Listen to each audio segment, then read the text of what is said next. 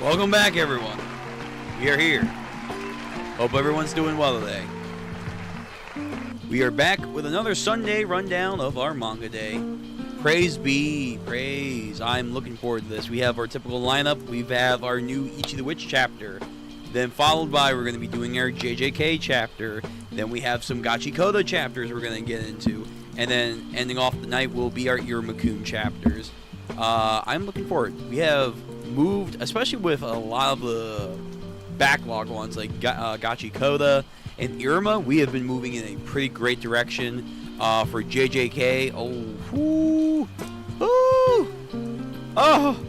I'm ready. I'm hyped. And of course, Ichi the Witch is, I assume, getting to the climax of its arc, so we should be pretty much almost done soon. I'm probably gonna guess like 4 or 5 more chapters, and then that'll be it for this arc. But yeah, like the lineups have been hitting, man. They've been fucking hitting, and I'm glad I get to be here with you guys and read them live and enjoy a great time to be here, just enjoying some fun series. It makes it all the more while. But yeah, so we have our lineup for today. Next week, or I guess technically starting tomorrow, I'll get the schedule all ready to go. We'll have our lineups for the week we'll do. I probably might do... I'm debating on doing like another reading day or another reaction day, because I do want to like do a little bit more variety when it comes to the reaction and or reading, but I'm still debating on that. But we're going to try and get to some stuff this week, and yeah, that's our plan. Basic, but we are ready to go for that. And then we have some stuff coming up soon that I want to try and do. Striker Man, welcome to the stream. You made it just in time for the greatness begins. So first on the docket is going to be Ichi. Then we're going to go JJK, get those single chapters out of the way. Then we're going to go for Gachiakuta for a little bit, and then we are going to end the night with Iruma. That'll be our plan. If I do another extra reading week this week, it's going to probably be Gachiakuta related. We'll get like a bunch of chapters together with it. That way we can get a little bit farther, because we already did one for Iruma. And then next time, whether we want to do an extra reading day, it will be Iruma again. That way it's a little inverse of each other like we do with our Thursday read-throughs. But yeah. How are we all doing today, by the way? I just want to make sure that everyone's doing well. We're getting into the second month of our new year. Hopefully, again, no one's saying they're failing their 2026. I hope not. I hope everyone is still trying to shoot for things and know that there are going to be maybe some stumbles for the year, of course, but you got to keep going. You got to push through, because I believe in you, and you need to believe in me that believes in you. Also, just know, just because there are hard times now, there's bound to be some breaks in the future. Okay? But, with that being said, let's get into this. Get your snacks. Get your drinks. Remember to follow the rules down there. Let me get my header. So we are starting with the Ichi chapter. Let me pull it up. Ichi. Ichi, where are you? Where's my header? Where's my header, actually? What the fuck? UG. Aha! Here he is. I'm like, what the... Gotta get a better system for finding my headers. But yeah, so we're gonna go into Ichi. We're using the Viz. Though it has some issues, it's better than Manga Plus. Manga Plus just irritated me to no extent, so now we're using the True Blue Official. Nice. Crisp. Elegant. All of those fancy ways of saying we're here now. Same thing that we're going to use for JJK. In the future, when we get caught up, maybe Gachiakuta, depending on when the chapters release. And yeah, that'll be the plan. Hey, Jancy, how you doing? Ziz, I know you're still got a ways to go with Iruma, but let me tell you, the latest arc, 429, had us in the Iruma server going rabbit. Oh. The implications, if true, Nishi is playing some 4D chess since the literal beginning. Yo, you're stoking me. You're stoking my passion. Like, you're trying to make me just like deep dive Iruma-kun chapters, and I want to. I really do. But like, goddamn, I'm like 360. 429, almost 430. That's a lot. That's a lot, man. God damn. But you guys keep saying it. Each chapter that's been coming out apparently has been slapping. So when we do catch up, I'm expecting greatness. I'm expecting a lot of character stuff. I'm expecting a lot of lore to be clarified. But I guess from what you're saying, there have been some foreshadowing moves by Nishi's part, and that just... Ooh. I'm ready. I'm ready. Also world building, I'm hoping. But anyway, cool. Thank you for letting me know. I'm looking forward to it. No spoilers. Keep it contained as much as possible. Keep it sealed. Keep it pressed down. But thank you. Ichi speak as always. Of course. Of course. Speaking of which, it's time. Let me just... Spot music.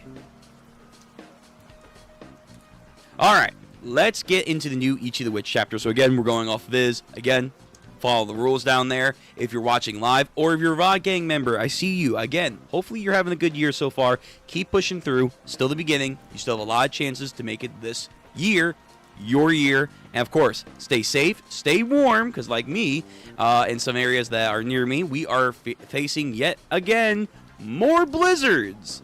This winter said, hey, guess what? Not only we're going to double down, not only we're going to triple down, we're going to quadruple down. You're going to go, ice time! And then it's like, oh,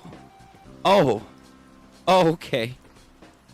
Why didn't we have snow during December? Don't worry about it. You get snow in January, February, and possibly March. Woo, yay. Anyway, stay safe, stay warm, and of course, stay hydrated. Let's get into this Ichi the Witch time.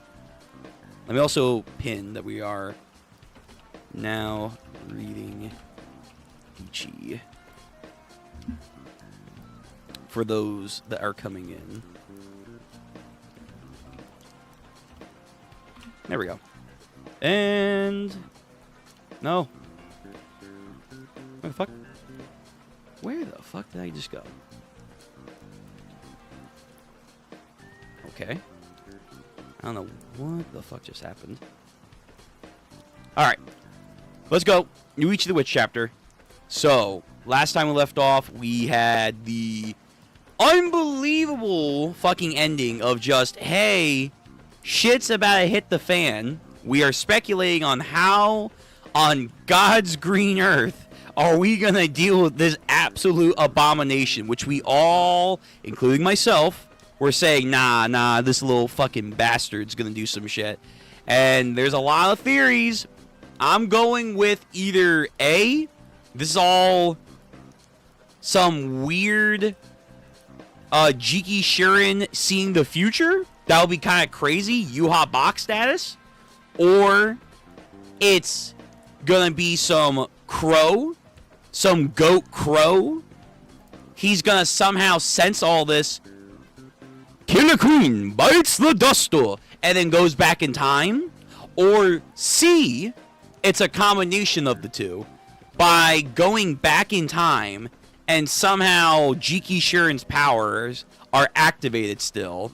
Therefore, her consciousness, again, somehow like Killer Queen, goes back in time, so she's already seen the future of an event that's been reversed. Therefore, she can already prepare for it. Some weird shit. Basically, we need to prevent some terrible, terrible future from happening. And I'm excited to see how this is going to happen, but we are also getting a new flashback, which some people are jumping the gun from last week. I know they were like, what's going on here, Nishi? Explain yourself.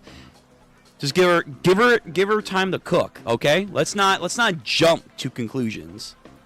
But here we are. Let's go.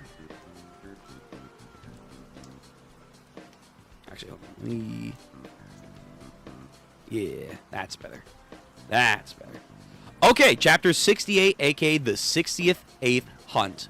The ebb and flow of the waves. Ooh. Minerva was born in a quiet little fishing village. Okay. So she's not a princess, which I thought like, was she a princess? No, I guess not. The nearby seas were placid, and the villagers were Ganile. I guess that's another way of saying calm and peaceful. It was a normal rural hamlet with nothing special about it, except that one part where they offer a human sacrifice every 50 years to the sea. Oh, sure. Yeah. Calm, gentle, great village. Everyone's so cozy. And then, every 50 years, just sacrifice a child to the sea and be like, for the greater collective. For the greater good, praise be. Benevolent God of time. Oh, they're worshiping Crow. Okay, so this thing goes back into the idea that with Decaris, oh my god, Decaris, with Decaris and her people, they were praying towards the stars. They were called the Star Eaters, but there was the idea, at least I had the idea, that what they were praying to was probably a Majik. I thought it was like the marksman one, but no, I think that's like a different area. And their whole thing is like, again, you gotta like have these star things that like shoot straight forward, but I think what they were praying to is more cosmic in base. So I wonder if they were praying to a star Majik, or like some kind of Majik that encapsulates the idea of the cosmos and the heavens of some kind. If these villagers were praying to Crow, we've seen the former Bakugami kingdom were praying to Baku. Yeah, so we're seeing multiple patterns of humans are worshiping Majiks through various ways. This place, quiet hamlet, also killing, sacrificing their children every 50 years. Great, wow, fantastic. This feels like a Resident Evil area right now. We're so sorry about this, Minerva, but you're the only young woman with no family or set job. What the fuck? Why can't you just offer a dog or something? Like, come on now. That's crazy. Do you even know if this works or not? Did Crow actually kill women back in the day? Back before Minerva? Please, we need you to be a sacrifice. Ride the Utsu Roban to the Time God. Utsu Roban is a boat made from a hollowed out log. Once closed, it can only be opened from the outside. And so Minerva was enclosed into the Utsuban and sent bobbing on her way to the far stretches of the Cursed Sea. So, sealed tomb. It's like an actual tomb. You are going to die. So, here you go. Boom. You have no choice. And they just said, yeah, ride the current, man. The current will get you. What if she just went off course? What if there was going to be like a freak storm of some kind? And they believed in the human sacrifice, and the god did not get his sacrifice. And like, what the fuck? My Uber DoorDash is late. What the hell? I'm going to have to fucking smite you. But this is how they meet. So what we thought was a chest was not necessarily a chest. It was a coffin. What are you? So, okay. I need some explanation on how they even thought this was okay, but whatever. We'll get to that, I hope. The Pendulum Sea, a broad, oh my god, my brain is fucking going stupid tonight. Aboard the Chronostasis, right, the ship is called Chronostasis, the Pendulum Sea is this bounded area, and then Crow, of course, god of time, aka Time Magic. Why has a human come inside this box? Nervous. Ooh. Oh, shit. Yo, new skill. Everyone, we have a new skill. We have a new skill unlocked. Hey, let's go. Rewind. So we have pause. I think it's this way. Pick. And then we have rewind. Okay. All right. So I think he has what? 1, 2, 3. It's like the cardinal directions. You go, or not cardinal directions. You just have a direction. So you have up, right, down. So what's left? Oh, left is skipping time. King Crimson. Oh, shit, man. That would be actually kind of cool. He skips over time. Oh, fuck. He's the god. He is the master of time. So, I mean, he should have everything. He should have everything, in theory. Fuck. Dude, he's so fucking broken. Top 5. I keep saying it. Why has a human come inside this box? Rewind. So he heals her. He did also mention like he could keep her perpetually young. So I wonder if he has like a permanent rewind he could give her. Huh. The Time God. Oh my gosh. I see you guys posting. I'm gonna get you your comments in the chat after I read the chapter. I hear this chapter speak, so I will get to you guys. Don't you worry. The Time God. Oh my gosh, you really are them. You're him. You really exist. I guess I'm a sacrifice for the village. So, please keep our sea safe and calm. Since I'm a sacrifice, are you gonna, like, eat me? Not in that kind of way. Sorry, I shouldn't. Yeah, I shouldn't make that joke. Not yet. I recall that moment clearly. The look on their face said, what a pain in the butt this is. He's like, what kind of stupid shit are they talking about me now? So, for 50 years, however long they've been doing this, have they just been sending these women out to sea? And then, like, do they just die out at sea? Or, like, they never see their homeland again? That fucking sucks. Chrono told me to wait for now. And that he would return me to the closest harbor. Okay, so maybe they do reach him. And he's like, what the fuck? I don't want to kill women. That's not how I do things. What the hell? So you think she's going to drop her off at a harbor. Okay. Kizashi has been loitering nearby. Them finding you is an annoyance I don't need. Who's Kizashi? He is a pest with a habit of popping in and out of nowhere and annoying me. They often leave flotsam they've found behind. Your boat was in the latest haul. They truly are the most arrogant, aggravating annoyance there is. Oh, he's a friend maybe. I love that. I love that, like, a person gives so many negative, like, you know, connotations about someone else. The innocent person. You must really like them. I could rewind time to the point where you're back in your... Damn, wait, whoa, he could do that. Dude, he's so fucking broken. He can do that?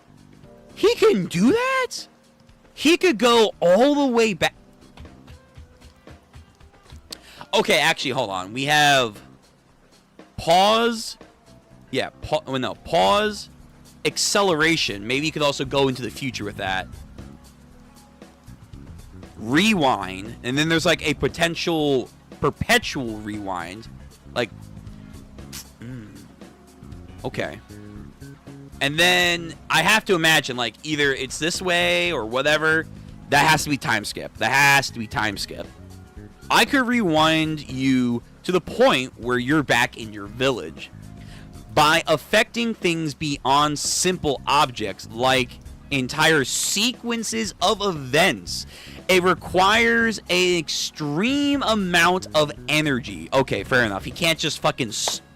Even when he was 100%, he can't just fucking spend that. He can't just spam it like it was nothing. But that's still crazy, though. That's crazy, man. It turned out our time god was a Majik that could manipulate time. They were an incredible person who could do all sorts of things. Us little human like me couldn't imagine. They were also kind of a slacker. I like that. Doing so while leaving your memories intact even more so.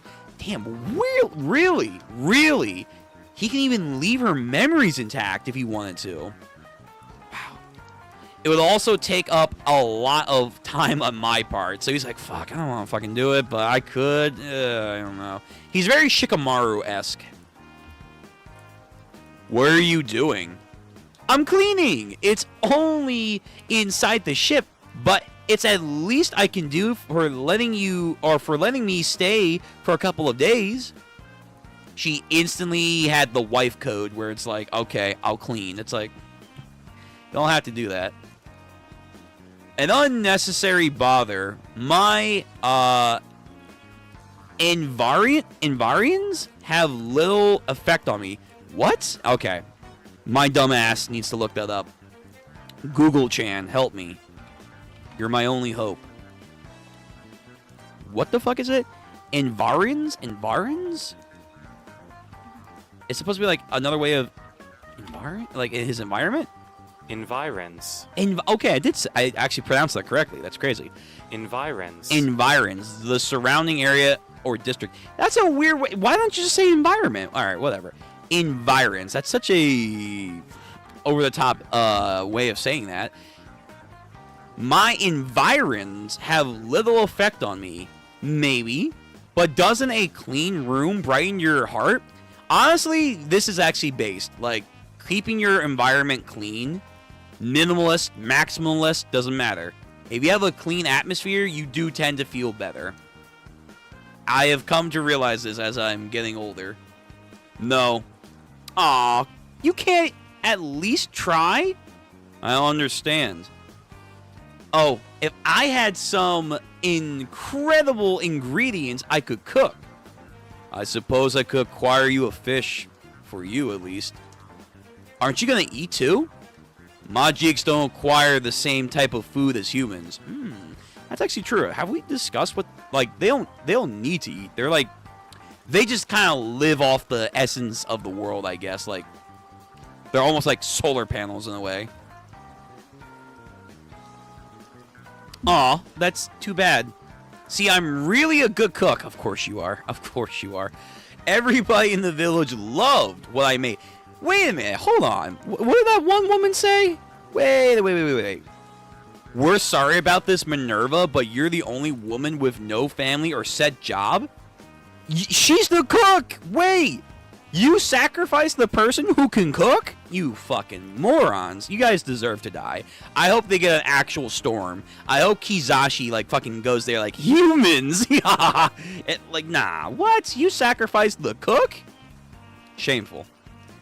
Human. Don't you hate your village? That's what I'm saying. They willingly sacrificed you. Why don't you cry or even shout or proclaim your hatred of them? Thinks to herself. Well, I can't say there aren't any hard feelings. I cried when they chose me as their sacrifice. Why me? I wailed and I said I don't want to die. But I knew if I ran away, they're just gonna pick someone else. I didn't like that thought. Wow. So caring to the point of self-destruction like that. After a lot of crying and a lot of thinking, a feather in the ocean. Is that one of crow's feathers? I wonder. I saw a... Oh, that's a leaf. Never mind. Never mind. I saw a leaf wash out on the wave only to float back. I realized most of us are born in the village to die there, but I got to leave the village and die out on the vast sea. That made me think I might get to go somewhere that no one else has ever been. Then all of a sudden it seemed like an opportunity. Not that I'm very expected to be taken in by the time god themselves. True. Okay, that's a very roundabout, optimistic, but reassuring way to, like, frame your demise. Where it's like, yeah, I'm gonna die. I have to do it for something I don't believe in. But if I don't do this, someone else is going to, and I would feel shitty about that. But my death doesn't have to be terrible. It can have meaning. I get to explore something new. Okay, all right. Minerva really is a fascinating character. She's genuinely written pretty well. So yeah, I worked it all out and got over it already. I'll be okay. Besides, here I am, still alive. Here I am. And she's gonna rock him like a hurricane. Life's too short to waste it on hatred. That's actually based. That's super based. Yo, I mean, there are times where I fall in the latter half of that argument, but like shit, man, that's based. It's too time consuming to hate.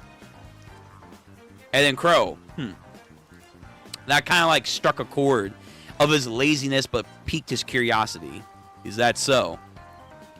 Cooking, cleaning, chatting, a harbor.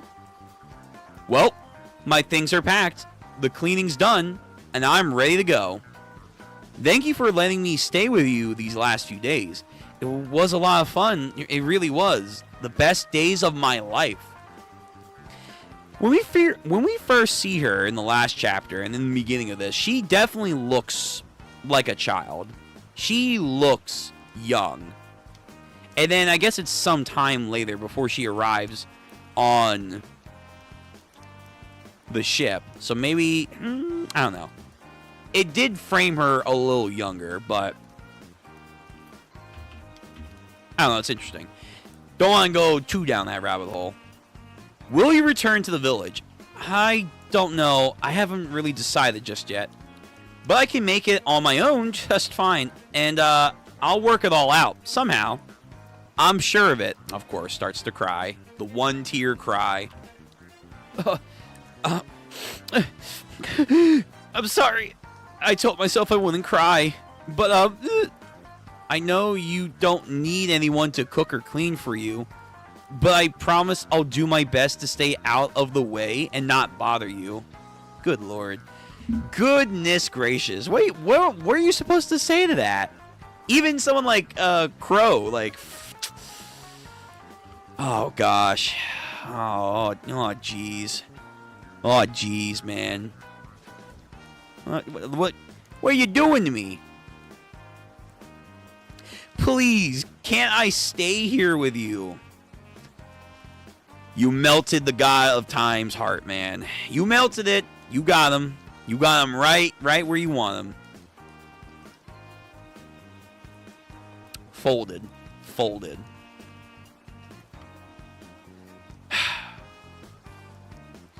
You finally cried. And then just lets her come in. And then there's some bathing, some sunbathing, and then they have nighttime reading. They have a lookout. Also, the ship, though damaged, it's not as damaged.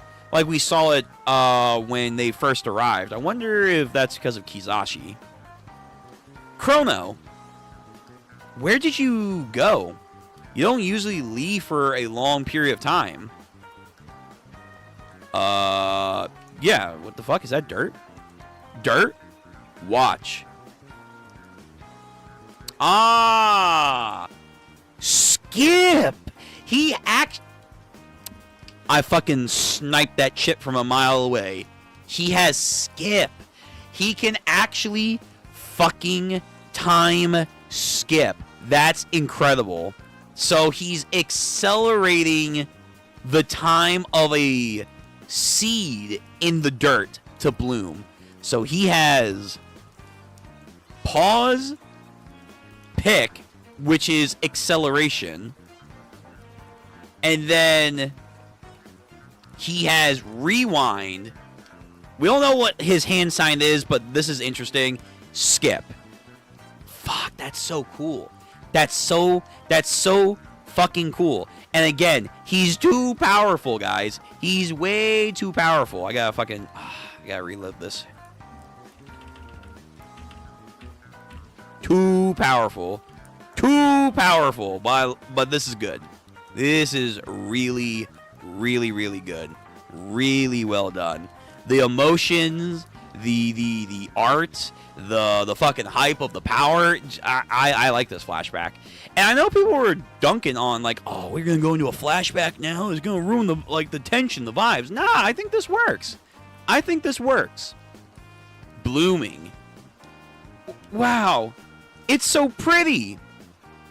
When we read in that book, you said you wanted to see one. Aw, look at that. Look at that. So cute. So kawaii. The season isn't quite right, but that matters little to me. True, he skipped over the season. He actually skipped over the season. Yo, could you imagine if he has an AoE? Because he said, like, doing events rather than single objects takes a lot of energy. But imagine, in an area, it's winter, skip, summer. Like, bro, that's... Whoo.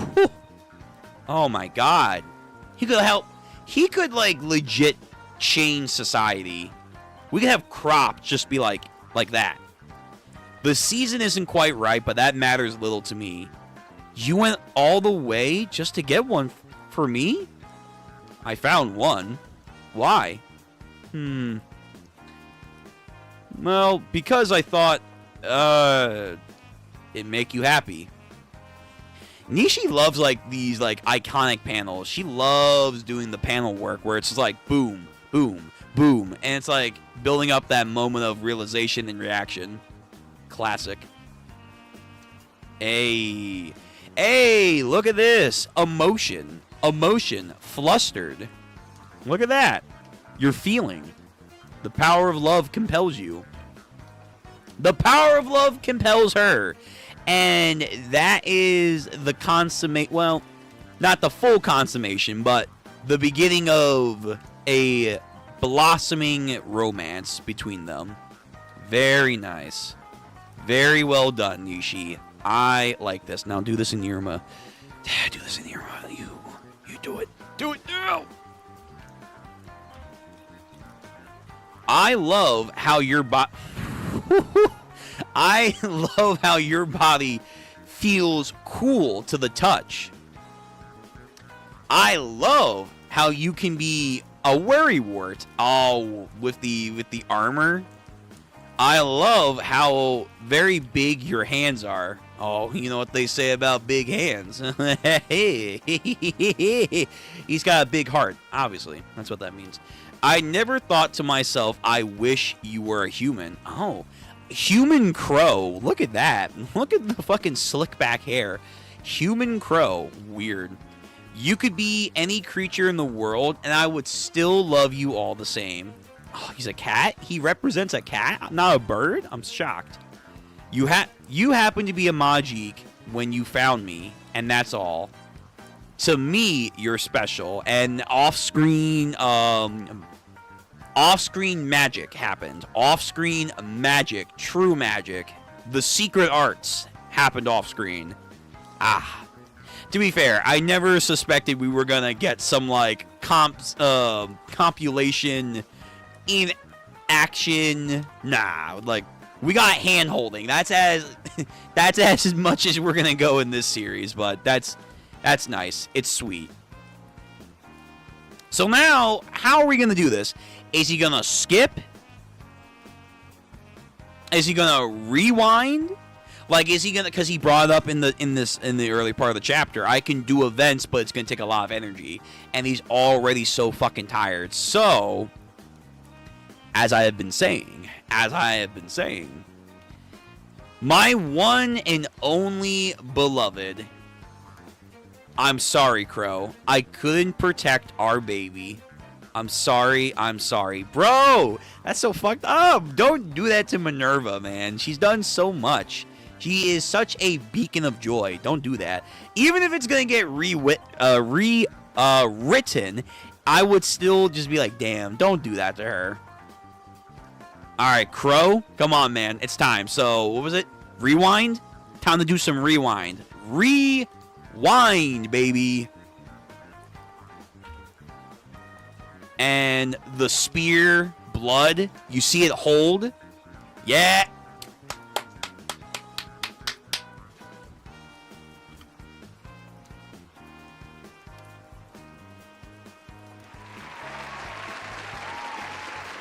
Yep. What did I say? What did I say? It's rewind time. Haha. When Will Smith was great, man. Still great.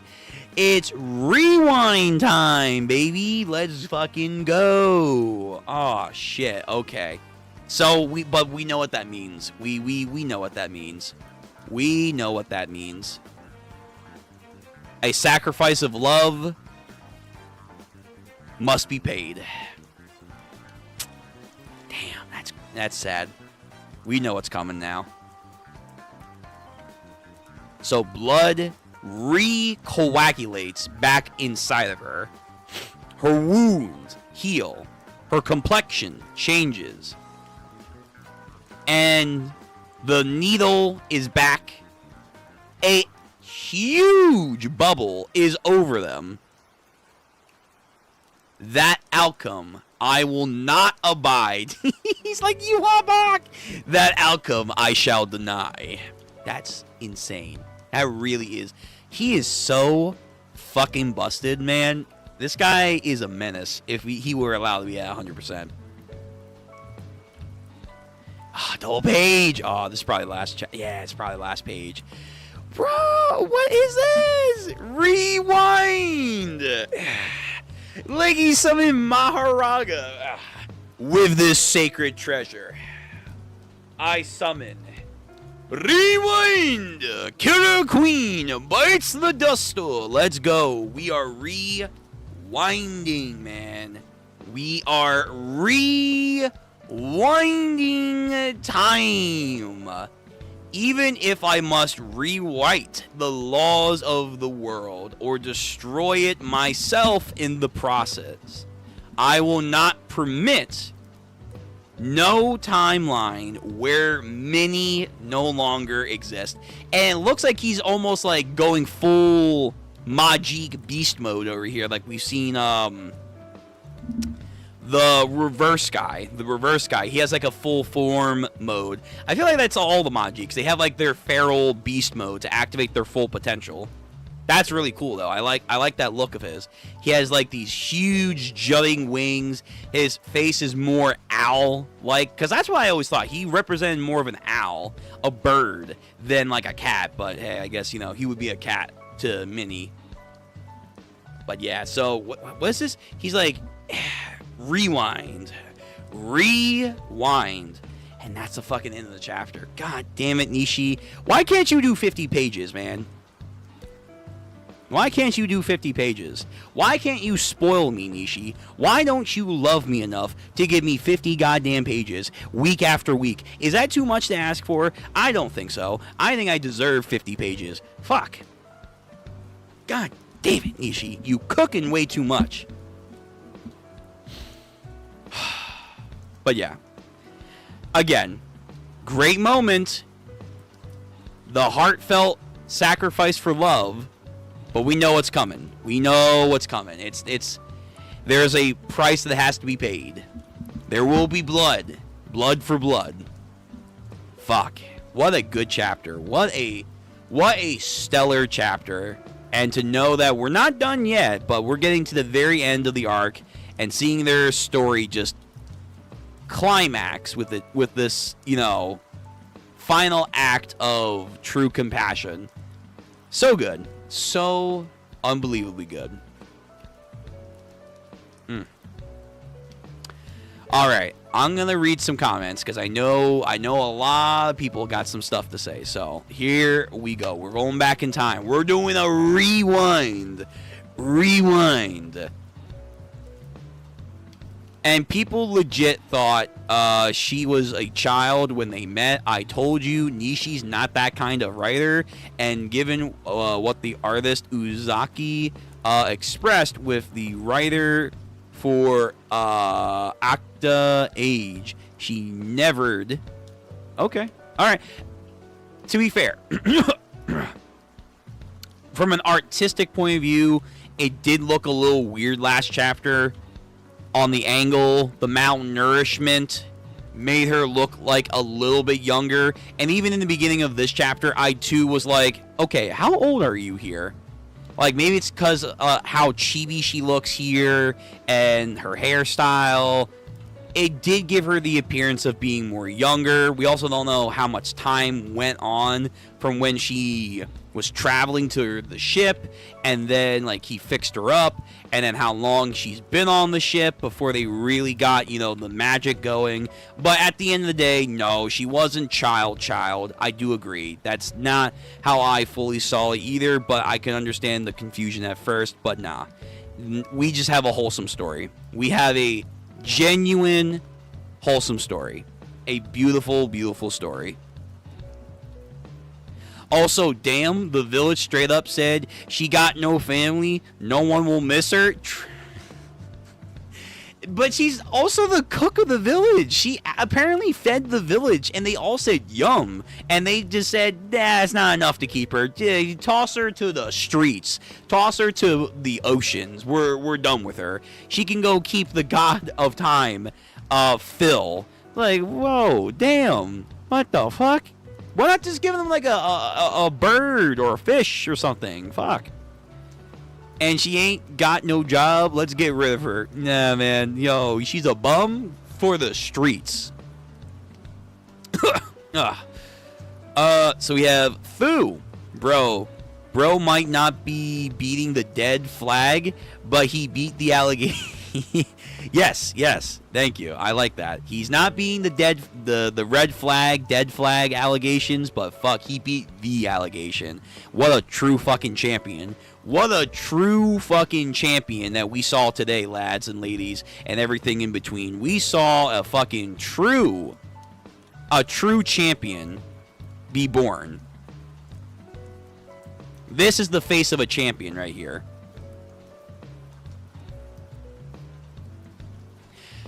When he uses his powers, his positions of the arms and fingers into positions. Oh my god, that's so fucking smart. And so simple, but yes, you're right. I didn't even think about it like that, but yeah, the positioning every time he uses a power of time.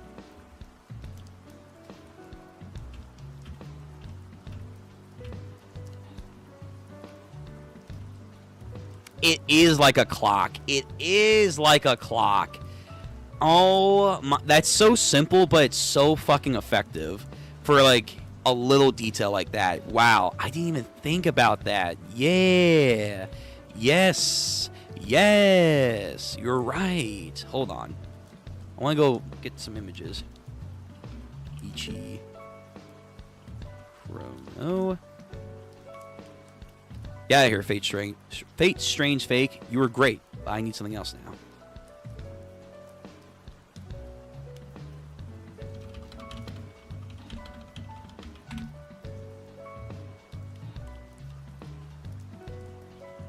Oh, we did see Skip. Okay. Oh, never mind. Never mind. Skip is still his acceleration. Okay, so we never actually did see, like, him... It's weird. I would have maybe not... Thematically and stylistically, I wouldn't have called this ability skip. I probably would have said forward or flash forward. But hey, that's just me. That's just me. I would have, like, had skip be like, no, we are skipping over time. We're not accelerating time. We're skipping over it. But fair enough. Ichi, you do your thing. But yes. Okay. Okay, so yep. And then boom. And then you go, huh? And then you go rewind. Okay. That's cool. That's a good little detail like that. I like that. That's a really good detail.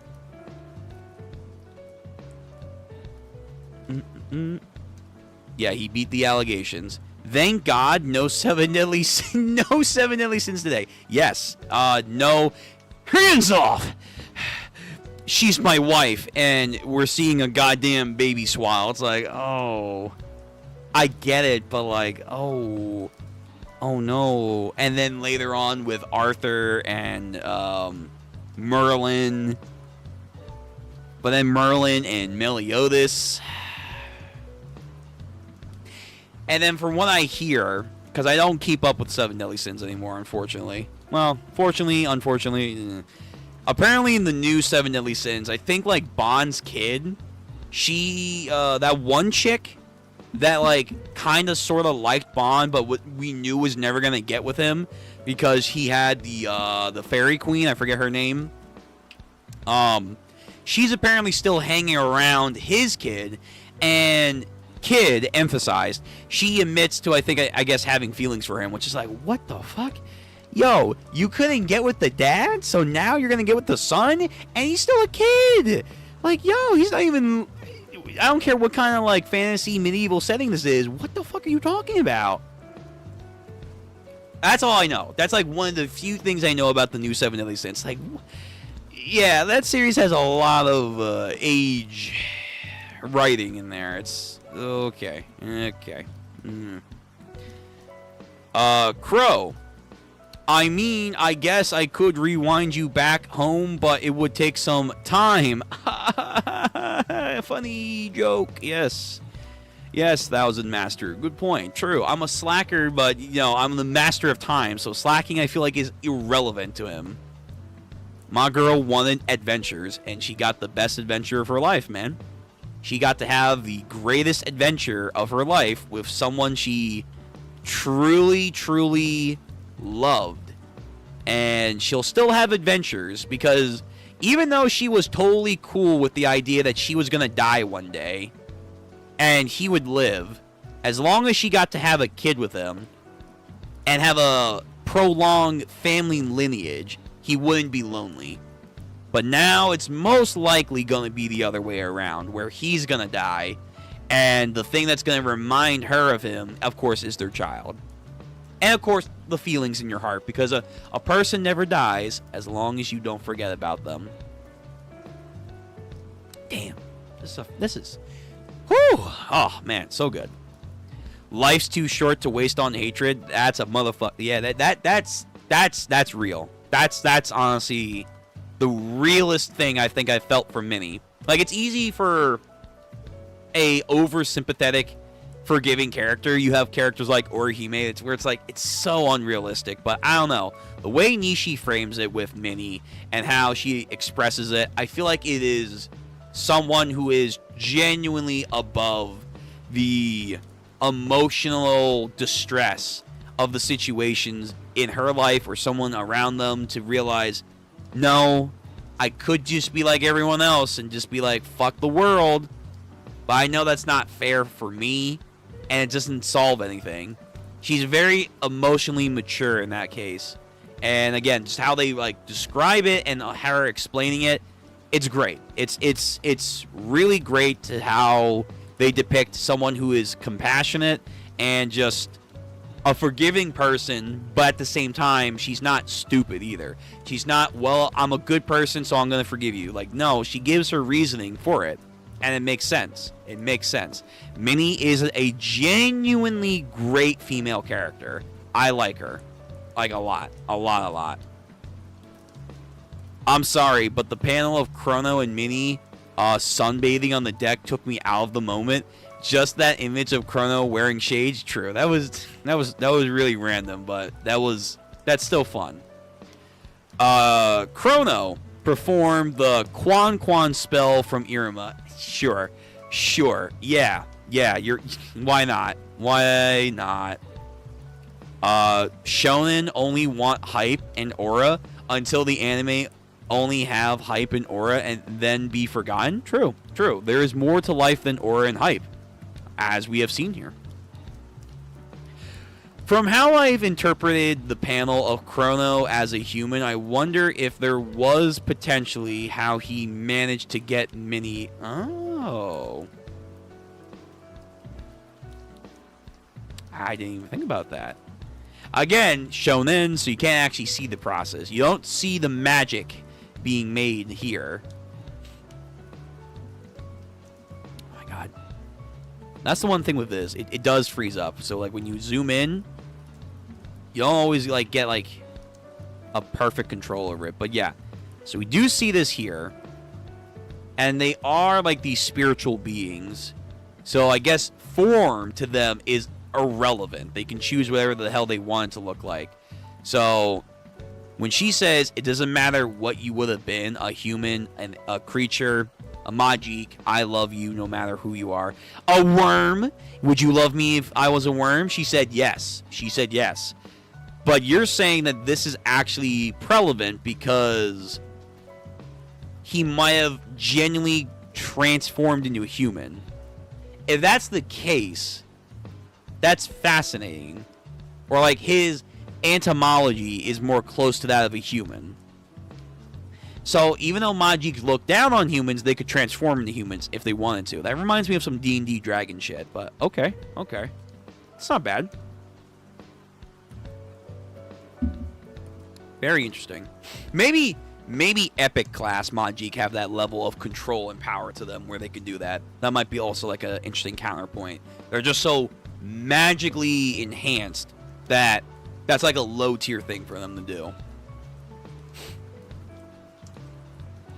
And so if all Majiks are able to become human forms, we know World Hater presents himself as a human when out in public, and we've seen Hitsugaya's true form. Well, they're humanoid-like.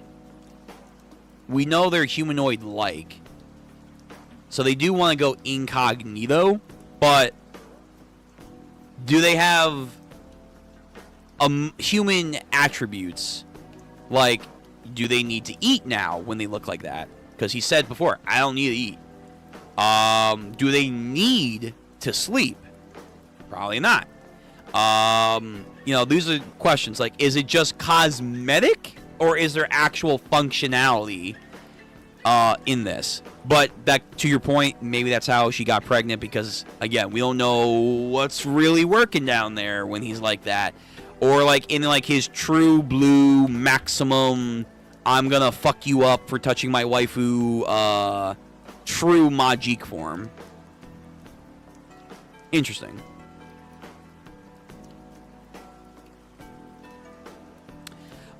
Human crow has aura. He always has aura. Even as a cat, he has aura. Chrono went full owl. That's a man. That's the owl. That's the owl of Minerva. Yes, the guardian patron owl has come and saved the day. Good for him. And good for her. The baby in the future can fast forward time for Ichi, or if Uru got the baby, he can froze time to cheat Ichi contract. Oh, yeah. Like, again, the baby is gonna, like, grow alongside us for this storyline. And at some point, the baby, if it is gonna be a kid at some point, he will probably, they will probably genuinely join the party at a later junction, maybe like a time skip or whatever. And then we're gonna see, like, no, this kid genuinely has time magic. Like, they are the closest thing to Chrono. They might have limitations. Maybe they even have some unique shit to them that they can do. But they'll probably will help out Ichi rewrite the fate that was written on that day. That's like, oh, Death Majik will destroy the world. They'll probably do some shenanigans where it's like, aha, but that was a future that we're going to skip over. We're going to skip that future timeline to go to a different timeline. Some shit like that. I don't know. But yeah, the baby will be important. The baby. This opens too much stuff. Oh, definitely. For sure. I want there to be a loophole so bad to keep Chrono around. No, guys, I'm sorry. Guys, it's over. I know we want our Owlboy to be around for forever, but it's time. It's time to let him go. He chose love. He chose love rather than life. And we have to respect that. But at the same time, yo, he's going out like a motherfucker right now. He took down another epic Majik while he was weakened and fighting multiple opponents and saving his waifu from hundreds of miles away. And he's rewriting time. Nah, Crow, I'm telling you. Top 5 all Majiks. Easy. Easy clap right here, man. Fucking gnarly. But nah, it's probably too late. It's probably too late. He's giving his last embers to make sure that life will be spared. So, now again, how will this work for a Majik? Because supposedly they don't die. But then Uru did give a hypothesis that you could kill them if you destroy them enough. Is this like Naruto Kyuubi or the Tailed Beast laws, where it's like they're not actually dead; they are like energy. You cannot destroy or create energy. You can only transfer energy. They will resurface in the world as a new being sometime in the future. Same thing for like the curses in JJK or the gourmet demons in Toriko. They are just energy with form, but nonetheless they are energy, so they're not gone per se. But if he's gonna come back, will he have like no memory of his past life? That would fucking suck for many. But I do wonder like what actually happens to a Majik when they quote unquote pass away. Maybe if we acquire him. You really want to acquire him, Jancy. I know you guys do. I know you do, but I think it might be too late. Because the only ones that can acquire him would be like Komugi and Ichi in this situation. Because Dakaris is all the way back at the ship. And these guys are all the way down here. And he's like in the middle. So someone have to like instantly blitz over to acquire him. I don't know, man. I don't know.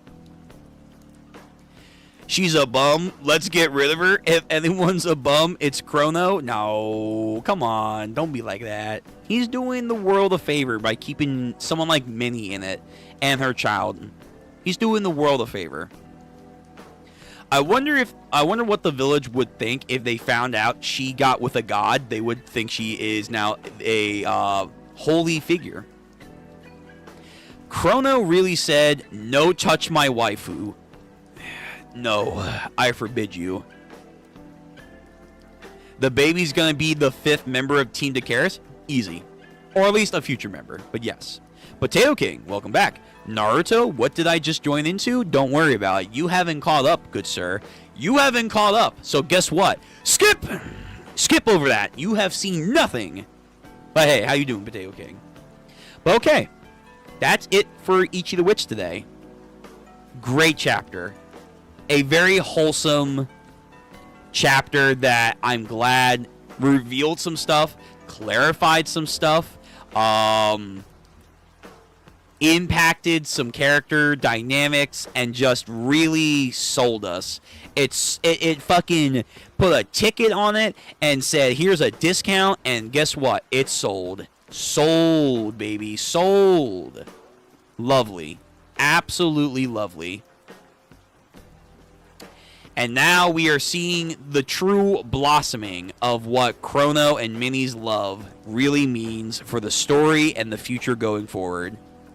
And my boy's going out like a fucking champ. Love to see it. Love to see it. Sad, but love to see it.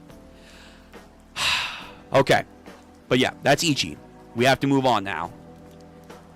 Ichi, great chapter. If there's a chapter next week, you know we're going to be doing it. You know we will be doing it. We will be having discussions. And I can't wait to hear what you guys have to say for more Ichi in the future. However, it's time for JJK Modulo. It's time. The siblings of the greatest generation have come to do some gnarly shit. And the Deborah energy glaze of speed of light have been immaculate. Finger licking good. And speaking of fingers, going to a finger man himself. That sounds weird out of context, but hold on, I'm going to save it. Yuji Itadori has finally started to reappear in the story, and he is just popping off. Did I overwork myself? Should hold back some more. Oh man, I'm so hyped. I'm so hyped. I want to know what he can do, what he can't do. I want to see if he's gonna intervene in some way to deal with Yuka and her situation. Is Mahito gonna appear out like, Yuji, I'm back. Hey, what's up, brother? Speaking of brothers, where is Todo?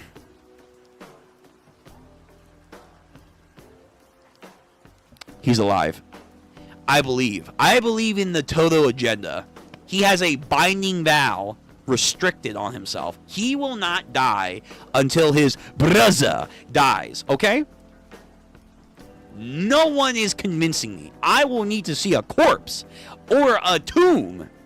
Even then, I'm like, nah, he's just in there. Like, I'm waiting, brother. He will not die until that happens. I refuse. Refuse to believe. But yeah, we're getting back to JJK Modulo. Long story short. Time for more Modulo. So let me let people know that we're getting into that right now.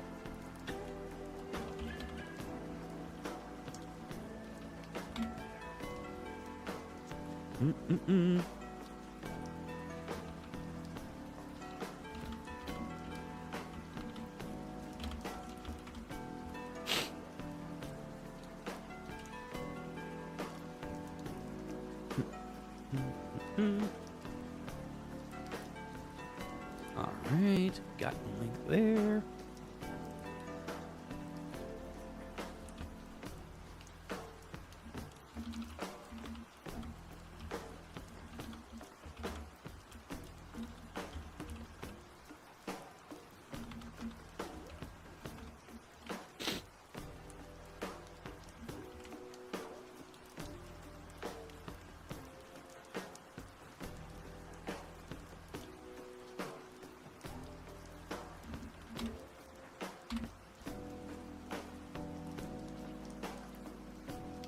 Alright. Links have been posted. Links have been posted. It's time to get this new party started. So again, Ichi the Witch guys, thank you guys for coming out today. You guys are always such a great mad lad company to always talk about Peak with Nishi. And again, hope you're spreading the word for Ichi to be more recognized. I hope you are, because I will always do so. And these streams are here for that purpose. One day, people will recognize. But on your way out, until next time, if you like the stream, comment down below, subscribe to the channel, all that YouTube jargon. You know what to do. Now, moving to JJK Modulo, Chapter 20. We're about to start in 2 seconds.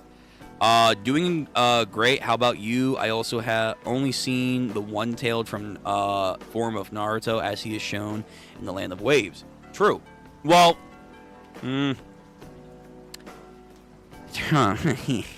well, technically, that wasn't actually the one-tailed form of Naruto. That was actually the considered fan terminology of the tailed beast cloak.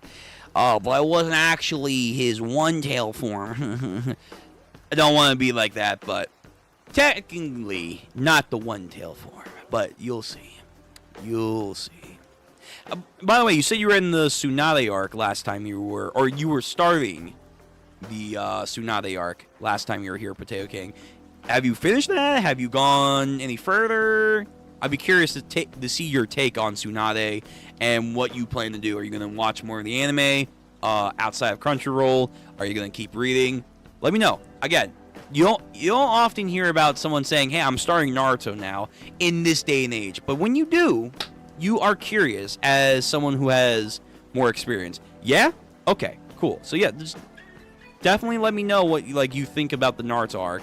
Again, you can pop in whenever, man. Pop in whenever, or even leave a comment. Whatever. Okay. No, I will continue watching it tomorrow. Great. Alright. But now we must continue forward. JJK time! Chapter 20. So, I'm hoping more Yuji is going to happen, but from this cover, I'm seeing Yuka looking like a fierce woman. Looking like she has the intensity of goddamn Yuta, and yet the fiery passion of Maki over here. Then on the flip side of the ring, which is also like perfectly diagonal of Maharaga's wheel. I love that. You have goddamn Tsurugi. Tsurugi in his kung fu stance, looking fucking tough, man, with the Rika hollow mask, or like the Rika visor mask. That form is so fucking simple, but it works, man. It just works. They knew what they were cooking with that. Chapter 20. Old soldiers never die. Oh, come on. That's gotta be Yuji. Who else? Who else would have a chapter title like that in JJK? Come on. What is this? A bonus chapter? Are we gonna... What the fuck is this? Chapter 20. The search for Yuji Itadori. Oh, are we actually gonna get an explanation on this? I did talk about this. The search for Yuji Itadori. I'm supposed to search for Yuji Itadori. We have 0 clues on going on. Vroom. Hey, Mino. Oh, wait, hold on. Is it go... I think... Okay. Oh, they're doing the Ichi the Witch... Or Iruma shit, where you have to go down, and then another story. Hey, Mino. Let's meet up for a chance. Who are you? Gyaru. We have a Gyaru here. Neurons activated. Listen. Unlike you, I'm busy right now, as he says with his Neuralink. You just want to bum money off me anyway. Busted. Come on, let's just buy me a drink already. Next time. Hey, what? Wait, huh? Who are you? Wait, Yuji? Old man Yuji's hanging out with Gyarus? Yo, Nobara wasn't enough, man. Nobara wasn't enough. He's like, yo, I need a Gyaru in every fucking decade, man. Every decade, I gotta get a new Gyaru. I guess she's not really a Gyaru. She's more of a tomboy. But, close enough. Hey, Yuji, that machine's hot right now. Nah, I doubt it. The animation's too green. Okay.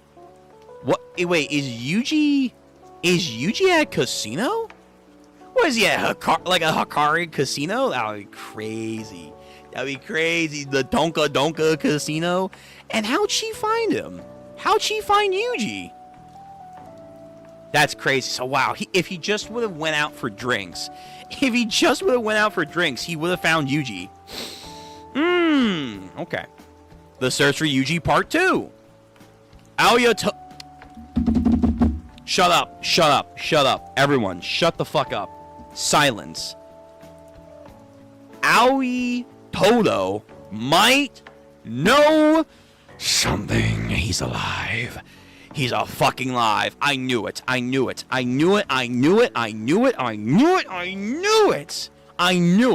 I fucking told you. What did I tell you? What did I just fucking tell you? Believe in the Todo agenda, and you will never be disappointed. Believe in the Todo agenda.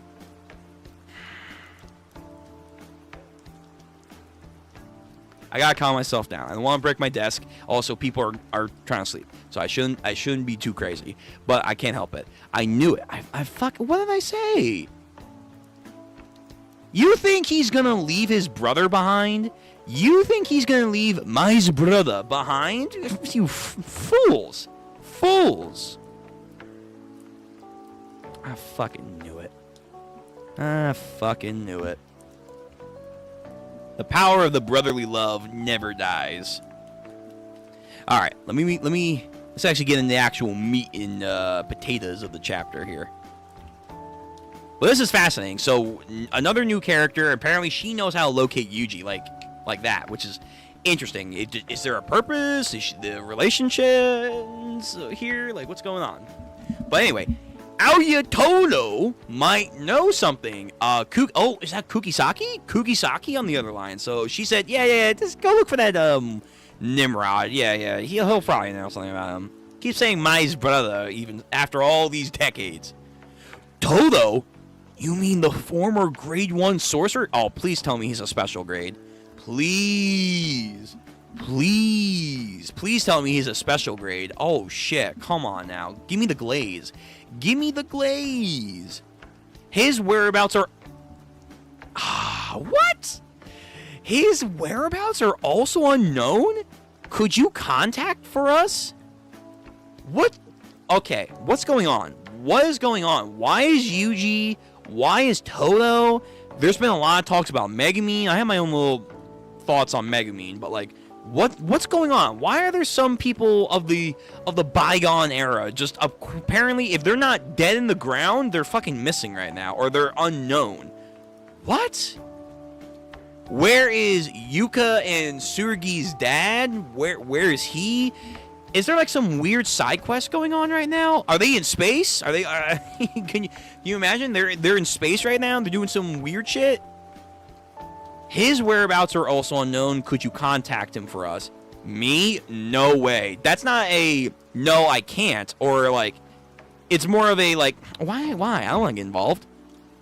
Who should I ask? Itadori. Fuck, he's back. He's like, God damn it. I need him to locate Itadori, but I can't get to him. Whom I know where Itadori is without Itadori. It's like, what the fuck? Then I'm just going in circles. Sure, but everybody else is busy. Everybody else besides Itadori hates him. What? Sure, but everybody else besides Itadori hates him. Wait, whoa. Wait, everyone hates Todo? Why? Huh? What? Did I just... What? Hermit maxing in vogue? Didn't you hear? Damn, crazy. He's a fucking model. Even when he's like, what, in his 60s or 70s? You know what? I believe that. Not bad. I like that idea. What the fuck? Everyone hates Todo? I mean, everyone, like, shit on him. Like, oh, he's fucking weird back in the day. But everyone hates Todo? That's a weird... Okay, something's going on with Todo. I don't know what's happening. We better find him, though. Bring him back. If Yuji's here, bring him back. Double page spread? No. You're Yuji Itadori! Ah, busted.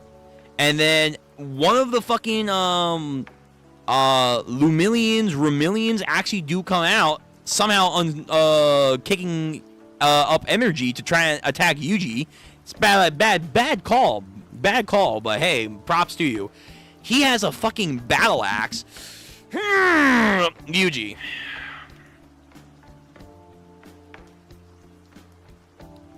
But who cares? Bud, no. I may not have infinity, but you know what I do have? Fucking strength. And you don't got it, man. You don't fucking got it. Although he does make a divot into the ground, so he had enough force and like gravity helping him to like indent the ground a little bit, but nah, bud. Not gonna happen. Huh? Who the hell is this guy? It's not even touching him? Oh, he caught... I was about to say, like, no. He doesn't actually have, infinity. That would be crazy. No. So, I'm going to assume what happened was the battle axe was falling down, and he caught it. Like he's Ichigo against Aizen. He didn't block it. he caught it with his bare hands. Like Aizen said, he fucking caught that shit. Of course. Why not? Is he an earthling? But his aura, okay, a lot of people were saying this. He would, to them, be more in lockstep with a Kalion than an actual earthling. So that would be interesting if he can work out negotiations. Fascinating. Is he an earthling? But his aura is that of a Kalion. You look pretty tough. No, he's doing the Tokyo Ghoul shit. Bam. Flicks the axe aside. But unleash a nasty. He's going to do like the double impact. His precision is insane. I didn't even sense his curse energy till it just appeared before his fist. Oh, so remember like when he was fighting against Yuta about like maximalizing and like focusing his energy levels on some Hunter x Hunter shit?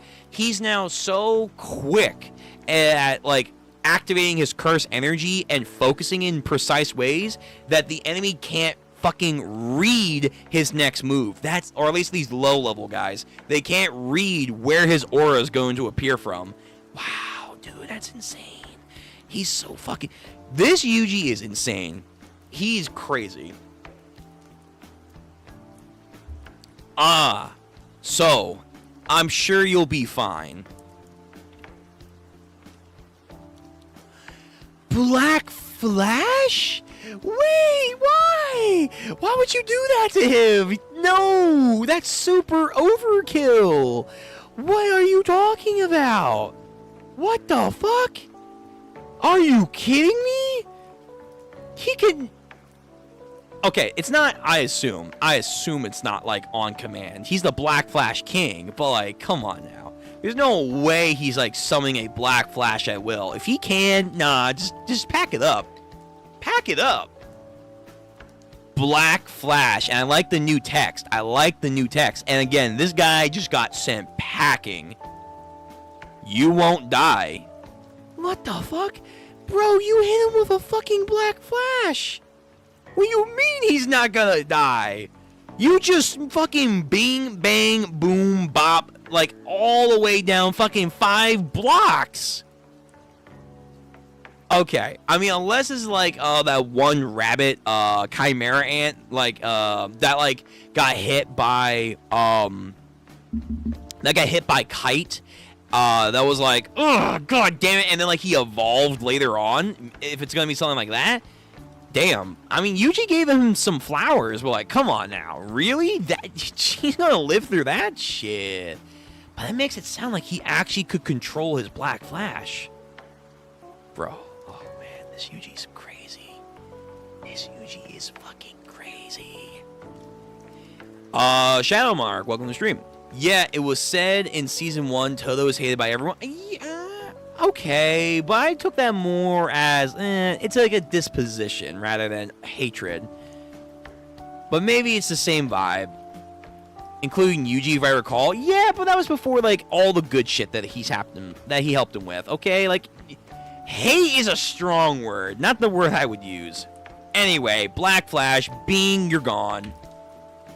Guy is, dude, he's the fucking meme. You know that one meme of like, someone took a picture of like this indented road and he has his fist out and his like friend or whatever is like in the fucking pile of rubble in the street?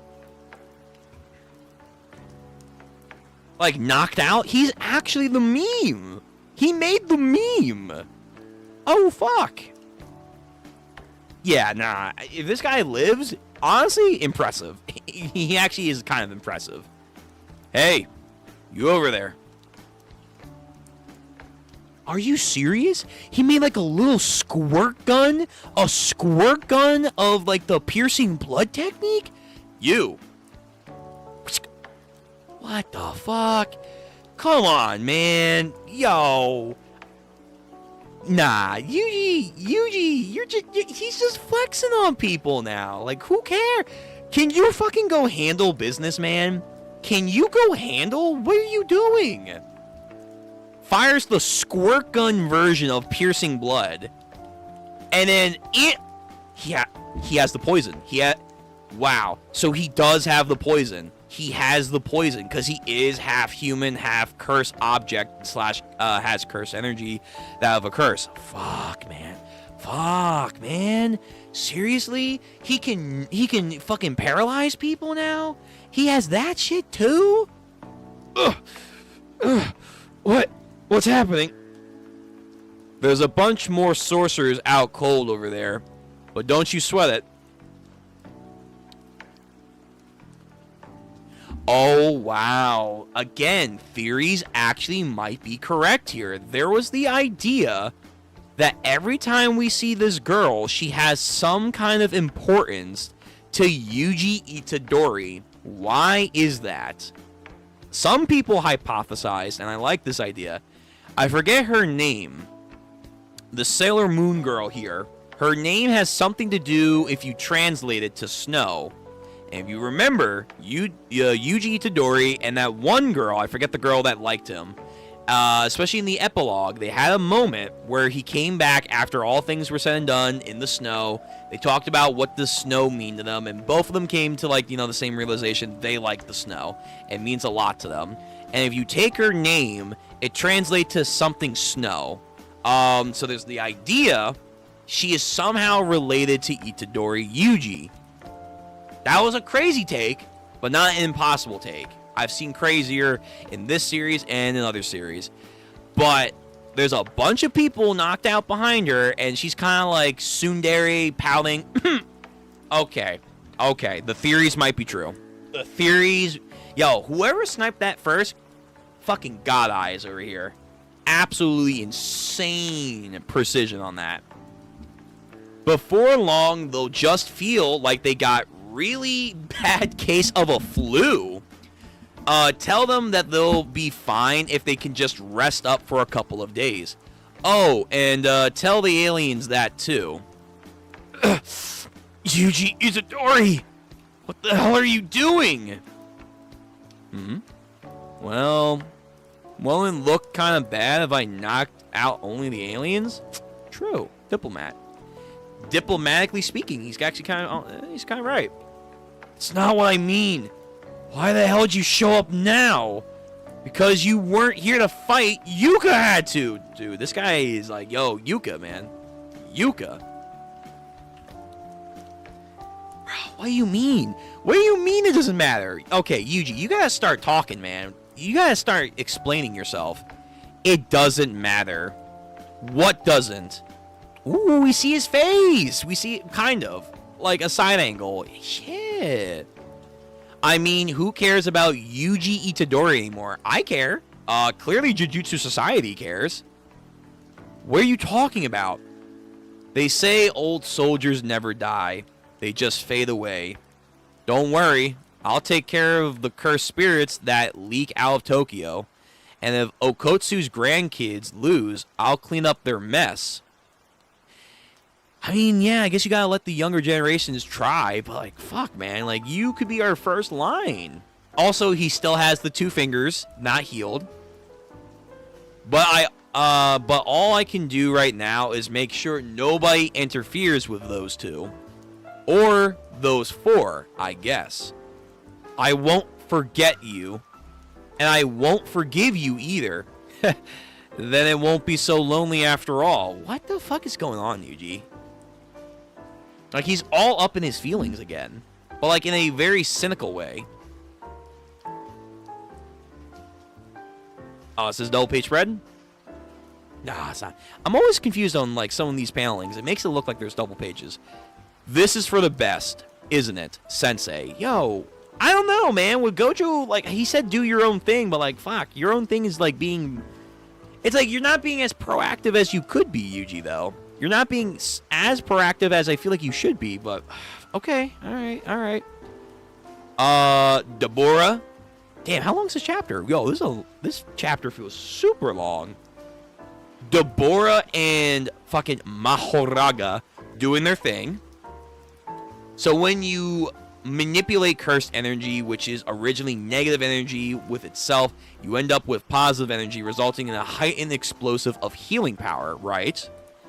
So in that case, oh my fucking god, is he gonna do? There's the idea that he can get a couple things: reverse curse technique, and or an imaginary technique. Is he actually gonna do some shit? Let me see this. In that case, what would happen if I channeled the energy into a curse technique instead of a curse energy?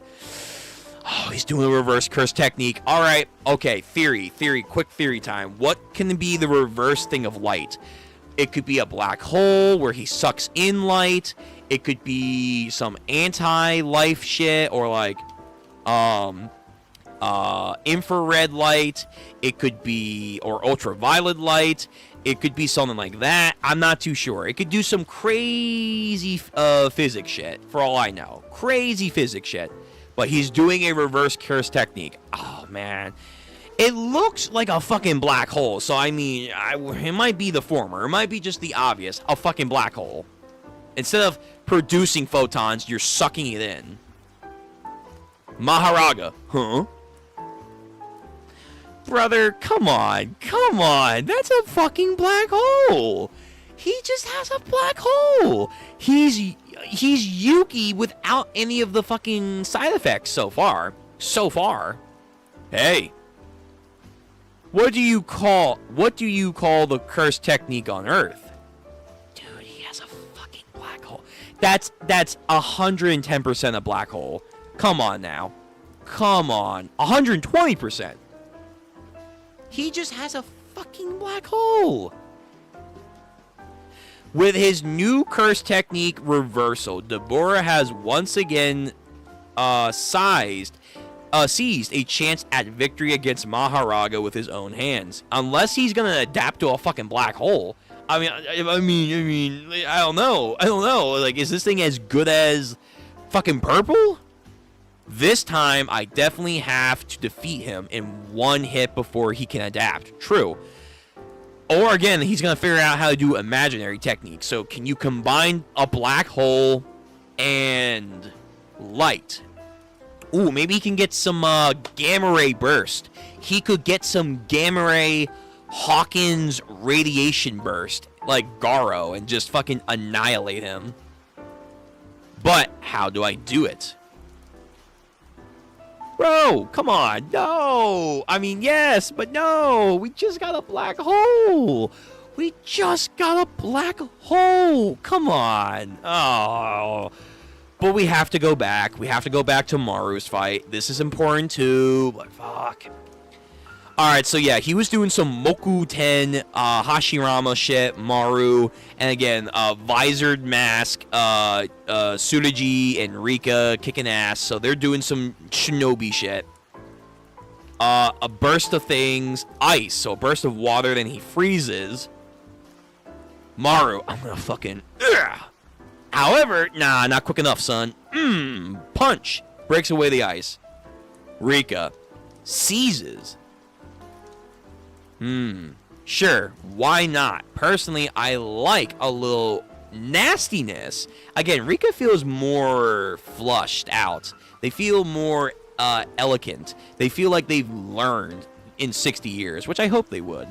But they can talk to each other, and Maru can't hear their conversations. That's a good strategy there. Put the hand down.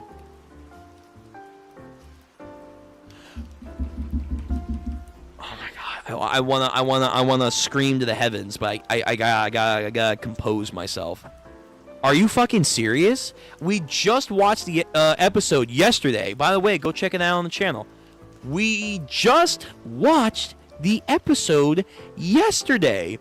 They have the fucking Toji sword? They have the weapons arsenal, A. B, they have Toji's sword, or at least I assume it's Mai's construct copy of the sword that they gave to Maki, and now he has it. By the way, I see your comments. We're gonna get to them after the stream, or not after the stream, but after the chapter action. I can't believe it. Dude, Tsurugi, I mean, fuck. I mean, Maharaga's Maharaga, so I can't fucking shit on it. And maybe Tsurugi, Yuka's gonna do some crazy combination shit like Sukuna was doing, for sure. But it's like, damn, he's a fucking heavily restricted user, getting close to Maki and maybe Toji's level. A, he has simple domains that are some crazy shit. B. And then C, he has Rika, and with Rika comes a whole nother level of shit. They have a weapons arsenal now. Okay, there's now a good chance he has copy. He has copy. Is it going to be as good as how Yuta use it? I'm not too sure. But in theory, he should have copy too. If he has copy, no, man, pack it up. Pack it up. A heavily restricted user with the powers of Rika's energy levels, weaponry arsenal, and has copy. And if they can learn how to use a Black Flash, oh man, dude, Tsurugi might be him. He might, if Yuka dies or whatever.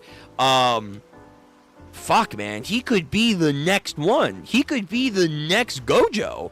He could be the next Yuji. I wonder, do they have the Dragon Bone Sword? Because I forget what happened to it. Did the Dragon Bone Sword get destroyed? Let me look that up real quick. Dragon Bone Sword. Did that break?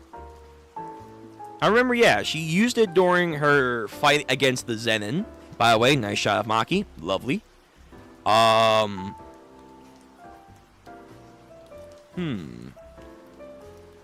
Yeah, I guess we don't see it again. It's like she only uses his Toji sword, which, to be fair, it's Toji's sword, so it's not really a downgrade by any means. If anything, it's probably an upgrade. But I don't remember ever seeing the Dragon Bone sword again. Like, it had, like, the jet impact to it. After Mai sacrifices and gains the body, Maki uses the Dragon Bone sword on her left to slaughter the Kukuri. She violently slashes apart the Zenin. While doing, she hit one man with the Dragon Bone using an upward slap, propelling with the cursed energy. Usage. Description, this cursed tool, Dragon Bone.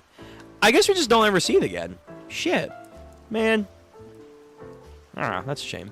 I guess they have it though. I'm gonna assume Maki still had it, just chose not to use it, and it could be in the arsenal, which is insane.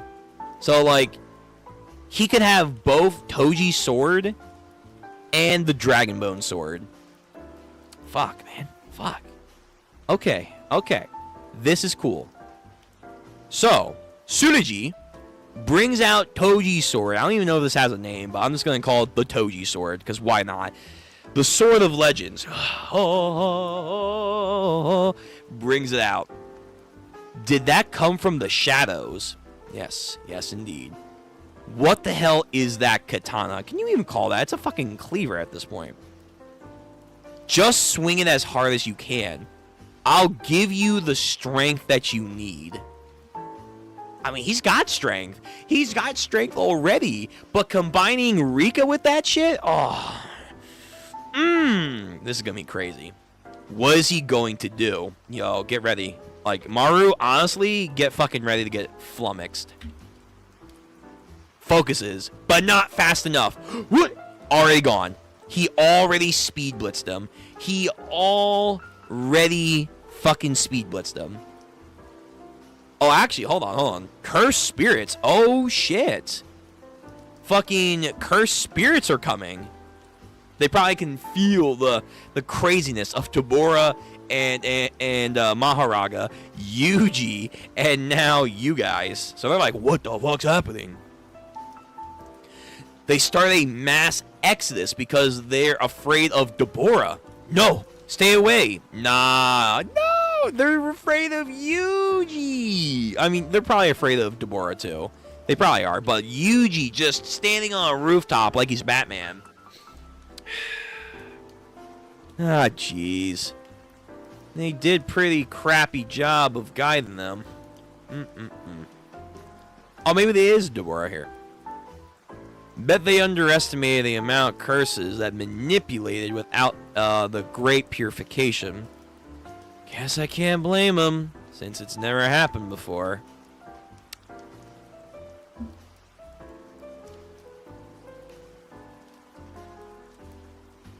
Dismantle. Fuck.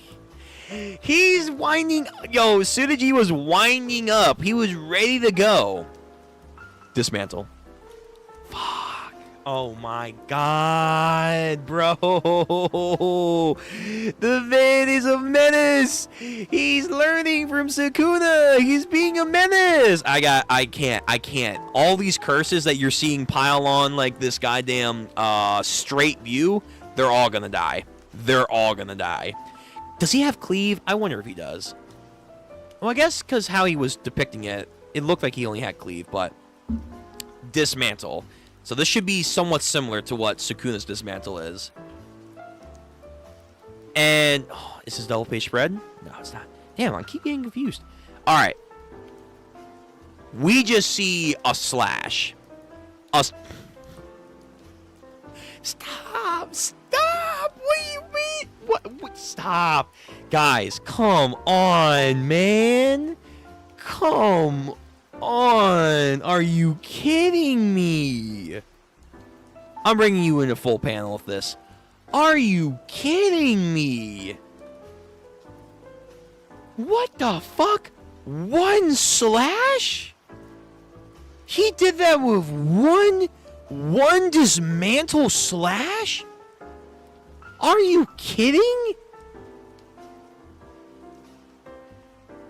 I don't think that's, by the way, the world cutting slash. I don't think so. I think that's just, I don't even know if Yuji would know that. I don't even know if Yuji could know that. Maybe he could, but it's doubtful. That's just a fucking dismantle. That's one dismantle. That's not a domain enhanced dismantle. Okay, all right. Yo, I'm gonna be real. I'm gonna be 110%, man. Like, I understand Gojo still has the infinity shit and all that stuff, seniority, blah blah blah blah. If you want to go nitpicking, oh well, he knows Yuji's character even after 60 years of being fucking emo and down on himself. He could like analyze him and blah blah blah. He's super smart. Listen, man. Listen. I got you. I understand that. Nah. I think I'm now getting close. I'm getting close to putting him above Gojo. In fact, honestly, I'm getting to the point where I'm like, shit, he might be able to like beat Shinjuku Sukuna by himself. A full-powered Sukuna, probably still not yet. Honestly, I don't even know if I don't even know that's gonna be possible, but bro, one dismantle in a huge double section of the city is just in a fucking blast. In like in a fucking swift motion too. Nah. Again, honestly speaking, like we're getting really close. We are getting dangerously close to having that discussion of, hey, listen, I think Yuji is truly getting to that point where he's surpassing Gojo. He's getting there. All I gotta see some crazy Fuga shit. He's been like doing some gnarly Black Flash, blood manipulation, and now we're seeing dismantle. So whether or not you thought he had cleave or dismantle in the previous time, it looks like he just has both of them. He has both of them, and wow, he's just frightening. If he has Fuga, wrap it up. Just wrap it up. Wrap it up. Wow. Okay, Yuji. All right. Okay. Maru. Ugh. There's too many of them. The burden's too great. Wow. So even if they're not real Kallions, if there's too many of them that die, now he's starting to feel the pain, the nerf. Oh, man. Yuji came in with the assist? Damn. Tsuji dashes. I mean, to be fair, I don't know. I feel like Tsuji had this, but still. It's kind of like, he interfered. Slash. He uses rubble to block, but I think he still landed a cut on him. Too shallow. Throws his sword. Oh no, his sword comes back to him. Tsurugi, we need to sell this now. Okay, here we go. Here we go. Bring it on. Thanks, Rika. Good luck. Really? Really? Again, visored mask. Falls off. He's taking off the mask. Okay, fair enough. Maybe he's recognizing he's hurt now, so it's like, nah, that'd be unevenly in my favor. I want to do this the right way to sell this. You earn that. So take Rika's power away, but I'm using my heavenly restriction sword skills now. We're going in. He released the transformation? The curse energy's fading. But he's still quick. He has that Maki look to him. Okay, he might have unironically awakened too. He might have awakened. Like, not just with Rika. I think he genuinely might be getting close to Maki and Toji's level. Like, I don't know if he was there already, but, like, I think he's getting close. He has that look in his eyes. He has that, like, melancholy glaze in his eyes. Like, when Maki was starting to, like, pop off against the Zenin clan, when Toji's just being himself. Again, I don't know if he's, like, at the point where Maki was at, like, the end of Shinjuku, but I think he's getting there, if he's not already there. Huh? The binding vow to release his power made him even faster. Wait, what? What? Oh my.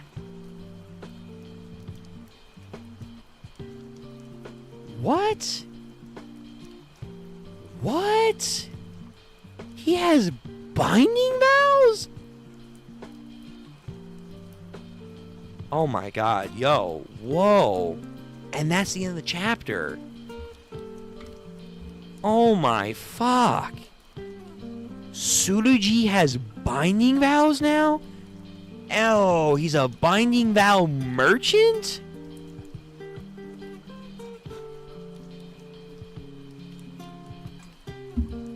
I can't believe it.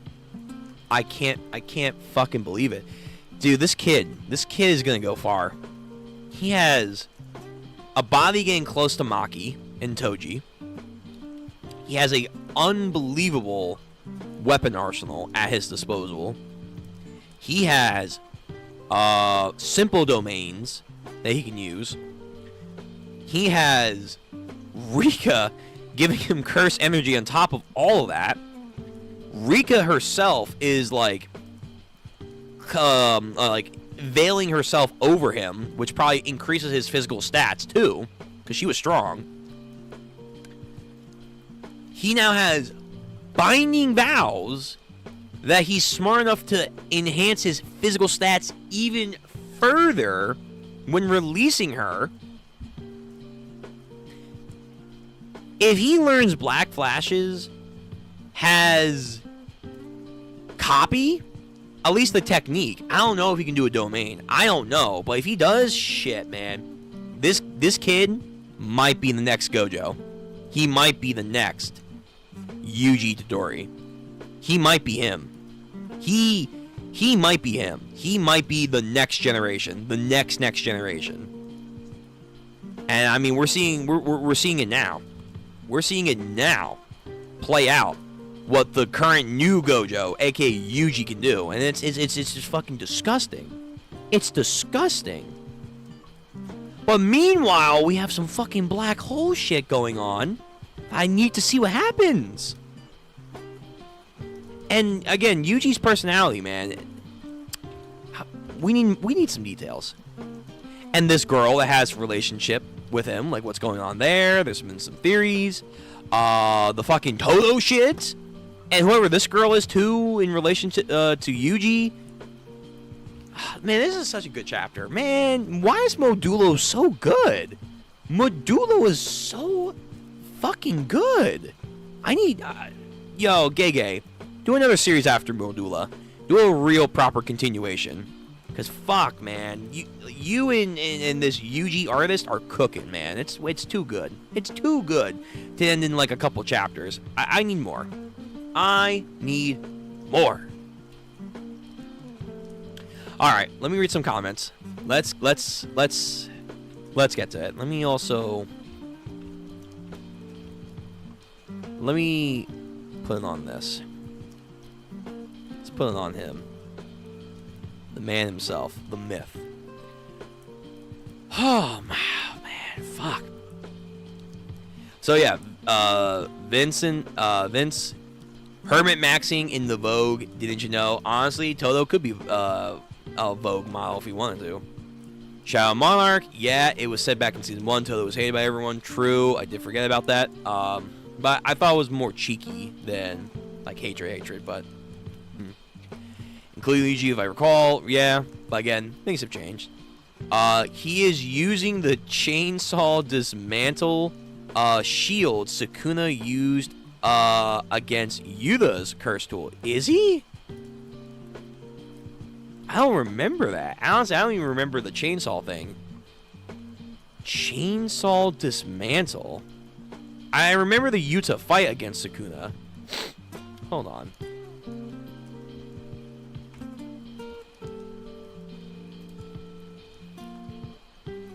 That?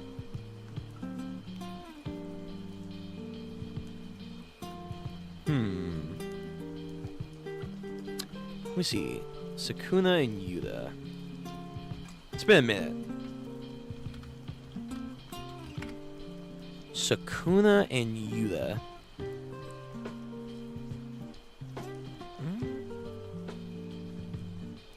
I remember like there was like this dismantle they uses against him and Itadori.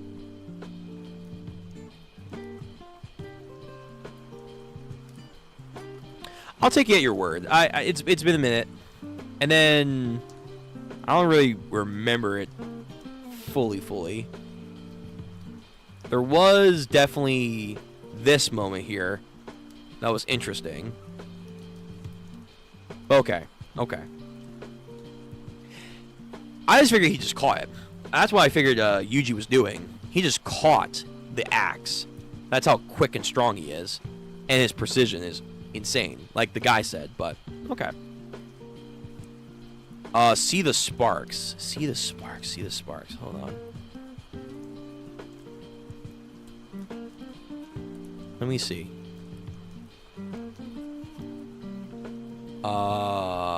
Axe comes down. I mean, there is a bit of sparks.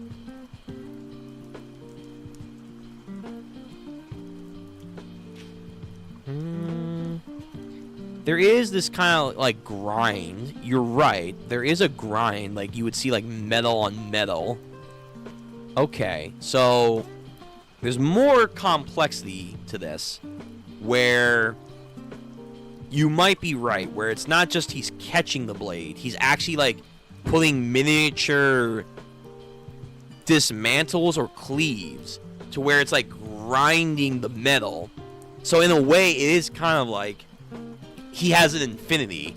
He's like he's using dismantle or cleave as a infinity barrier, so the thing doesn't actually reach him.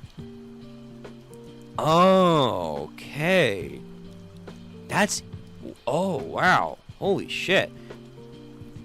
Just puts his stocks up higher. Okay, alright. I see what you mean there. Okay. Negotiations? If he resembles their gods, then he could set himself up as their king if he wanted to. Yeah, he could. 50k sorcerers at Yuji's back and call to manage Tokyo. He could steal the storyline we guessed Mahito would have. Yeah, he could. He really could, honestly. And again, Mahito is waiting in the wings somehow, like, it's a dirty Yuji. But it's like, Mahito, you're seeing this man pop off now, so unless he's gonna, like, idle transfigurate, like, Deborah when he's, like, weakened somehow, some way, and he's gonna absorb him like this was Kaiju number 8 into him, like, I don't know, man. I don't know. Like, what are you gonna do against Yuji? What are you gonna do, man? First of all, he's in a state where he doesn't really care about a lot of things. So you like, Yuji, I'm gonna mess with your friends and family. What friends and family? Most of them are dead. Most people hate me anyway. No one cares about me. Who are you going to use? And secondly, the moment you pop in, he's going to be like, ah, Mahito. Black Flash. And then you're gone. So, I don't know what Mahito's plan is. But he's definitely playing something. This is going to be something like Yuji becoming the king of Kalions, like Sukuna's the king of curses. I could see that. I said, if these guys, the aliens, are going to stay here, they could dub him as the king of Kalions. I could totally see that. 100%. He swapped from Shrine to blood manipulation so quickly. True. So if this is dismantle or like cleave he's using to make a barrier, and he then, what makes it feel like he's like controlling his Black Flash, I don't know if he is, but it makes it look like he's controlling the Black Flash to the point of, nah, you're not gonna die, just take a little love punch. And then instantly with the same punch, blood manipulation. Yeah, that's insane precision, that's insane control. The flow of his cursed energy is just ungodly masterful. Which makes sense. It's been 60 plus years, man. He would have come a long way. And if he's not aging and super depressed, he's got nothing else but to train, I guess. Wow. How far he has come. The girl is standing in the foreground and is clipping into the background, so she's probably not in the room.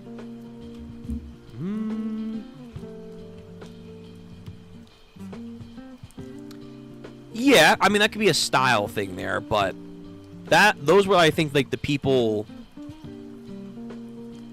she was with, but maybe you're right. Maybe these are just the people that he took out in the Tokyo area while she's like watching on the monitor like, ah, damn it. I do feel like there's something here with her, though. It's like she's becoming too prevalent to like when Yuji shows up. Also, the girl's name doesn't translate to Snow. The name is of Yoka, and Tsuji's mom does, however. Oh, really? I thought it was her name. I watched like a short video on this girl, but okay. I think the current Yuji might be tempted by the prospects of finally putting the issue of cursed spirits to bed via taking control of the Rumillions. Okay. You think he's in a mental state where he would want to do that? So when Geto was offered the choice of either no more cursed energy for people to use, or people no longer spite people, or get rid of curses, or how he came up with the third option, hey, kill people that are regular people, Yuji's gonna decide, well, we just kill curses. Like all of them, somehow, some way. That'd be interesting. Yuji finally understand how Gojo felt. That, I think, like, he's just more in his feelings, even more so. Like he's in a state like I don't think anyone really wants to be in. But he wants to be forced to take power. I guess, like, yeah, someone has to come for him. I guess. Alright. A reversal causes a reversal, huh? Yes. Oh, hey, you're looking... True. You're looking good. You haven't aged a day. Still looking fit and fiddle. I guess it is a nice way of thinking about that, where she, like, is still the sword in theory. And now she's helping Maki's grandchild, her grandson, fight and win. That's kind of sweet. Again, we watched the episode, so go check that out. But Mai always is here for her big sis, even when she's long gone. The soul-splitting katana. Thank you. Okay, that's what it was called. Right. The soul-splitting katana. It got lost when she got thrown into the air by the giant stone. Oh, really? It got lost? Damn. I mean, it's on the Zenin ground, so I mean, like, I hope they would have gone back and been like, yoink, let's get that.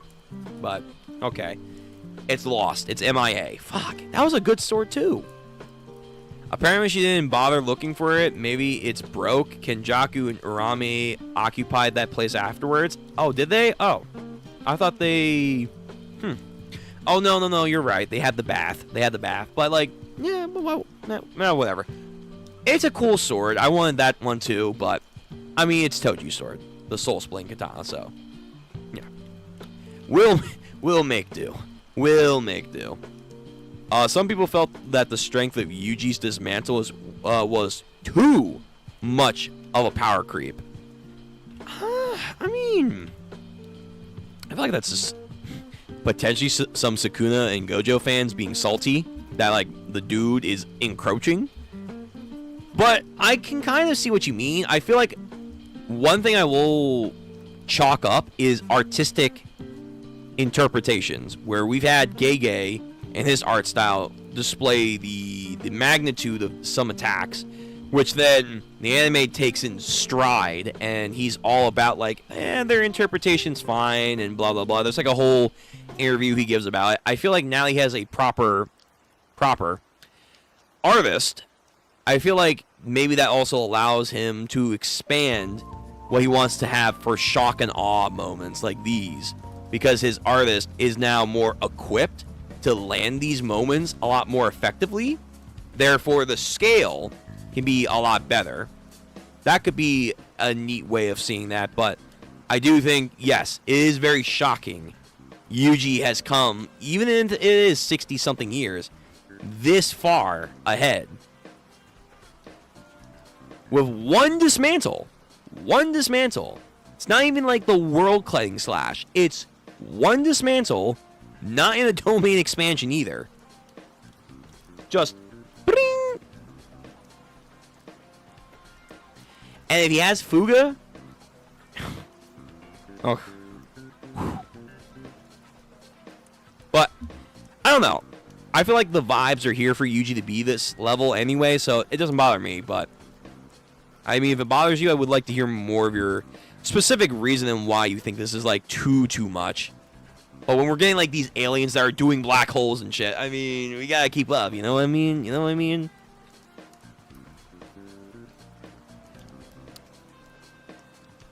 Let's see. Personally, I just wanted to have the confirmation of my pet theory that Yuji has Jacob's ladder. And I wanted Yuji's fighting style to be more distinct from Sukuna's. Well, it's like he... First point, I guess I should say. Jacob's ladder. Why would he have Jacob's ladder? Why would he have that? I don't know why he would have Jacob's ladder. That would be interesting if he could, but I don't think he could get that. Unless Kwikwi switched him and Angel at some point in the future.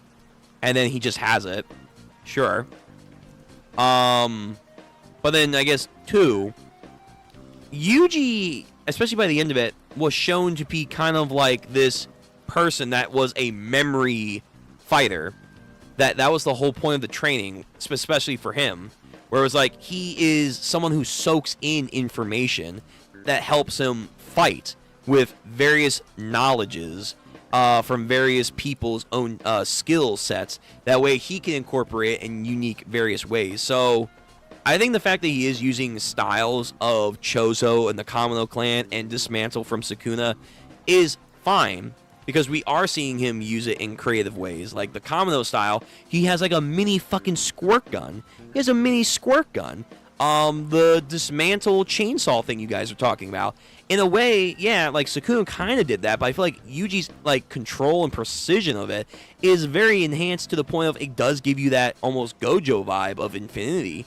We're also, again, seeing with, like, the kind of, like, quickness, but, again, control of his Dismantle. He's not doing some Sukuna shit where it's, like, all hazardous, but, like, in a way, it's still destructive to the point of it being so masterful with his Dismantle. So I feel like it's okay for him to kind of, like, lean on this style that's very reminiscent of these other people, But what we are seeing is still him being himself, being creative with it. But I don't know. That's just how I'm perceiving Yuji, because again, that was kind of what he was already set up at the end of Shinjuku to be. But I guess maybe because it's 60-something years, you want him to have his own unique thing. And I think like we're still seeing the tip of the iceberg. So it's like seeing a unique style to Yuji is still possible, for sure. It's just he doesn't need to. He just needs to flex for these small fry. It is what it is. They're small fry.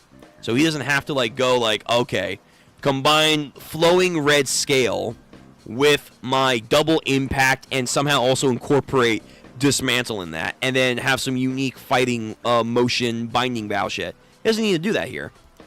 So I don't know. The worry might be unfounded, but maybe again, people do want him to be more unique in that aspect in the future. I hope he is kind of that way for you guys. But again, also Jacob's Ladder. Why would he have Jacob's Ladder? I would need to definitely hear like your list of reasonings why he would have Jacob's Ladder. A binding vow to temporarily remove his last vestige of curse energy and become like Maki and Zenin?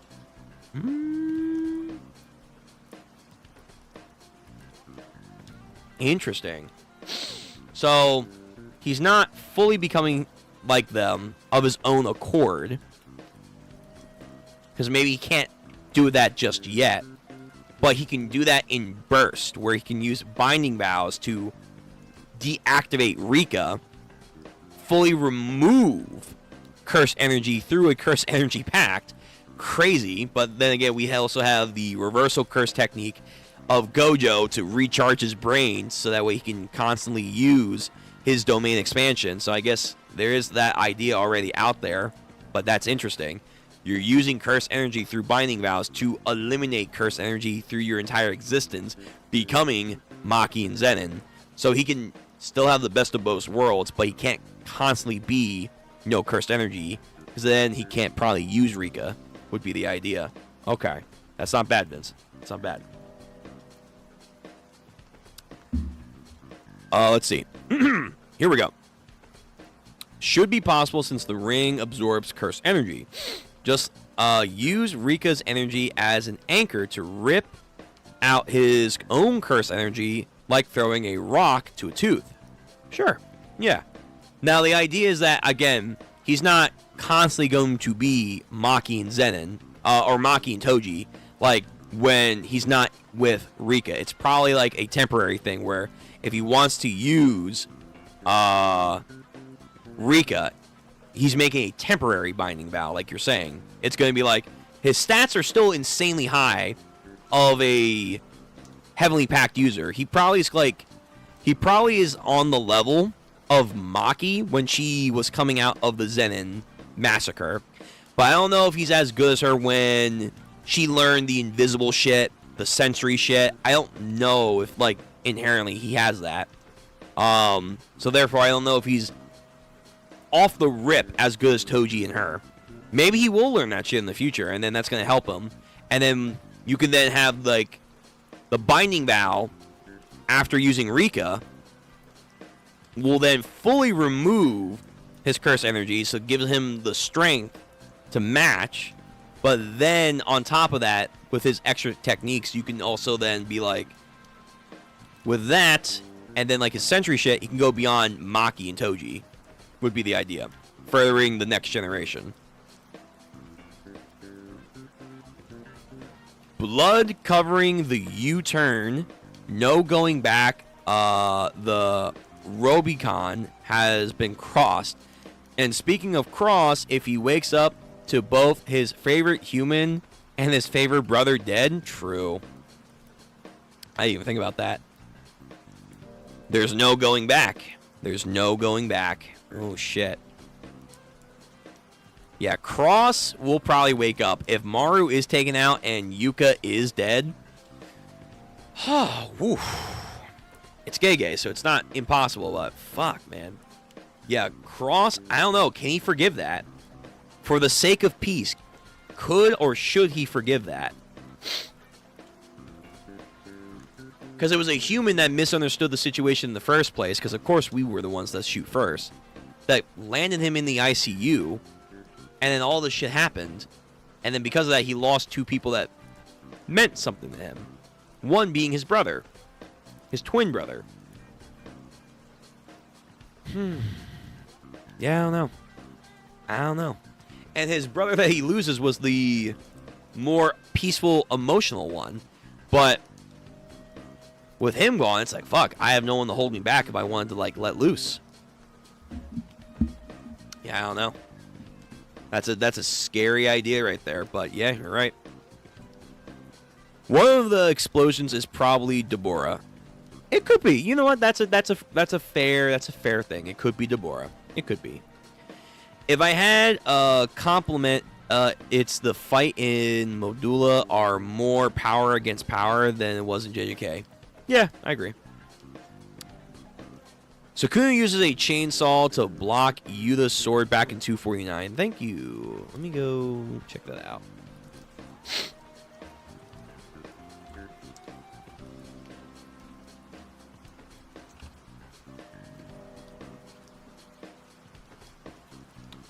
No, where is it? Where are my links? There we go. 249. 249.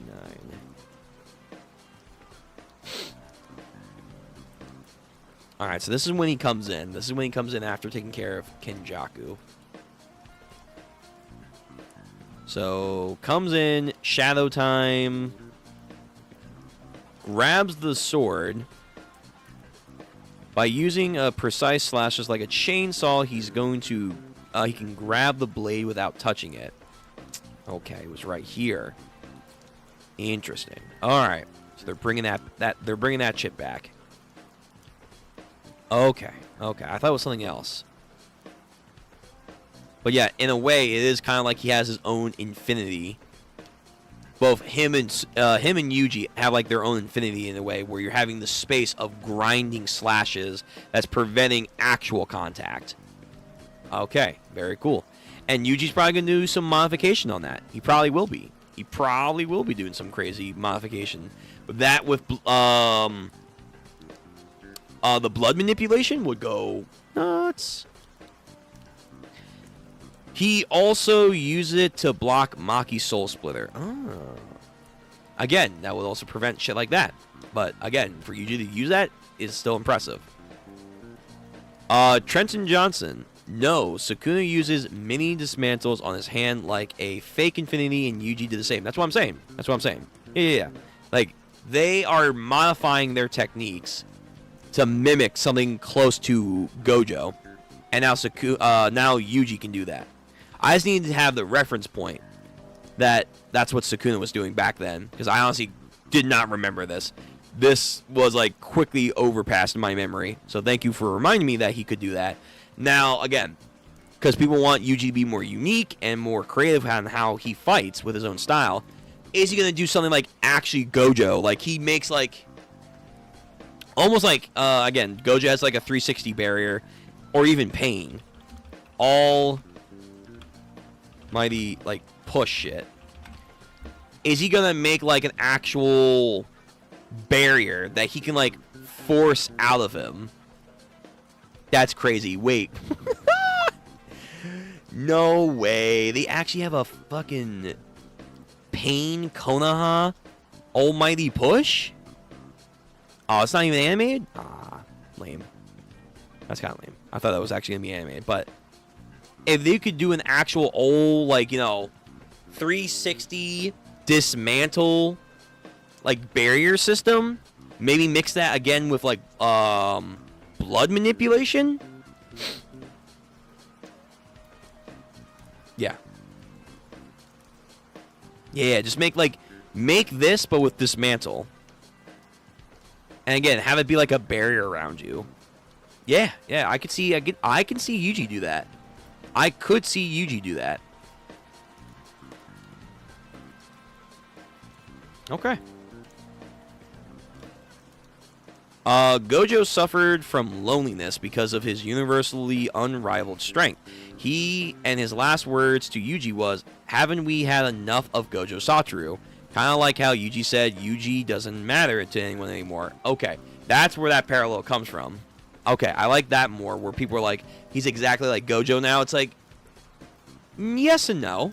Yes and no. He's going through his own thing, but I like that idea of like the strongest at some point, where it's like we want to be moved on and have someone else take our place. We don't want to be the strongest forever. Reversing like something like Whitebeard said back in Marineford, I can't be the strongest forever. But in their words, it's like we don't want to be the strongest forever. I like that more right there, Shadow. I like that. That's good. Gojo and now Yuji aren't looked as humans. They're looked as weapons for Jujutsu Society. True. Very true. People are talking about how Yuji should heal Yuka, and I think it would be thematically fitting if his RCT could only heal himself. So, yeah.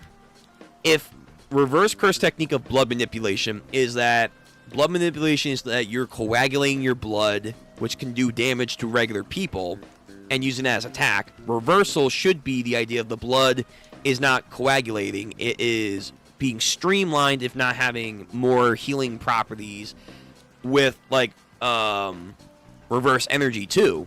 So, like, he like, again, on some Ukiura hearing. Ukiura? No. I don't even know what you are.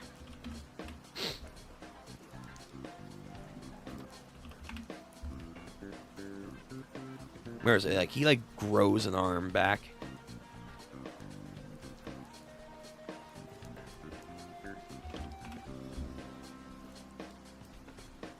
Damn, I don't know where it is. No! But basically, like, with reverse curse technique and a reverse energy all together, yeah, like, he could, like, genuinely, like, have some high speed regeneration in the midst of combat. For sure. But that would, like you said, be just for himself. Could he do that to someone else? I like the idea that with blood manipulation, you, like, pour blood inside of Yuka, and maybe you can actually feel out where the tumor is, and then immediately, through contact of the blood, dismantle the blood and touching the tumor, and then it's gone. Maybe you could do something like that. Or cleave with blood manipulation. I do agree, though, he should help out Yuka. And, you know, he says here, I think, where was it? He's like, he doesn't want to interfere with the grandchildren of Yuta and Maki. Where is it? The old soldiers, don't worry, I'll take care of the cursed spirits that leak out of Tokyo. And if Okotsu's grandkids lose, I'll clean up their mess too.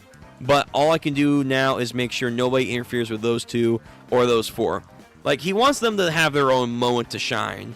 But I don't know, it feels like he doesn't want to, like, be proactive. He wants to be reactive and defensive and not be a guiding hand for the next generation, more of a shadow fallback if need be. Because, again, most of Jujutsu Society does view him as a weapon. He's a walking nuke. So that's very dehumanizing and very dangerous, as he's probably seen over his life years. Like, hey, yeah, Jujutsu Society does not make the safest calls. In fact, they can be assholes. So having him walk around doing whatever they say, not very good. Not very good. I personally believe Yuji separated Angel from Hana, and he blames himself for Hana's death, hence why he went full non-contact for her death.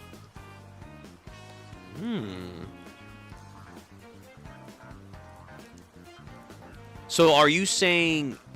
Wait, how would you... Oh, well, they did that with Megumi and Toji. Or not Toji, Sukuna. Does he still have that ability where, like, he can, like, force people that are inhabiting other people's body out of them? He still has that? Or, like, has a way of doing that continuously? Okay.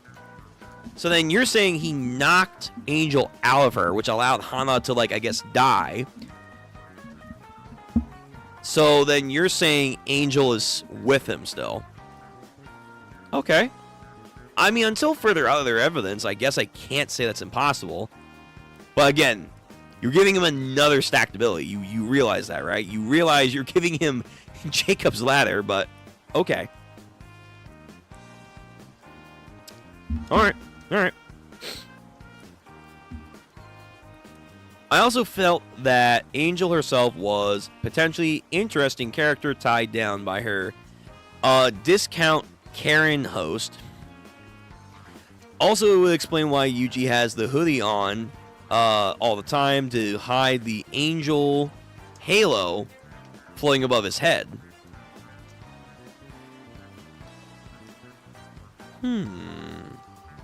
Okay.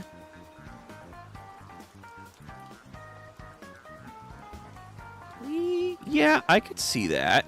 I mean, he could just also just be incognito, where he just doesn't want to show his face to anyone.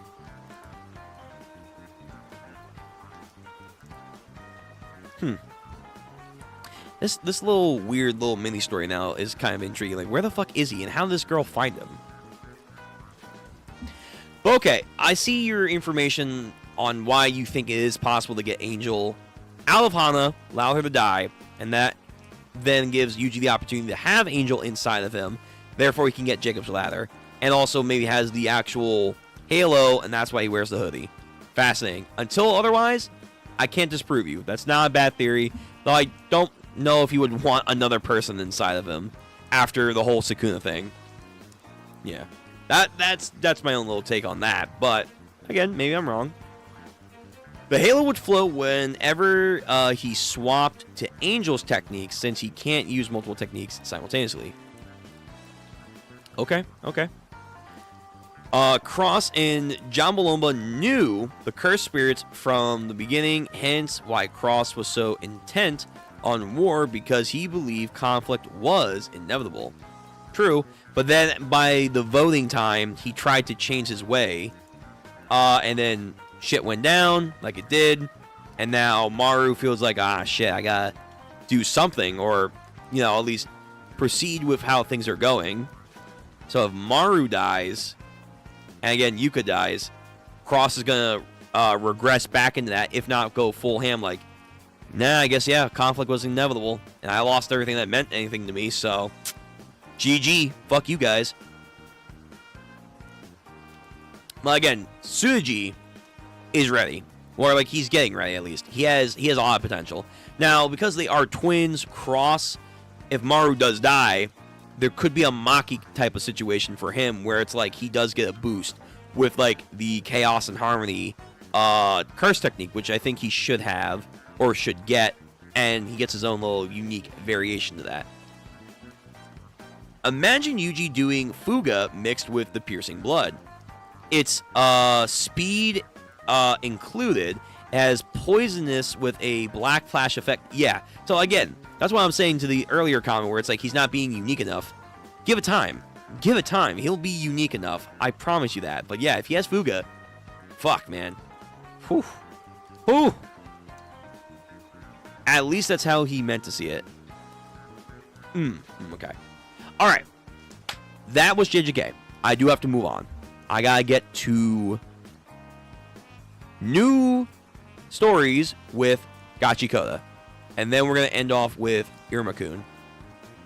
That was a good discussion. That was a lot more discussion than I thought we were gonna get actually out of the JJK chapter. But to be fair, this was a good chapter. This was a very good chapter. So, thank you guys for coming out for JJK. We are going into the next content for today. If there's a chapter next Sunday, we will most likely get to it. Until then, make sure to like the stream, comment down below, bell, subscribe, all that YouTube jargon. You know what to do. Now, I didn't have the goddamn, man, I gotta remember to do that. I didn't take down my boy. I didn't put up I didn't put up my header. Fuck. Damn. I'll do that now for Gachiakuta. Last thought.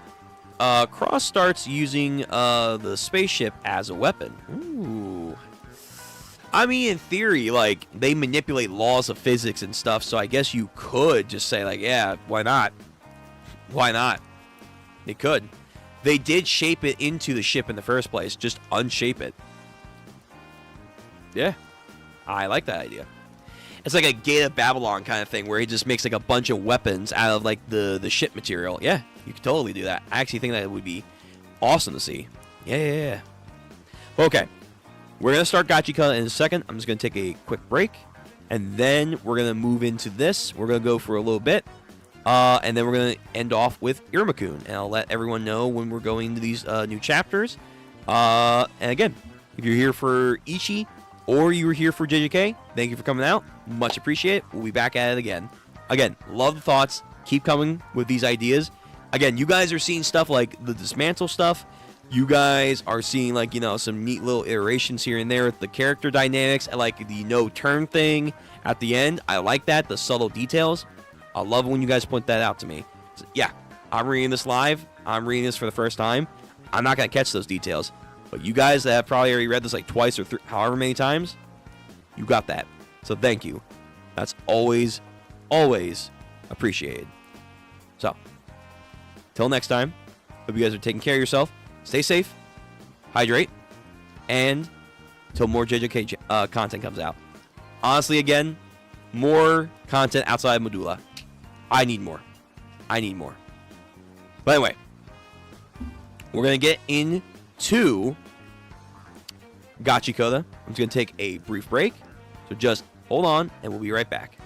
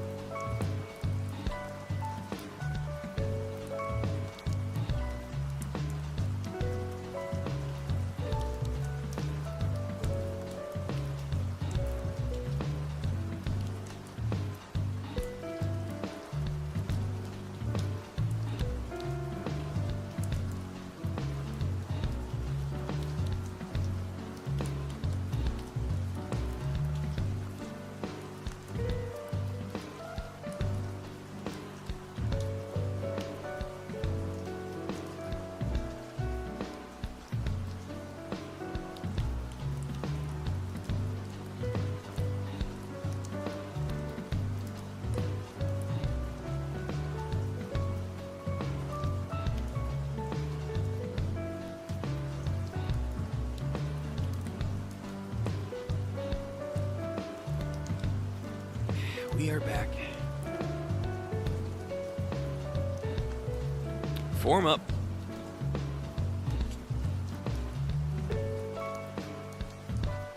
Let's switch out the music.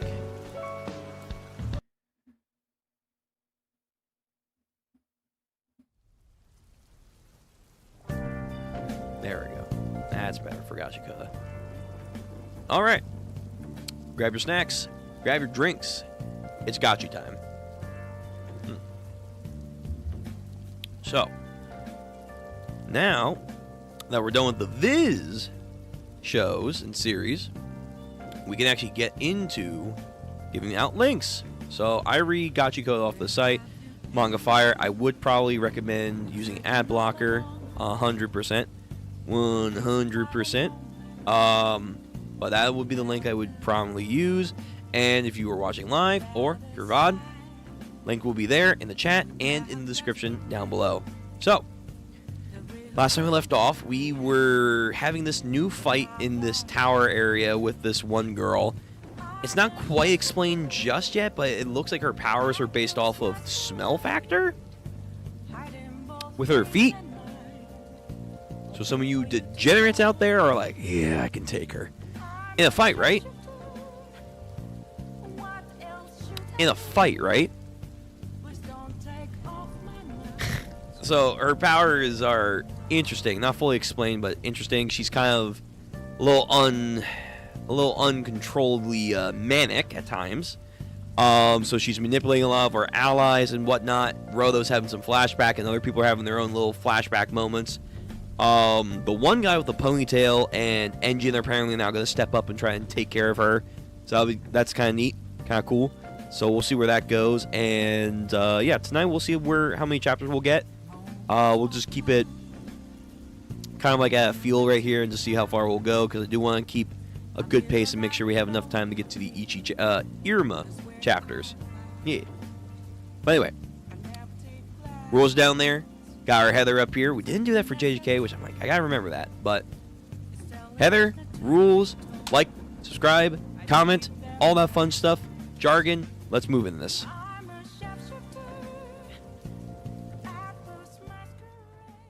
So, chapter 36 of Gachiakuta. I didn't think they would ever bloom in these trash heaps. Hand power. So we have a bunch of things that are growing here. Look, a flower. Old Dahlem. Past someone of importance. I finally get to see a real flower, and it's all thanks to your hard work, sweat and tears. Thank you. No, one flower isn't enough. I'm going to cover our entire house in them. So, a wife, I imagine, that is no longer here. And this girl, who apparently I've heard from people is apparently best girl, which I'm like, she's going to need some work, but manipulating the feelings and memories. So we have Rodo, Dahlem, and I think Rio is also under this manipulation. So, again, it's not looking good. Chapter 36. Tamsy winds up. My gentleman friend. And Rodo, was it? Girl. And, well, anyway, Amo has all of these fans now. Do you still want to be, party poopers? Yeah, fuck you. Sorry, guys. Hang in there, okay? What is his, I almost want to say sacred treasure. His vital instrument. It's like some kind of stick. Oh, it's a torch. Oh, his thing's a torch. Vital instrument Toko Shin, and becomes like a holy lantern torch. Shit. Okay, so this guy's gonna be like some fire sacred dance person. Like that like Tanjiro's dad, potentially. You. That's funny, because that guy is watering, he's fire. You filthy bastards. So we have a group here, I assume raiders. They come to their home, And that's how she's manipulating their memory. I'll never let you hurt her again. Oh, well, unfortunately, that's probably not going to happen. So we have their conflict keyed up. Unravels his torch-like thing, net. And an actual web of some kind springs out and encircles the enemies in a 360. On some poly activity, Hockey Knots over here clamps them down. Oh, this is a double page spread? I don't think I have double page spread on here. Let me see. I forget. Oh, no, I do. But it has this weird crease that I don't like. But whatever. So we have a nice double page spread here of some ensnarement. I forget this guy's name, but very nice. Very, very nice. I'm going to save. And then I assume, again, his partner is water. He himself is probably fire. So he's probably going to light them on fire if need be.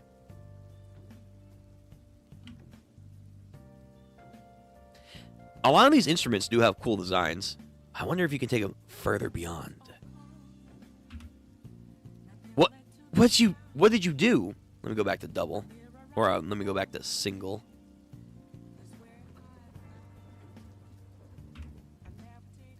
Is that rope? Oh no. Amo's room? Come on, everyone. Do something. Yo, your friends aren't going to be saving you now. Ryu? Snared.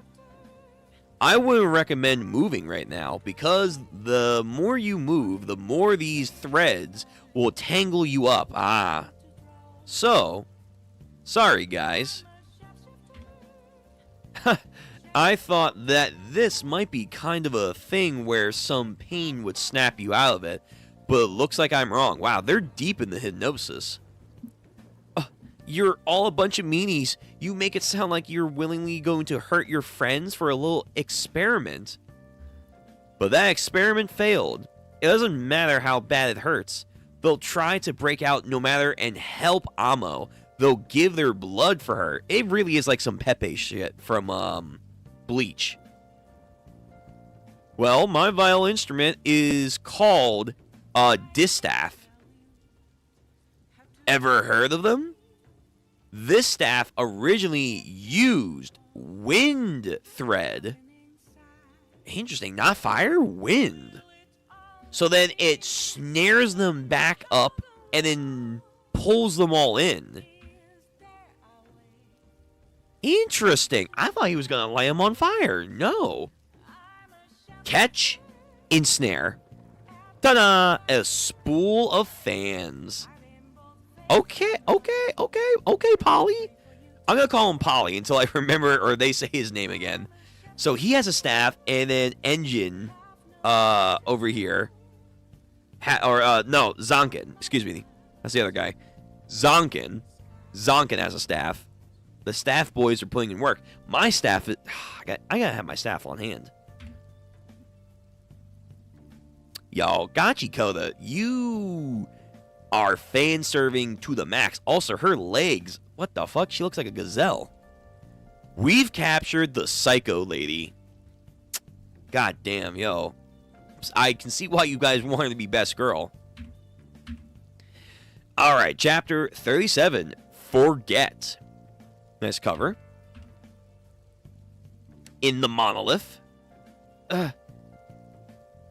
Now go on. This angle is crazy.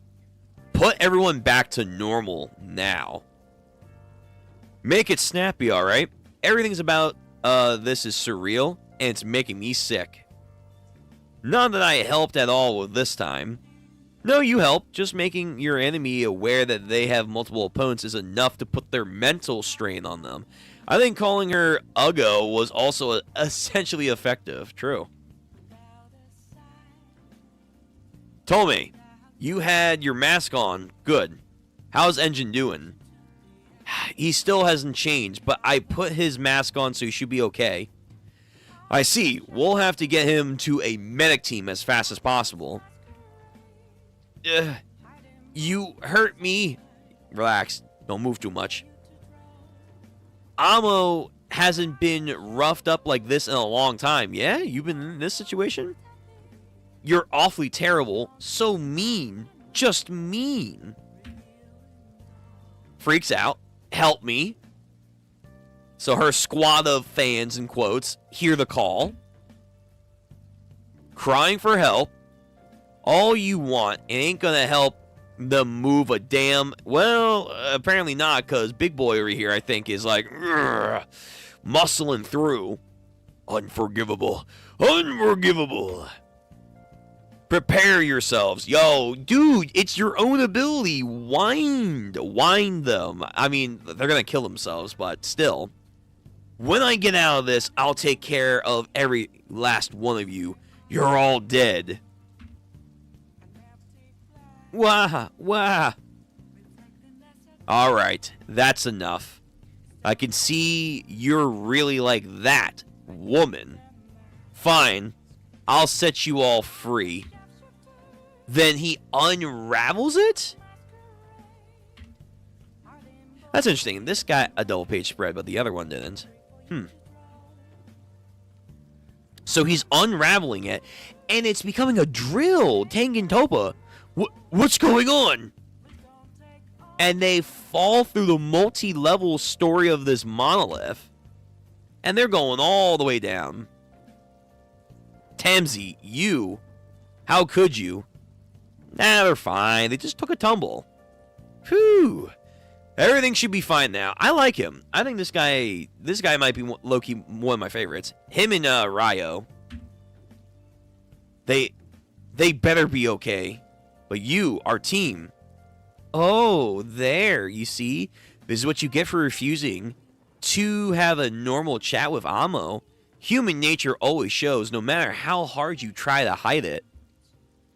Oh, damn. Rolo landed on like a pole. Oh.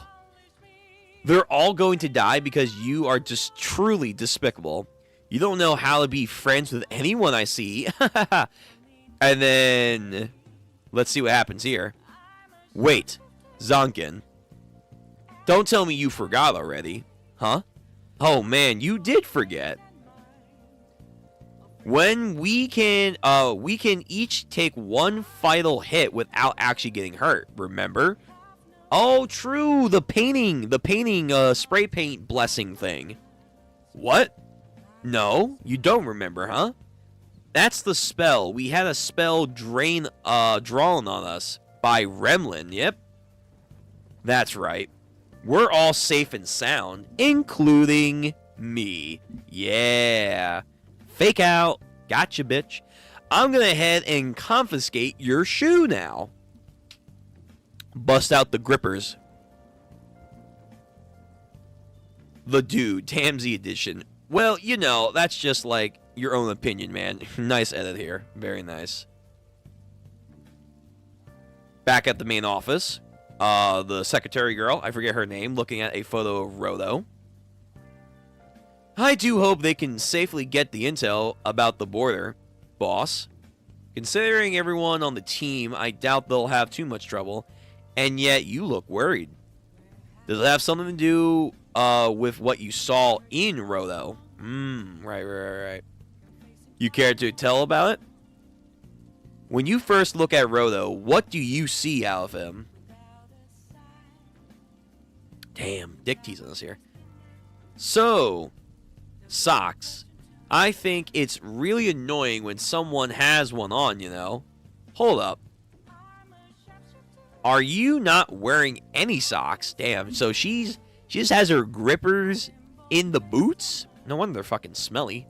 Also, again, these shots of her... Give it back.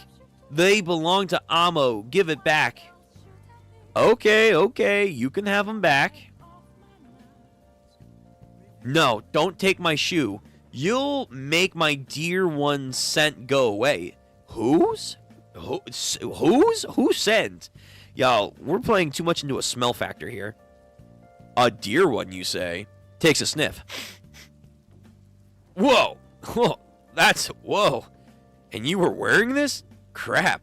How did it smell? I'm going to live here. Yo, the smell fetish is too much. No, don't you smell it? You're the worst. Please give it back.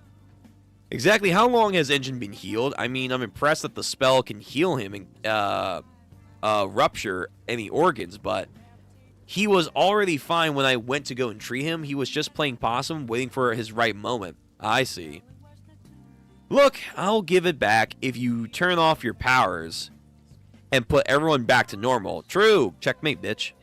Amo can't use her powers with only one shoe. They're already done. They won't protect Amo anymore. So when you take off one shoe, it deactivates the spell. What's happening? Okay, I see. The spell is working like it's supposed to, so Remlin actually did their job correctly. Tamsi Zonkin. What was I seeing there? Well, it's good to see that you're back to your right mind. It was that woman, Amo, or whatever, she hit you with her power. She created a scent to remind people of happy times with the loved ones, and then with that scent that she had, made you and everyone else assume she was the object of that affection. It was a real messed up thing. He's like, oh, then she didn't come back to life, huh? That's a very fucked up thing to do to a person. I see. That woman's power really is vicious. Even more so for people who's lost a loved one. And we see Raya over there. Okay, who's she lose? For them, those happy memories will be even more potent than for an average individual. Snap them out of their disillusions, their reality hits you. It's really vicious. Boulder. It's a good backdrop. It like almost looks photo-like. Everyone has their mask on, right? Here you go. Shoe. Yo, what do we do now, Engine? Even if we decide it's not worth fighting her for the intel, she's too dangerous.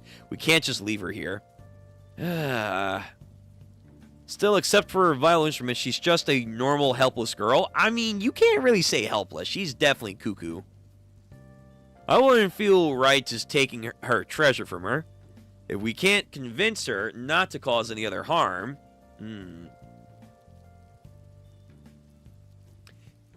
This is really just icky. My house is now broken.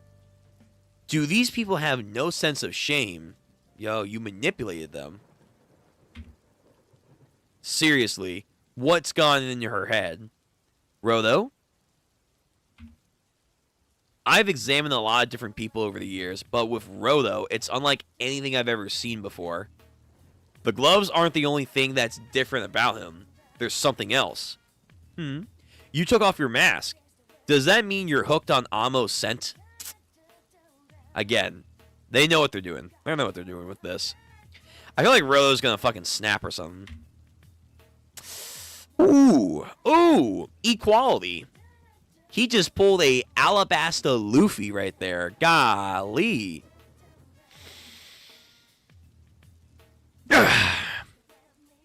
Equality.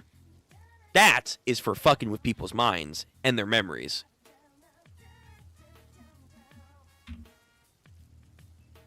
Yo, wait, why are people shocked? Yo, let him get his anger off. Honestly, kind of fuck her. Fuck her. What? Where are you? Yo, it's called being fucking pissed. You don't use people like that. It's time to learn the hard way. Yo, absolutely pummels her. Yo, to be fair, he does have anger issues. We do know he has anger issues. There's something inside him, and it's growing. Is there actually, like, some, like, shonen demon thing in him? That kind of trope? Chapter 38. Something like a curse. What? JJK? To put it simply, it's something that might destroy the world. Really. So he has something literally in him that's, like, gnawing at him to go angry. Naruto style here. Okay, alright. We're learning more and more about Rodo here. And maybe why he was framed to go to the lower realm. And maybe this also ties back into that object that we saw in the fucking sky. Okay. All right, next chapter. So, on to chapter 39. Was it right? Rolo, that's enough. You can settle down. You've gone too far. What's gotten into you, huh? You need to stop this. Yo, absolutely just murked her. Come on, you can leave her alone now. We know how to deal with her powers. You don't have to do that and beat her. Besides, she is a girl. What? Okay, shonen. Shonen, man. Shonen. Even, I think the author's a female, right? Wow. Even female? Nah, man. Come on. Fuck that. We're not Sanjis here. We are Kazumas. We believe in equality, especially when it's like, hey, you fucked with people's memories about those who died and made them believe that they were here again. No. We call that righteous justice here. Righteous. But to be fair, that was definitely savage for sure. So what? Just because she's a girl, I'm not allowed to fight back? Just because she's a girl, I'm supposed to shut up and let her kill everyone I care about? Speak. Preach. I can't do that. You know that's not what I meant. I'm saying it's not right to do that to a helpless girl. She isn't helpless. She's a giver. She made us do all this so she can confuse us. She knocked us down here. She laughed at us. It's not just on the outside. She laughed at us on the inside. Somebody has to hit her. She deserves it. I see. So that's how you want to view it. Okay. What do you want to do about her information then? The expressions I feel like kicked up to a fucking 10, man. Like Rolo. What?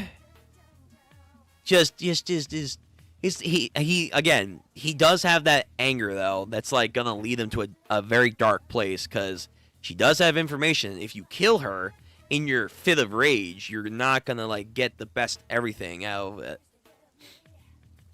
But again, the visual, very nice. Come on, let's go over there and have a little chat, alright? Tommy, would you give her some first aid? Yeah, right.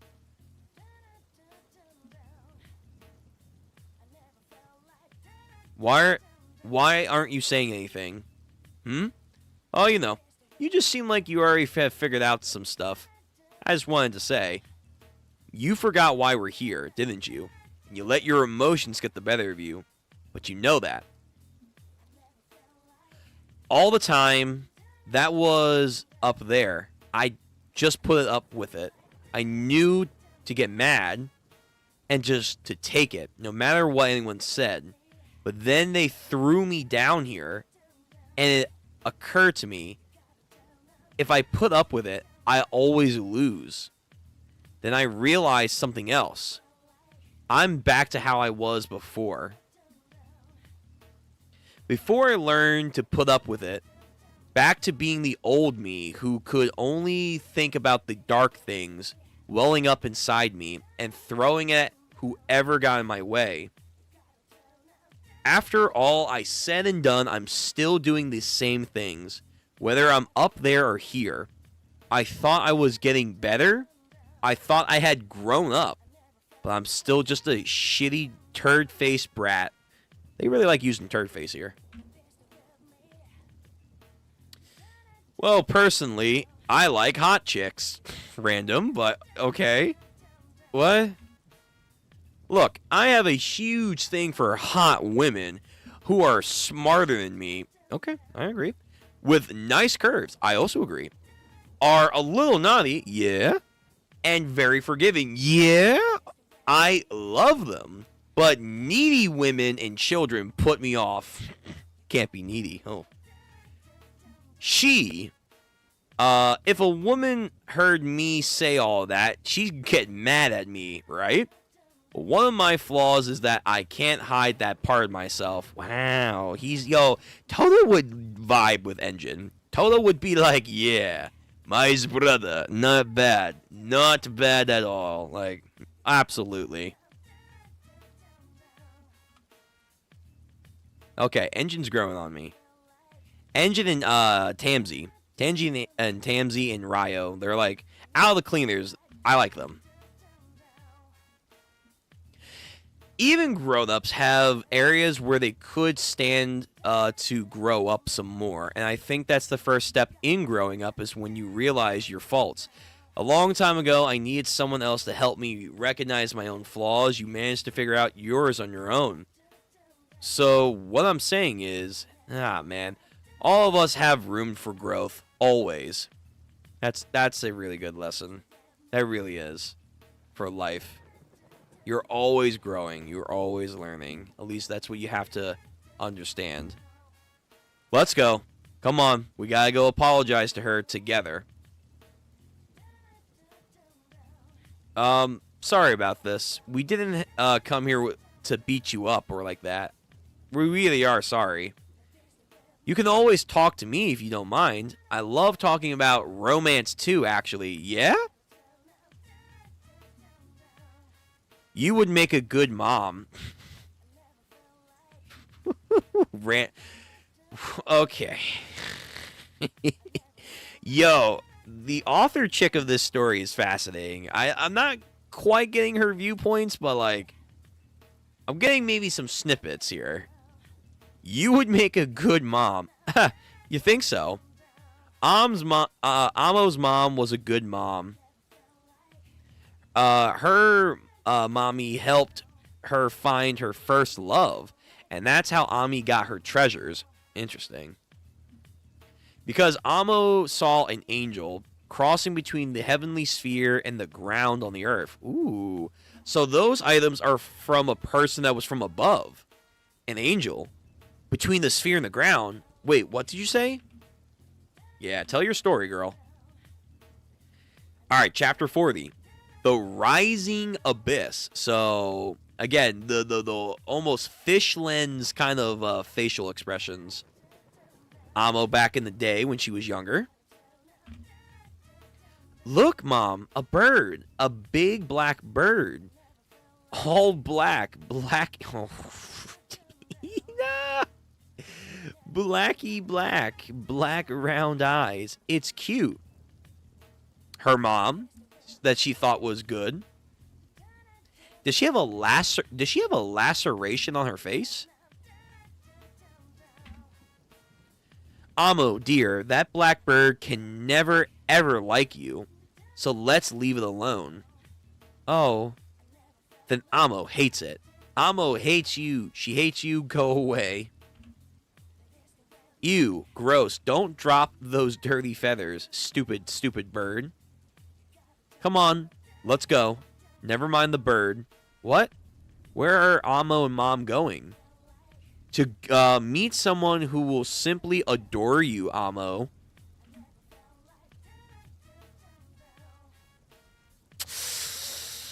Whew.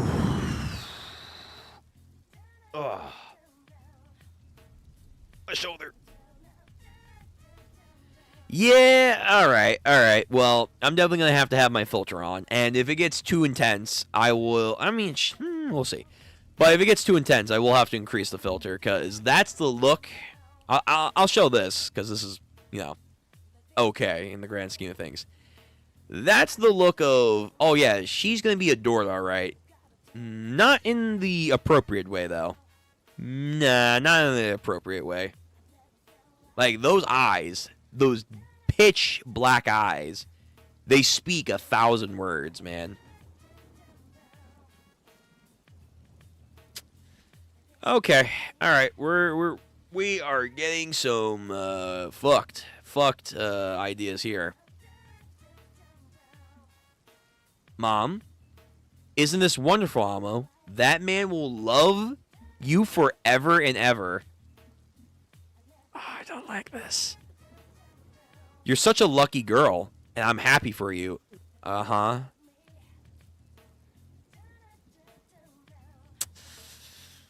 Alright, let's get into the next page. It's going to get terrible. I know it's going to get terrible. I just have to brace myself.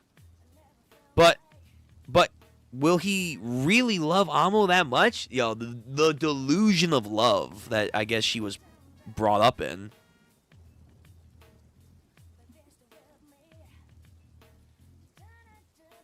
What is this? Child depictions of her memories? So, bought and sold.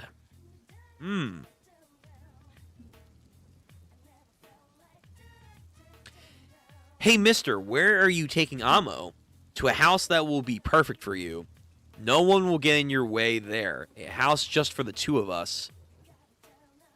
Oh, no. Oh, no. Actually, hold on. Does he have the boots?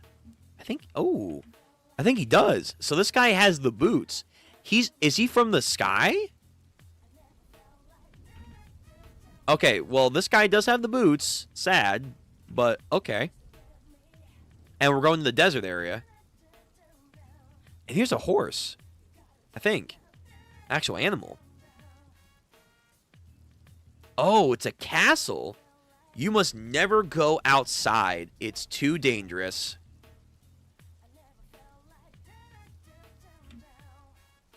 What a pretty house. I wish I could let Mom see it. Your mom gave up on being your world. Starting today, I will be your whole world. And I will always nurture and provide for you.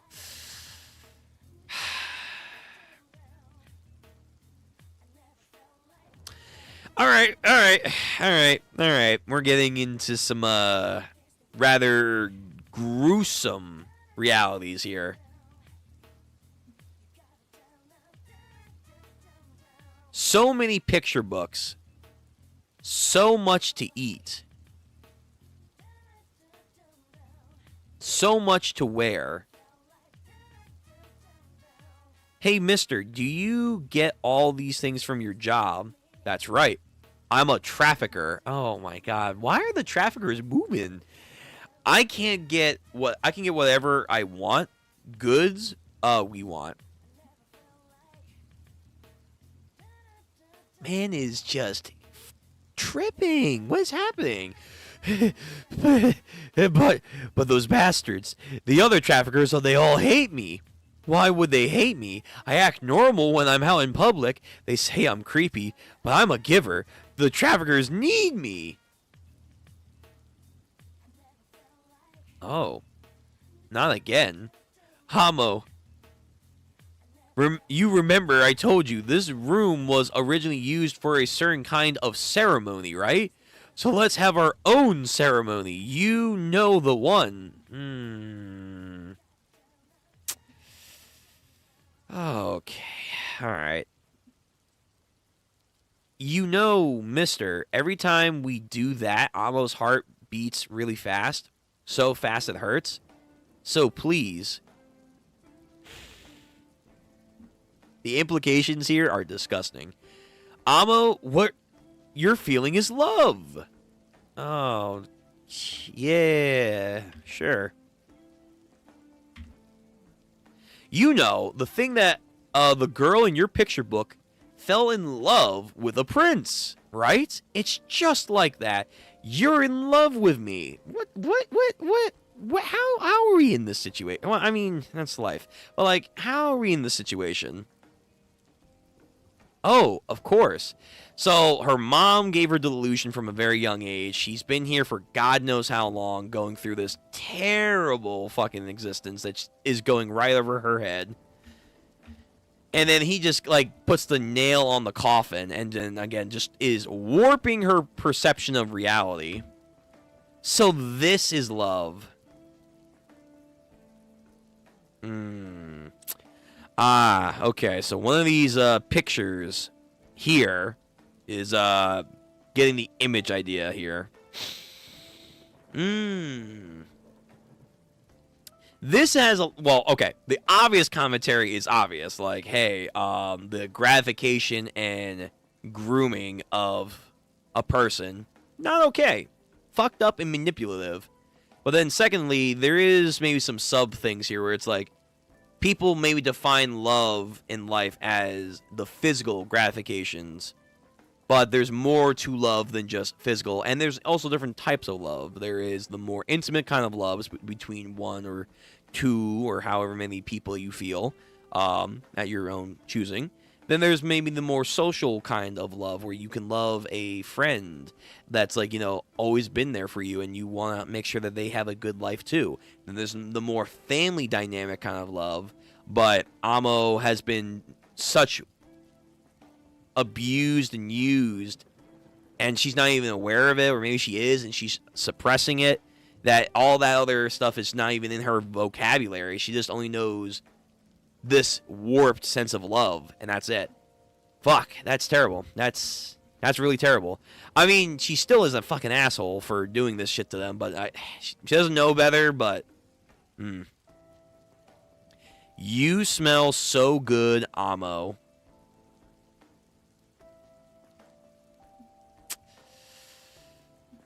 Oh, I hope he dies painfully. Wakes up. We have those warding charm spirit things we see in anime. So, what ceremony was going on here? Were they just like having some weird fucking orgies here or whatever? The boots. Teehee. First love. So this is first love. Was she crying or was she beaten up? I can't tell. She's already so disheveled as is. I can't tell if he, like, beat her up while, or she was crying. Or both. First love. So this is the thing of first love. And leaves. Or no, someone's entering their room. Huh? Who's there? Sorry to intrude. Who? Oh, this is that. He's the leader of the Raiders. Yo, honestly, take him out. Take this guy fucking out, man. Just take care of him. Get to work, please. All right, hold on. The Raiders might actually be coming in clutch here. Another bonus chapter. Okay, so we have some sketches. What is this? Translation note. Oki nu Nari. Dalmi's violin instrument. This is the name of Dalman's violin instrument. Oki no Nari, which originally written in Japanese as Oki kuno Nari, which sounds exactly like the phrase Oki ku Nara. If one were saying this in a exaggerated way, while Nara has a number of many possible meanings, it also most likely is a inflation of a verb naru, which among it is various translations can mean to grow. Therefore, the most likely meaning of the phrase, as well as the meaning Dalman's violin instrument, is to say grow big. Sure. The dude. So his violin instrument. The original Japanese referenced a classic internet meme coined by Hiroyuki Nishimura, the founder of a popular online bulletin 5 channel, I don't know what that is, who has appeared on various variety and debate shows. The meme and has resurgence in 2022, becoming a popular with the kids who use it as a quippy retort. The Japanese directly translate this as, "That's just your opinion, isn't it?" They go from dude to "that's just your opinion" in Japanese? What the fuck? Okay. So interesting of a translation difference there, and then, I guess, cultural stuff there. For this translation, a very similar meme is in English, which was coined by the character known as the dude from a movie called The Big Lebowski. Oh my. I didn't even think about that. Has been used in place of Hirokiko's meme here. Okay. That is super complicated. That's not surface level at all. That's crazy. People managed to pick that apart. Playduski Mori Calliope. Mori? I know, wait, hold on. I knew she was getting a song. What is this? Lately, the two of us have been listening to Pledesky and Mori Calliope and Civlite on Endless Loop. Shit. Oh. So these are the translators. Shout out to Mori. Shout out to Mori. For those who may be unfamiliar with the Japanese music scene, we have Pale Dusk, and Civlite are both bands, and Mori Calliope is a famous virtual YouTuber and singer. Pale Dusk is known for their unusual blend of metal and EDM. Don't know what that is. While Civlite leans towards the indie rock, Mori Calliope is a talented persona associated with virtual YouTubing agency Hololive Productions and best known for her rapping. Yes, sir. Yes, sir. I forgot, what was her rapping name? Like DJ Deathbone or whatever? Or was it DJ Cal? I forget. But yeah, shout out to Mori. Good for... Yo, Mori is coming a long way in their career. Good for them. Alright, let's do another chapter. Oh, hold on. Comment. What do we see? Vince. No, that guy who killed Roto's foster father. We don't know if they're a raider. Oh, no. I was immediately assuming. I immediately assumed that first go, but then I recorrected myself. I don't know if this guy is the person that was in the sphere. That would be an interesting assumption, seeing how this guy, I think, has ideas about Roto and the sphere.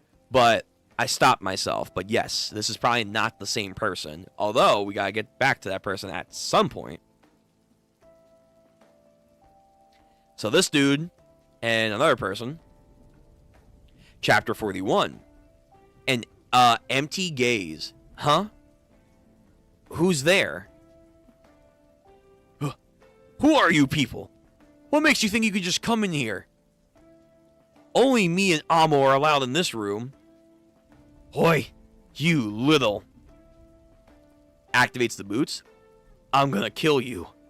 If you don't get out of here this instant, I'm gonna kill you. Oh, this is... So we do know vital instruments can be passed on, and there are inherited abilities that you can pass on too. Is this thing using scent and memories as well? I'll use my vital instrument to kick the life right out of you. Okay, let's see what you can do. Bro. This one guy on the right, not the main guy that we've seen before, but this backup person. Fucking speed. Just said, who gives a fuck? Is that the claw guy? Nah, I think he's too big. He ducks below him and then like almost right like chin smacks him. And yeah, I think he's knocked out. He knocked him out in one shot.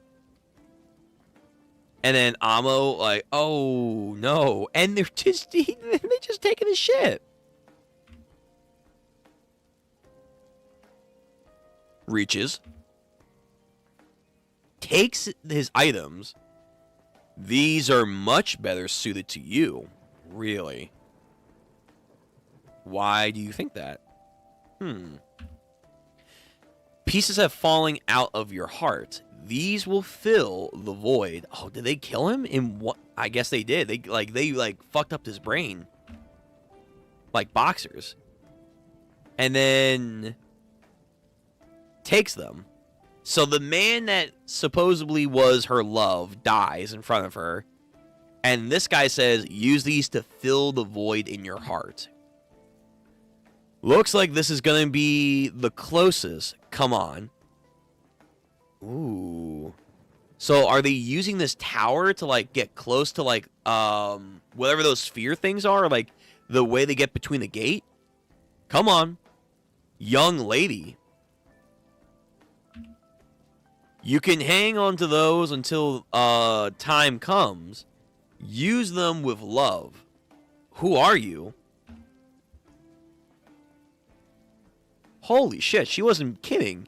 He grows wings. What the fuck? This is a vital instrument? Can they do that? An angel? That's okay, maybe that's the other person. The other person's like actually flying. But they probably have like a Nico Robin thing. They only have so much time to actually fly. So that's why they have to get up to in this high tower. And there they go. Into the sky. Mister, is he still alive? Did you see that? Those people, they must be angels. Isn't that amazing? They exist in real life and not just in a book. Hamo, that's right. They hit you. Are you okay? Pusher?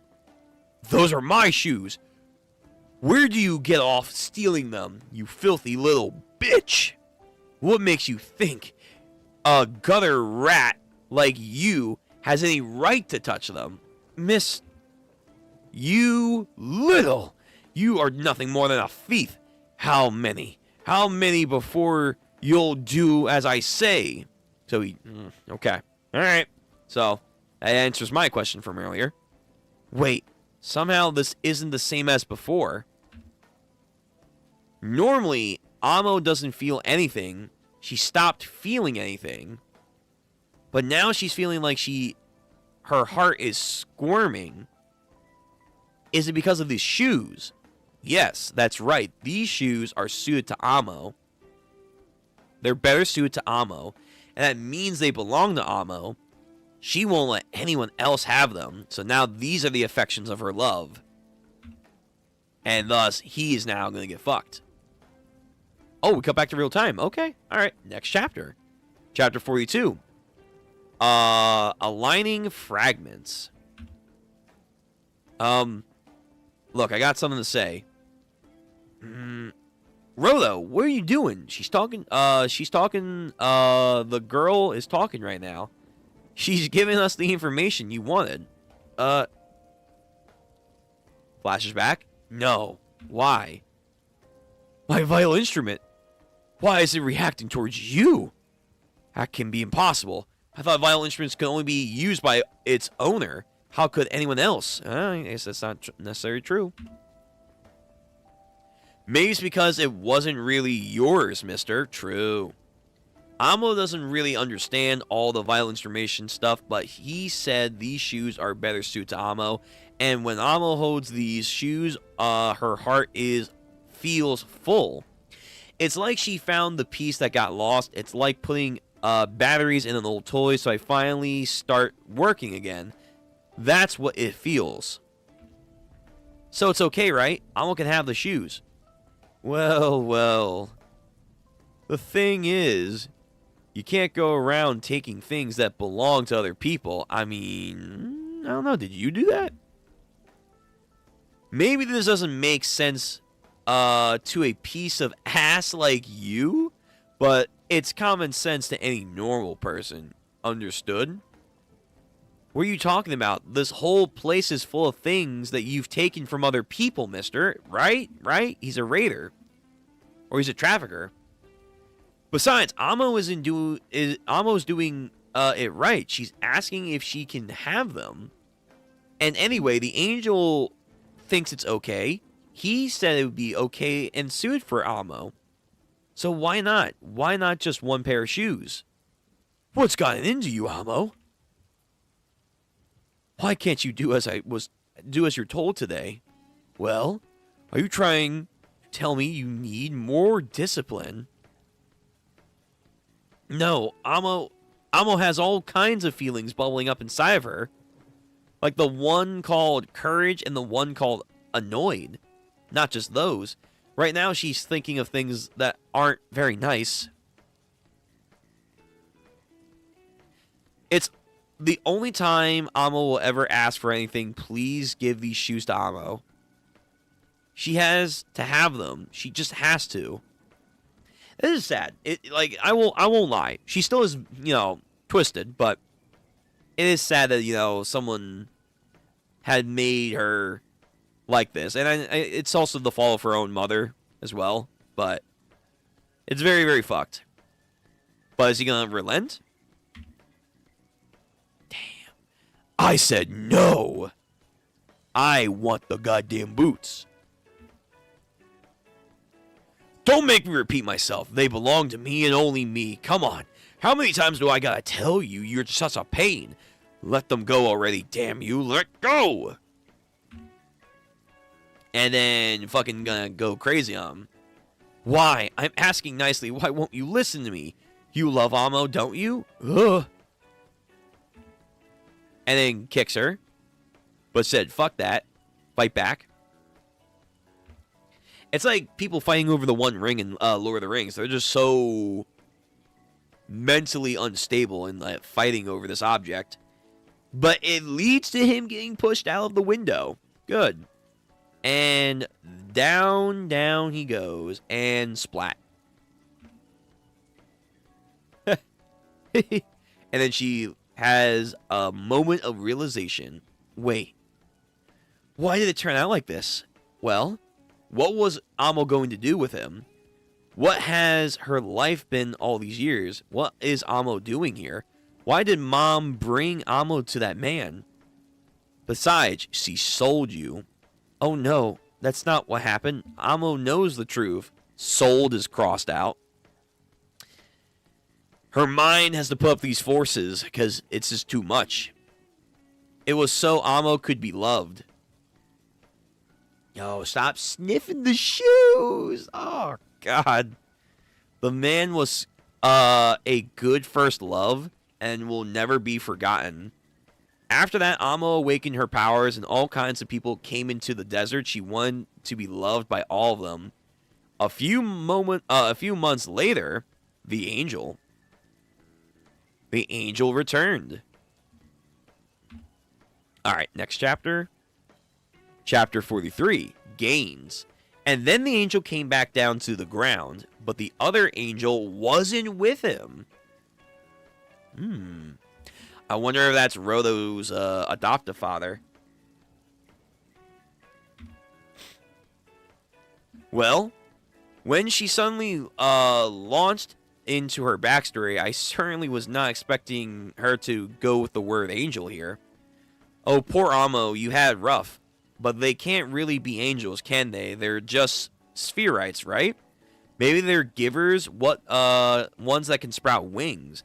I don't know. She's kind of a fairy tale syndrome here.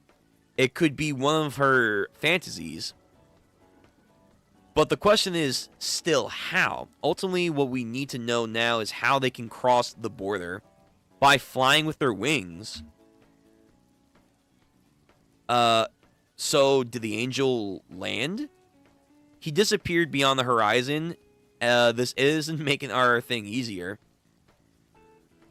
So, miss, the angel, you can tell me when they came back. About a month ago, maybe. A month ago, huh? Okay, engine, what you know? She's also drawing a symbol, too. That's right around the time Rodo came to the ground, isn't it? Ooh, things are linking up. And, of course, his emotions. Yo, don't let him get the better of you, kid. That's what he looks like. It's him. It is him. Okay. I was like, wait, I wasn't jumping to a conclusion. No, it's him. It's him. It's him. It's him. So, Vince, no, the guy who killed Rodo's foster father, we don't know if that was a raider. Well, it's looking more likely now. And he had a partner. Okay.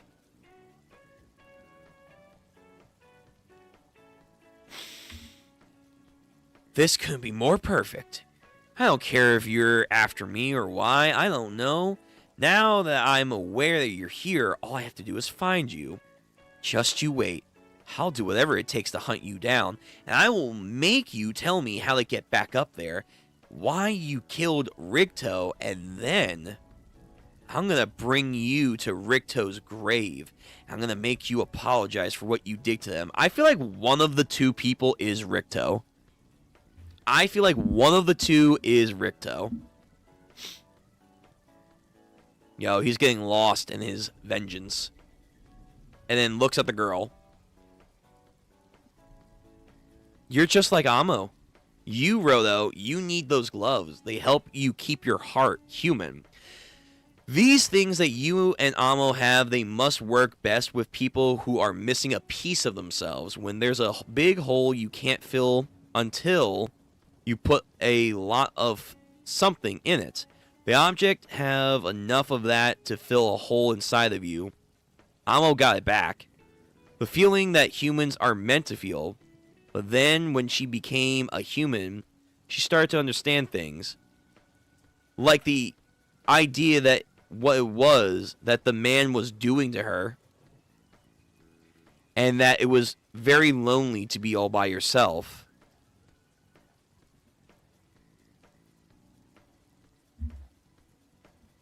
Man, don't attack people. Don't be crazy. But again, I know she can't help it. Amma wants to be with someone, wants to be needed by someone. But the idea of leaving home is scary. So Amma waited for people to come to her. She tried to build a relationship with other people who came to her garden, but it never worked out. And now, Rodo, you came to tell Amo you're sorry, and didn't you? You don't have to, because Amo is just bad. No, Amo's not the only one. We're all the same. All we know how to do is raise our hands to hit others. That's why the world will never ever change. Whew, alright. Okay then. Let's try and learn. Let's learn how to reach out our hands to connect to others together. Very nice, Rodo. Very nice. He's learning what Engine told him and hearing her story and how, in a way, they are similar. Not just with the objects looking very similar, but just the ideas that they've gone through. So he wants to be better. He wants to be better. I don't know how to do it either, but I want to figure it out together. You're already doing it. Are you sure you don't want to come with us? Yes. Amma wants to stay here for a while to sort out her feelings. Let's talk some other time. Rodo. Yeah, some other time. Okay, let's go. We'll be back, Amo. We'll see you later. Yeah. See you later. I'm surprised she's not coming with us. I figured, like, with the painter and her, they would be coming with us, but no, they're stationary. I guess that gives us a reason to come back and whatever. Well, we still don't know how to cross the border, but I think we made some gains here. We learned about the angels or whatever is trying to cross the border, and about vital instruments that have some logo as your gloves. Do you think those shoes are part of the series that the Raider was talking about? Could be. Angels. They want to see Amo later.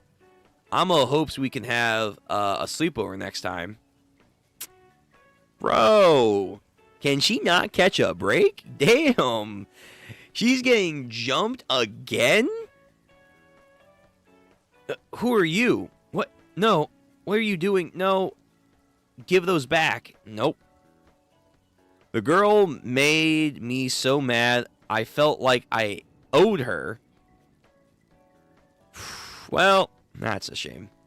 And when I learned the angel bastard was on the ground, I thought I'd fly off to handle it again. Bro, mad lad? The desert is a killer, you know. But oh well, I think I made some gains on this trip. Bro, she just dies alone? That's insane. That's crazy, Gachiakuta. She dies alone? As she just learns to be more human again. Man, that's fucked. But after hearing Amo's story, the anger just kind of vanished. Well, it's gonna come back again. Yo, fuck, I forget this guy's name, but this mad lad killed her.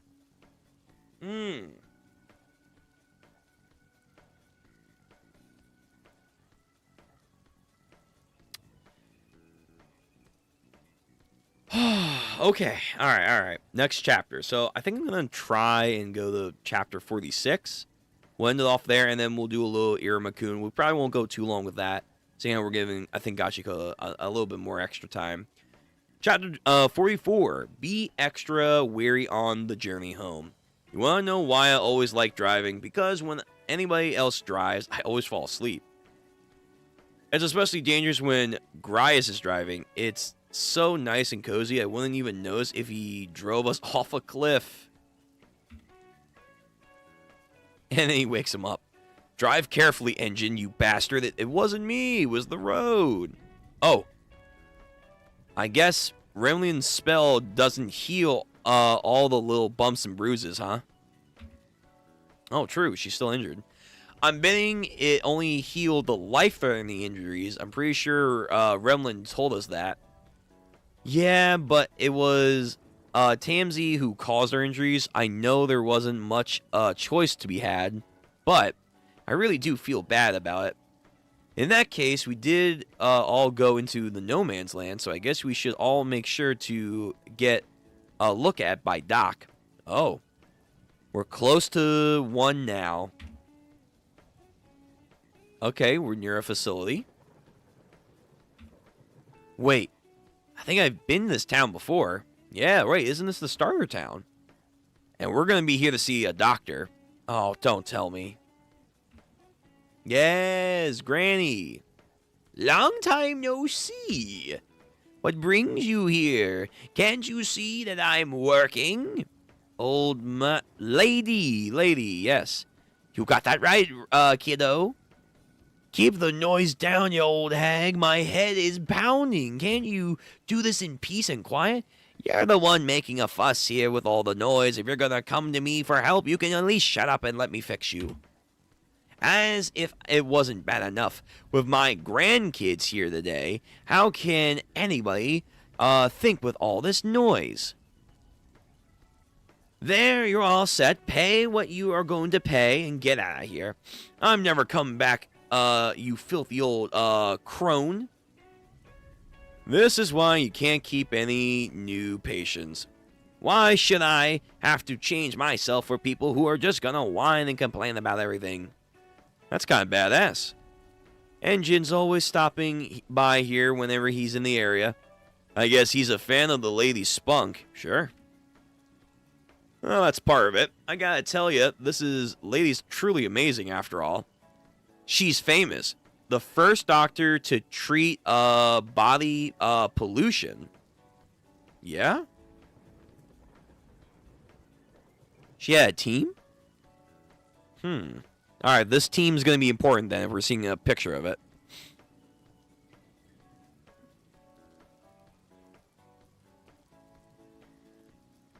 And she looked good back in the day. She looked pretty damn good. What happened? She was researching polluted matter for medical purposes and accidentally ingested some. The shelling is a side effect of that, I think. It affected her ears or something. That's concerning on many levels. Show some respect and use my name, damn it. It's Alice. Alice Stilza. And don't you forget it. Okay, Alice. What a cute name. Stilza. Hey, Grandma. This dessert you made me, it's tasty. Oh, true. She's the grandma of the inventor guy and the healer. Augie, I told you not to be so blunt, you know? Huh? What's everyone doing here? Their family. We make sure to stop once in a while, since our parents are gone. Yeah, they left us all before their time. And she helps me study to become a physician. A doctor with a brilliant mind, you know. You listen here, August. If you're gonna complain about the desserts I give you, then you won't get them anymore. As usual, family has some serious issues. Well, we've patched everyone up. Let's all go home. I'm tired. You drove here, right? Give us a ride. And what we brought is a motorcycle. The family really does have issues, claimed at least one victim. Oi, hey, how was the no man's land? And hey, how was the mask I made you? It's a long story, just get ready for a report. Oh boy, I don't like the sound of that. And then, motorbike. Oh yeah, The clouds come into the area pretty soon, so stay clear of downpour. We'll be careful. See you back at the base. Direction wise, looks like we're going to be taking the same route. What do you mean cloud? Ah, litter. Pollution. Fucking downpouring here. The sphere is always moving. And sometimes they dump trash on us. As you can see, it's pretty always follows the same path. It's safe to say that the zones we created help us stay out of it. But that junk falls from way on high. More than a few people have died when it landed. And that's why more and more people hate the Spherites. But sadly, no matter how badly you might want to revenge against them, if you head up to the top, you'll hit the border and you'll lose your life anyway. Yeah, it's really a mystery. Roto and those angels, they managed to cross, but how could they do it? I don't know, but I felt like I could see something. Right, the thing in the distance, the mass. You saw something? And what would that be? I don't know. I just have memories of it. Although it was that of an expanse was the border, then what on earth could it have been? Now it looks like a black hole. Ooh, stomach. It's me. Oh, I know it's a communication thing. It's me. What? Where are you now, engine? Oh, Semu. Yeah, we're on our way back. I got stories I gotta tell you. Yes, please do. But you should come in through the back way. You see, at the moment, we're dealing with a bit of a pest control. Who the fuck? Who is wanting to raid the base here? Yo, everyone is just fighting, man. There's no constant breaks. Okay, chapter 45. What was all that about? Well, the back way, pest problem, was she on? So they use a secret entrance. This is our back entrance. Still, we can't let the cleaners have a pest problem. We'll be becoming laughingstocks. So we got bugs or whatever? Oh, we got bugs, all right. They've got arsenals. They got fucking RGBs. Any little annoying little pests that we like to call attackers, really. So wait, there are cleaners, raiders, attackers, traffickers. What are these names? Bullseye. When I heard you were keeping a sphere right here, I was wondering what kind of security you guys be using, but it looks like you're not even trying, cleaners. This is gonna be a piece of cake. The Spherites as good as ours. They're basically fucking traffickers. Attackers? But that's bad. We need to go help and fight them. For crying out loud, we just got back from No Man's Land. Could they, lease do me a favor? And not bring us any more trouble? Yo, cleaners! There are an easy way out of this, you know. To stop us from opening more holes in your little nest, all you gotta do is relinquish that spherite. If you can't, this place is gonna end up in an empty lot come morning. Alright, someone's coming out. I'm surprised. I wasn't aware Pest even knew how to use the word relinquish. I don't know who's manipulating you with this kind of information, but it's actually rather refreshing you have to come all the way to our front door. I mean, not that it will help you, of course. Yeah, that's right. That's alright. We'll do things fair and square. Yeah, right. We're just the decoys. While we're out here distracting them, a bunch of my men have already broken through into the building. Oh, yeah? No need to pretend. You're not to worry, miss. Just hand over the sphere and we'll stop blowing up your place with holes. I'm not a woman. What? She's not? Excuse me? Huh? I'm just kidding. See how easy it is to manipulate people? What? You little hussy. Don't you fuck with me. And and where are the so-called holes you're talking about? Fixed. What? I just blew it up. Hey, what are you guys doing? You're supposed to be sneaking in the back. Yeah, about that. We actually can't really get in. We tried. Alright. Some creature over here. Ugh, we're kind of under attack again. My blood, runneth cold. If you want to enter the Cleaner's HQ, you need to get permission from our shield. The invincible shut-in. Oh, shit. Now you're speaking people's language.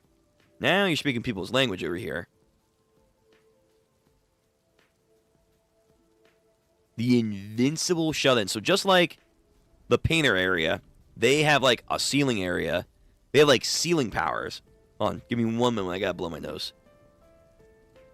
These powers are interesting.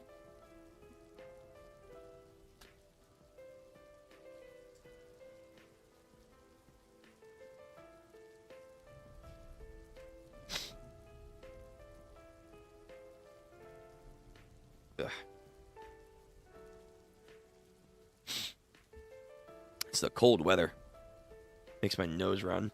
Hopefully I won't get a nosebleed. Fingers crossed.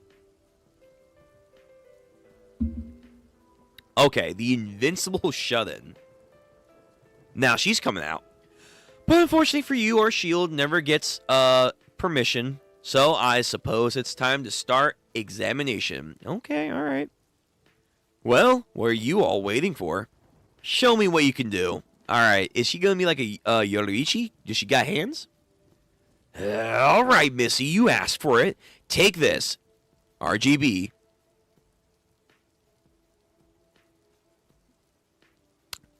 Blocks and dodge. And then redirects it at the same time. Okay, she has hands. What the hell? And then hits them directly. You dirty little... And then open fire. Does she have like super god eye or some shit? Yeah, looking like that one guy from Mob Psycho. Boom, bam, nah, dodging, baby. Who cares? And she's right in their face. Ooh, nice upper kick. Dodge, back, punch. So she has like extra high attunement with her eyes, and she's good with her hand-to-hand. She's tough. If you're going to go at me like this, try bringing some toys that aren't so predictable, okay? Aw, come on. You beat them all by yourself again.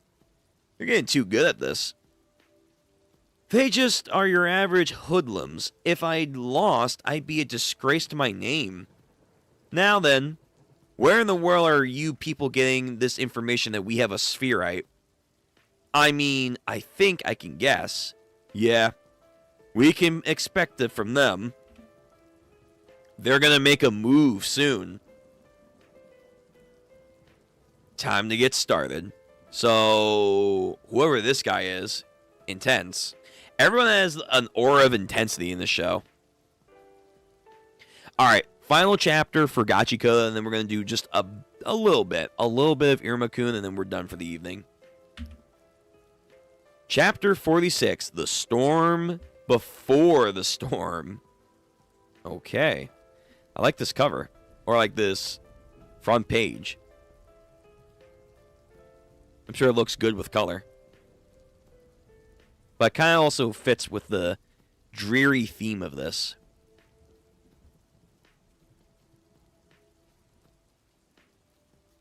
Alright, who are you? My name isn't important. I'm just a dapper old man who likes stylish things. For example, here I am, again in my stylish, eerie, don douche, washing away all the fatigue of my day. So you see, stylish food, the stylish staff, stylish, coffee regulars, and those two are new. It's really relaxing. It's to be the atmosphere, you see. This guy's pretentious. Hard would be if it not for those damn cleaners. Yo, why people hate the cleaners? They always come here often. I understand that they make a living by and exterminating trash beasts. But these givers, or whatever they want to call themselves, they're so dependent on a single object.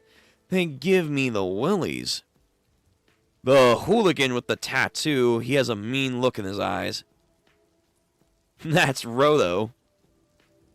The refined-looking fellow, he's a mean one in his eye as well. Oh, you're so right. Now, the cute girl has a mean look in her eye as well. So, basically, they're all mean-looking. All mean-mugging. Hey, Roto. Sorry, I accidentally drank from your cup. Turns around. Yo, double. Okay. What? He's the meanest I've ever seen.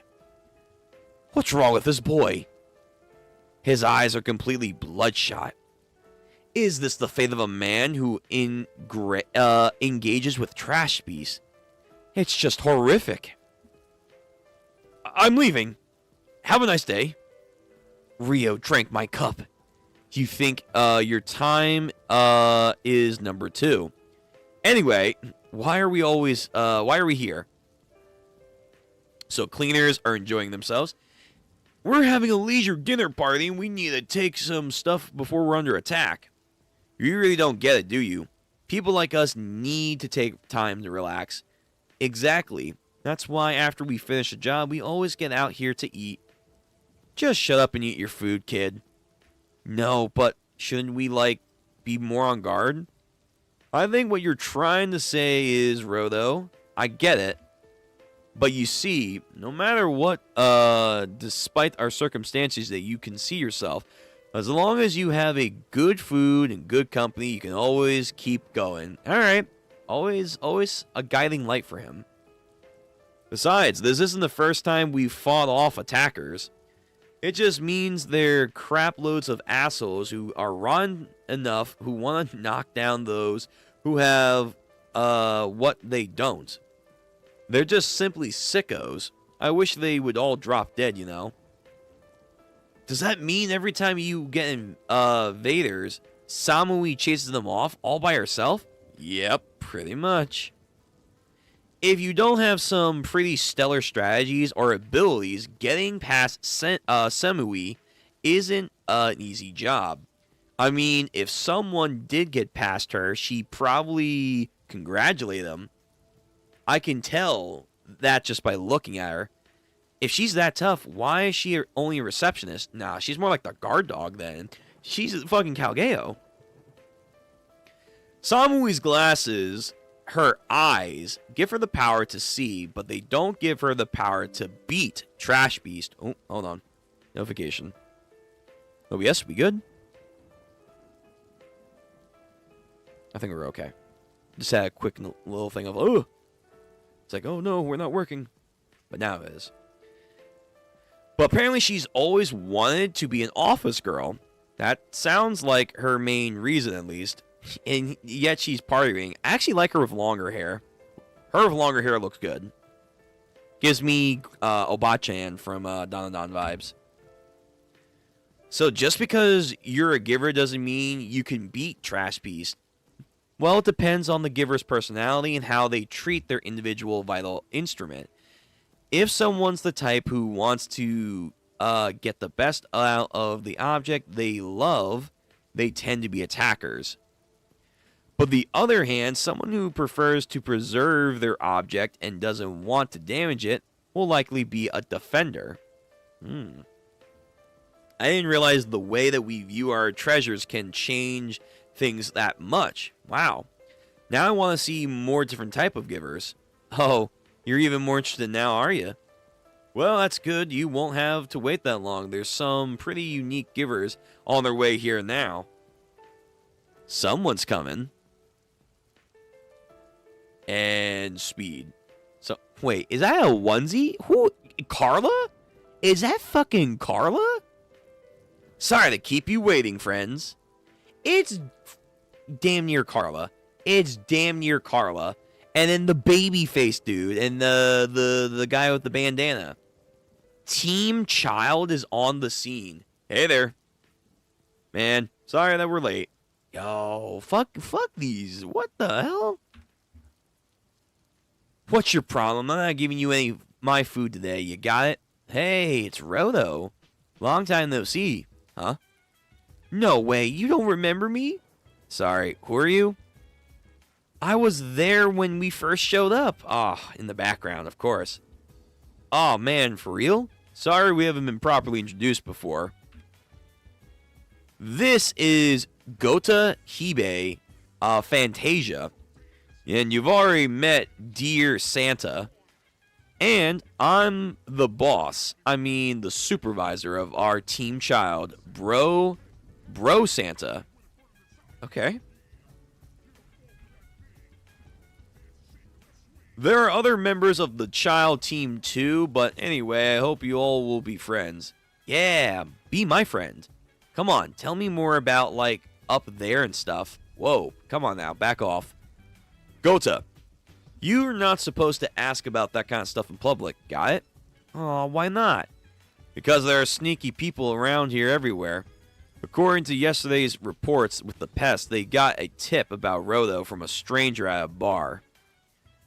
They said some guy had just appeared before them, and they gave them the information free of charge.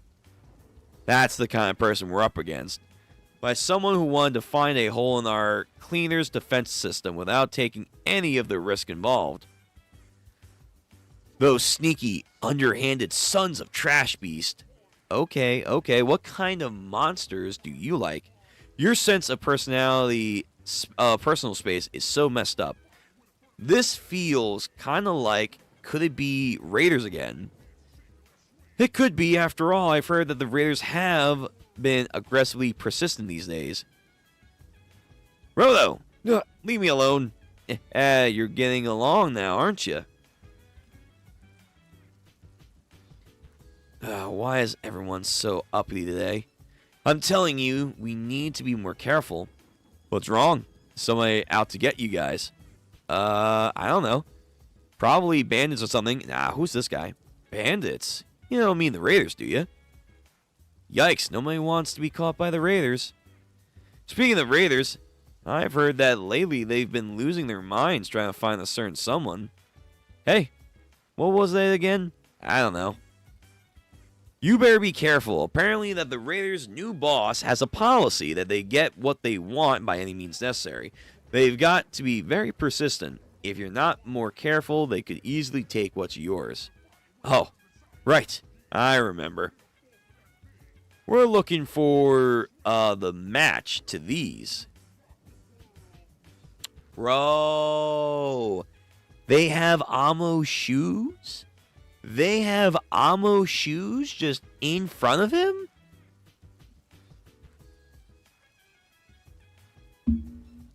Brother, you gotta be kidding me. We're doing this now? The fucking teleportation kid. Here's a tip, free of charge. It's me. I'm the Raiders' new boss. This guy? He's the boss?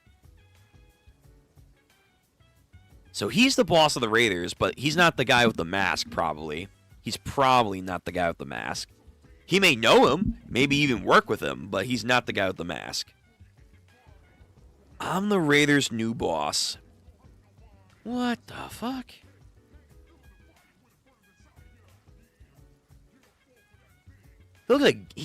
He looks like a diet Ginjo. Yeah, he looks like a diet version of Ginjo from Bleach. Okay. Alright. So, this is where we're going to be ending off. We left on a good cliffhanger then. So, next time we'll do 47 onward. And we'll probably do this as a separate stream, too. To get a little bit more progress. So, let me see. Yeah, we still have over 100 chapters to go. So, we still got to make some headway here. Okay. Again, Gachiakuta. Very interesting on their story and their world building. But the character stuff has been intriguing, man. We actually are getting a stride now. And, damn, sucks for Amo. She was crazy, but It was understandable. It was understandable on how she got to that point, and sad that she never got a chance to kind of like really be a person for a prolonged period of time. And that's how she ends up, you know, dying, because she kind of let her guard down to want to be a human, and then they just fucking show up and be like, hey, guess what? Die. Oh, man. That's fucked. That's really fucked. Alright. So, we're gonna quickly do, well, quick-ish. We're gonna go into Iruma-kun. I'm just gonna let the people know that we are now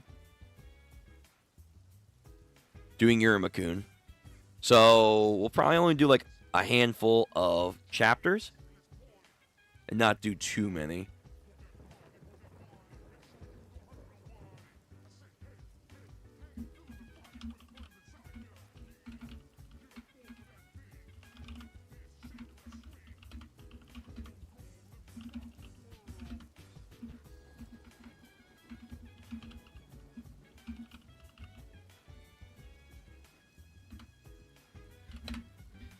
Let's see. 360 plus.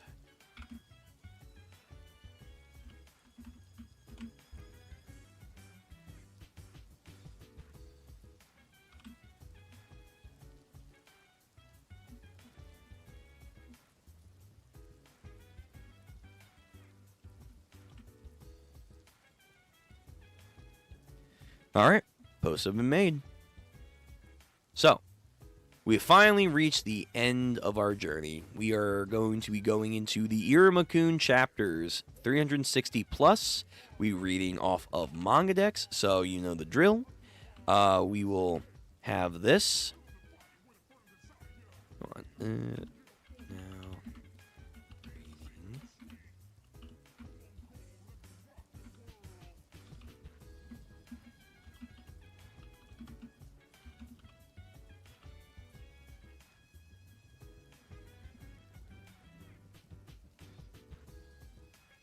Now reading Demon School, we have that pinned to the channel. You guys have it in the actual chat. VOD gang, you know the rules. It's going to be in the description down below. Last time we left off, we are in the middle of the Mephisto arc, as we've been deeming it. We have Iruma learning what it means to rule and getting his rank 6 badge, which apparently 6 onwards, you have to take special test. And as the 13th crown that's administering this, you have to follow Mephisto's rules, and it is to kind of build a mock sovereign nation kind of going on with these guys and helping out these people, the many-eared clan and their own like sorrows, understanding the dichotomy and social hierarchy of the demon realm while exploring that, and getting a little bit of knowledge, at least for us the readers, that Mephisto is an old demon.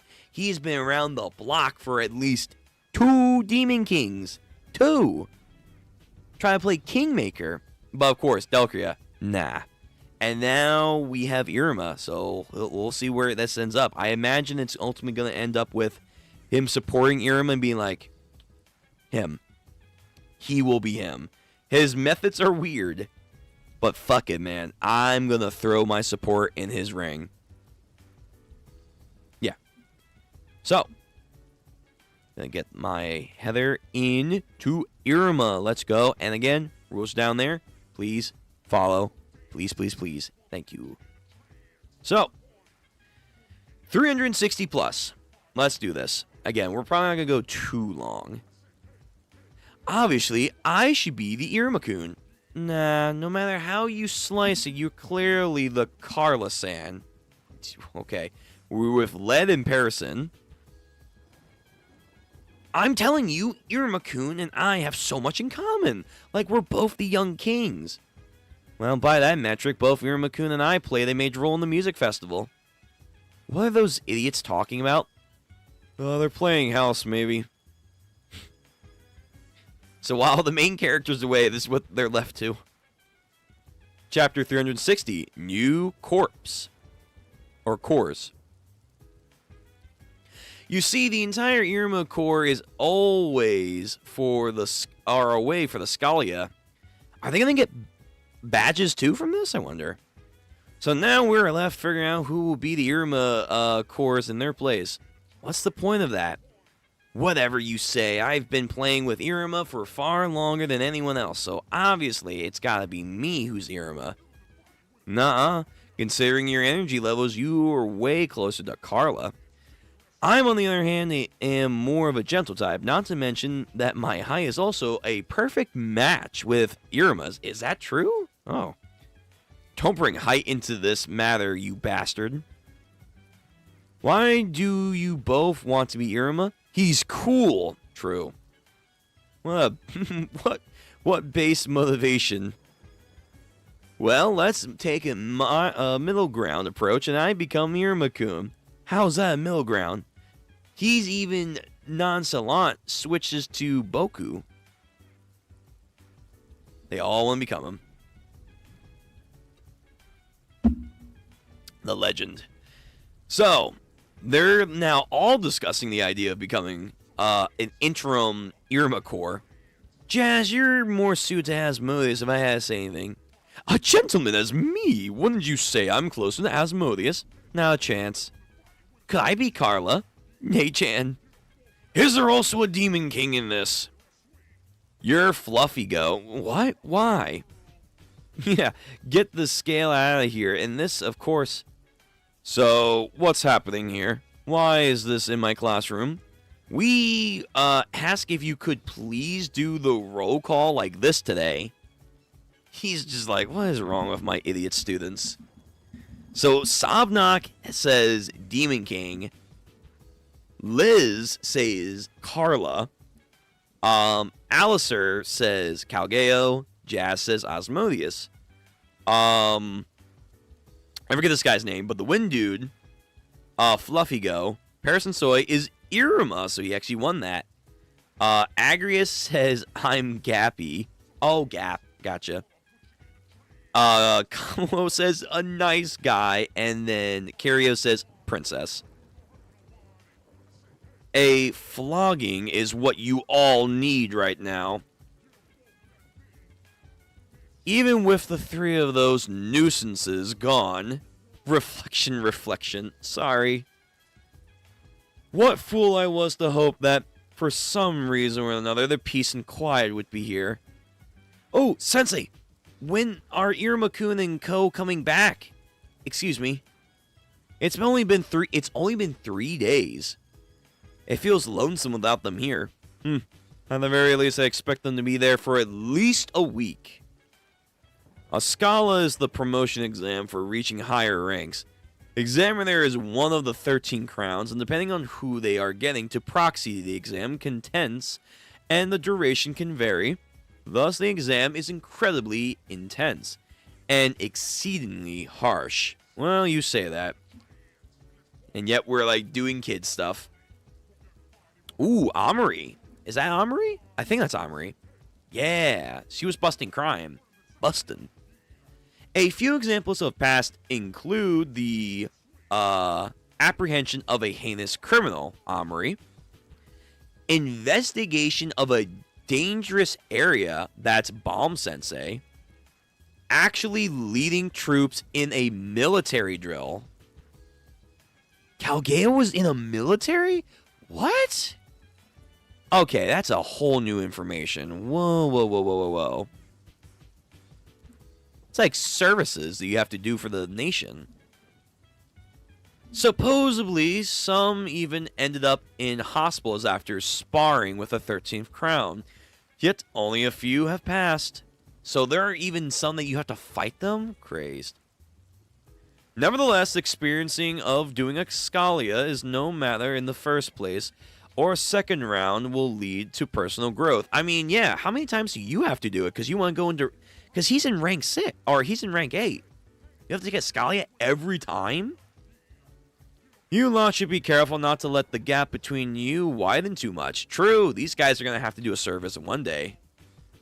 As of right now, that must be facing a sense of carnage and advancing in their personal journey. What a sight to behold it must be. Dude, don't even... No! Carnage. Yes. Babulous ears. Carnage. Let's take in the warmth of the sun all over with the ear pose. Ear. Relax your ears, everyone. Now, spring back into action. Whoopee. Come on, kids. Let's have fun today. PE in the morning's so great. It's a good feeling. He learned this from the student council for doing those exercises. What lesson should we be teaching today, everyone? Can we please read us another picture book story, Iruma-sensei? No, please have Asmulia-sensei teach us about magic theory. No, Carla-sensei, let's continue the game of grabbing the tail. Do not speak all at once now. Take turns when asking. Momo-chan, Kiryu-kun, and Jumbo-kun. Each of you wants to do something totally different. Yeah? What do the other kids want? He already remembered all of our names? Yeah, fuck yeah. He's goat like that. Of course, as expected of Iruma-sama. Listen, yesterday night, he wrote down every one of your names over and over to make sure he would remember. Alright, it's decided. Today's lesson is nap time. Hell yeah, nap time? Fuck, I vibe with that. How is this a lesson? It's a lesson about the essentials of relaxing. Master Roshi's words, man. If you train hard, you have to also sleep hard. Isn't it ingenious? It's a way to get everyone to quiet down. What's with Carla's Nei-chan lap pillow over there? True. I felt sleeping in the blink of an eye. That way we can take our time listening to everybody. Listen. Momo-chan, what do you like? Picture books and flowers. I know a lot about flowers. That's pretty amazing. Then you can be a florist. Oh. You'll sell flowers all over the netherworld. Ooh, given their dreams and aspirations. That would be totally fun and beautiful. You could sell flowers. Sell flowers over the netherworld. And how about you, Kiryu-kun? What interests you? I want to be a scholar and treatise. I love absorbing the wisdom and ideas of so many people. That's why if one day I could write such a treatise, he could be a part of his like defense, or not defense, but like his cabinetcy, like a goddamn president over here. That's cool. What sort of trees would you like to draw? I don't know. Maybe about aberrating verbal magic. That sounds quite interesting, Asmodeus says. He would definitely be working with Asmodeus. So that's going to be a future side person there. Hey. You know what I like? I really like the Demon Police. I'm going to enter the Demon Border Control and catch the bad people. Okay, Amori's getting an assistant in the future. Yeah, you can be a hero. Jumbo-kun sounds so cool and strong, but we're all just many ears. I knew it. We can't. Yes, we can. Hell yeah, motivation. That's why we're here. We're here to study at the school. Yeah, if we can study, I can be a florist. Yeah. I can be a scholar. That's what studying's all about. And I can enter the Demon Border Patrol. You can. We don't need to follow great people. We can become great people ourselves. Let's change the future of the many ears. We, the children, can do it. Nice. Right, Iruma? Yeah. In short, we are the new Many-Ear Corps. The new Many-Ear Corps. And you can be Captain Nova? So cool. I want to join the Corps. Alright. Yo, the future of the Netherworld's looking pretty bright. Looking pretty damn bright. We should make a flag. I like that idea. Before that, we should make a inaugural dance. What's that? A dance? And then other people, many years, are in grave danger now. They're just so used to being pushed around and been told that you can't do this. Now that the youths of the next generation want to strike out, that might be bad. Okay. Chapter 361, An Unheard Voice. All the seedlings for everyone is ready. Hooray! Now we just finished in time. Now we can have our hands on lessons of using magic. Quan, let's go. It's the one everyone wanted to try. They're thrilled for sure. Thanks for helping us out so much, Nova-kun. Were the seeds lined up in the pots? No, I was the one who originally asked to do it. Doing this isn't really that special. Nah, it's probably been tough teaching everyone. But with 4 years, I know we can do it. I hope all the students can find their potential. Yeah, okay. Now, let's get going. Everyone, good morning. No, the kids. Oh, their parents are like, don't go learning. Don't learn to be different. Huh? Nobody's here. Why aren't they here? Are they in the yard? Empty. Why? Iruma-sama, where is, Kiryu-kun? What? I'm sorry. He's feeling a little nappy today. What? Is he okay? We'll visit him. Oh no, please don't trouble yourselves. Yo, they don't want their kids to go through shit. I can't believe it. Everyone's out all at once? This is rather peculiar. I hope they feel better soon. Oh, Momo-chan. Momo. No, Momo, don't turn your back on them. Focus. Objectives. Yo, they're just being repetitive. You're teaching them just to be repetitive, man. What the fuck? This is not teaching. Iruma-sama, we have something to discuss. I apologize for the disrespect, but I will be blunt. I would like for you to stop teaching our children the magic. Why? The adults are expressing concerns. They're worried at this rate, the children will become engrossed to magic and they will neglect their hearing training. Did you ever consider that your hearing training and magic training can be one-on-one? Hello? What the fuck, old man? In fact, it seems that there are some children who even gone as so far as to skipping out on their training to attain your lessons. We can adjust our schedules to meet. That's not the issue, Iruma. I'm asking you to stop. No one will take any issues if Nova wishes to learn magic from you.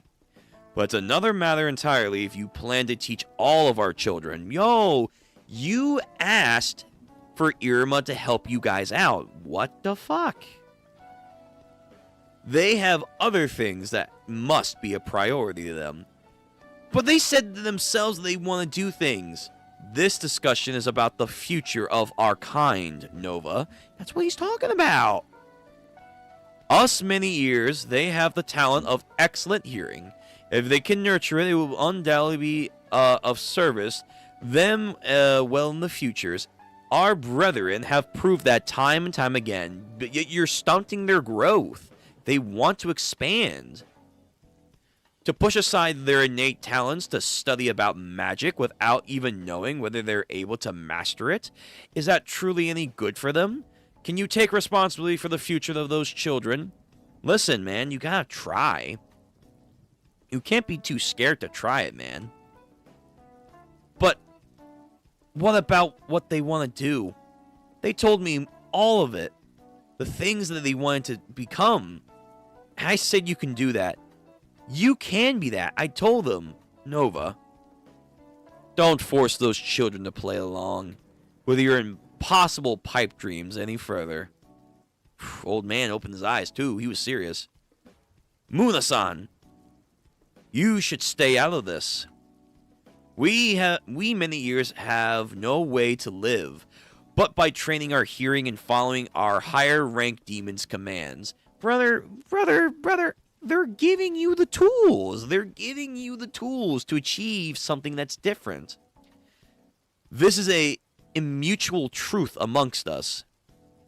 But you don't know that. If we just keep looking, then there could be other skills.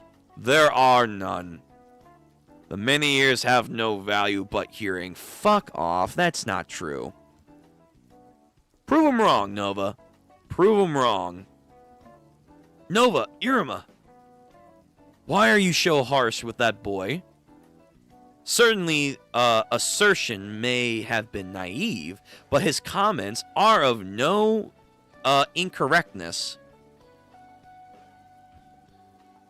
Bro, what are you doing, old man? Why are you doing this? I didn't want to say that, but we have indulged that boy for far too long. We should have made him face reality far sooner. Otherwise, he would have never given up. We put off having this difficult conversation. We adults are to blame for it all. Nova is not like the other children we have here. That boy, despite being a many ears, is unable to hear well. Really? Is that why he yells? Because he actually can't hear at all? Shit, it's like the meme? Really?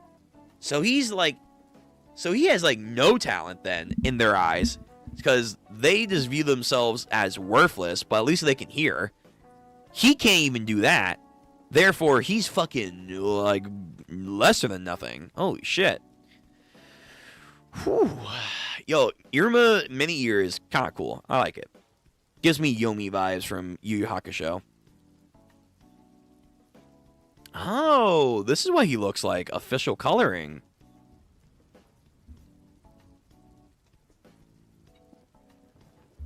Gold hair and black of ear. That's some royal color right there. Chapter 362. Only I know.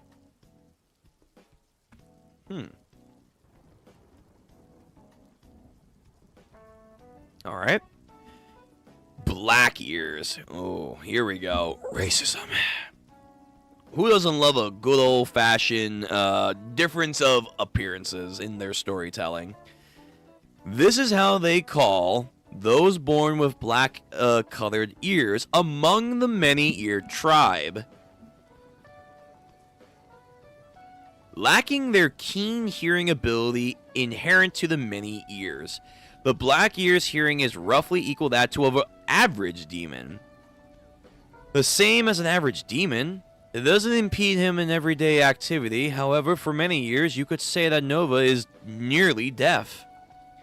I understand that boy feels distressed and anxious about his future, but we can't allow the other children to be polluted by his own anxiety. Black ears are incredibly uncommon. When a black ear is born, there is basically two things that they can be done.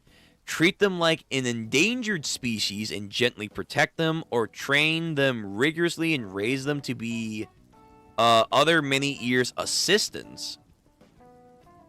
Either way, there aren't many who live that long anyways. I didn't want to be protected nor become an assistant. So I rebelled against the others and did stuff like studying magic and training my body to prove myself. Fuck it, yeah, go ahead. I may not hear well, but I can tell what everyone will think of me from how they can act. So he's hearing in a different sense. He's reading them differently. They think things like he's scared for his future. He's panicking. He's searching for his own role to play. Things like he's desperate to protect his place in the world. They're wrong.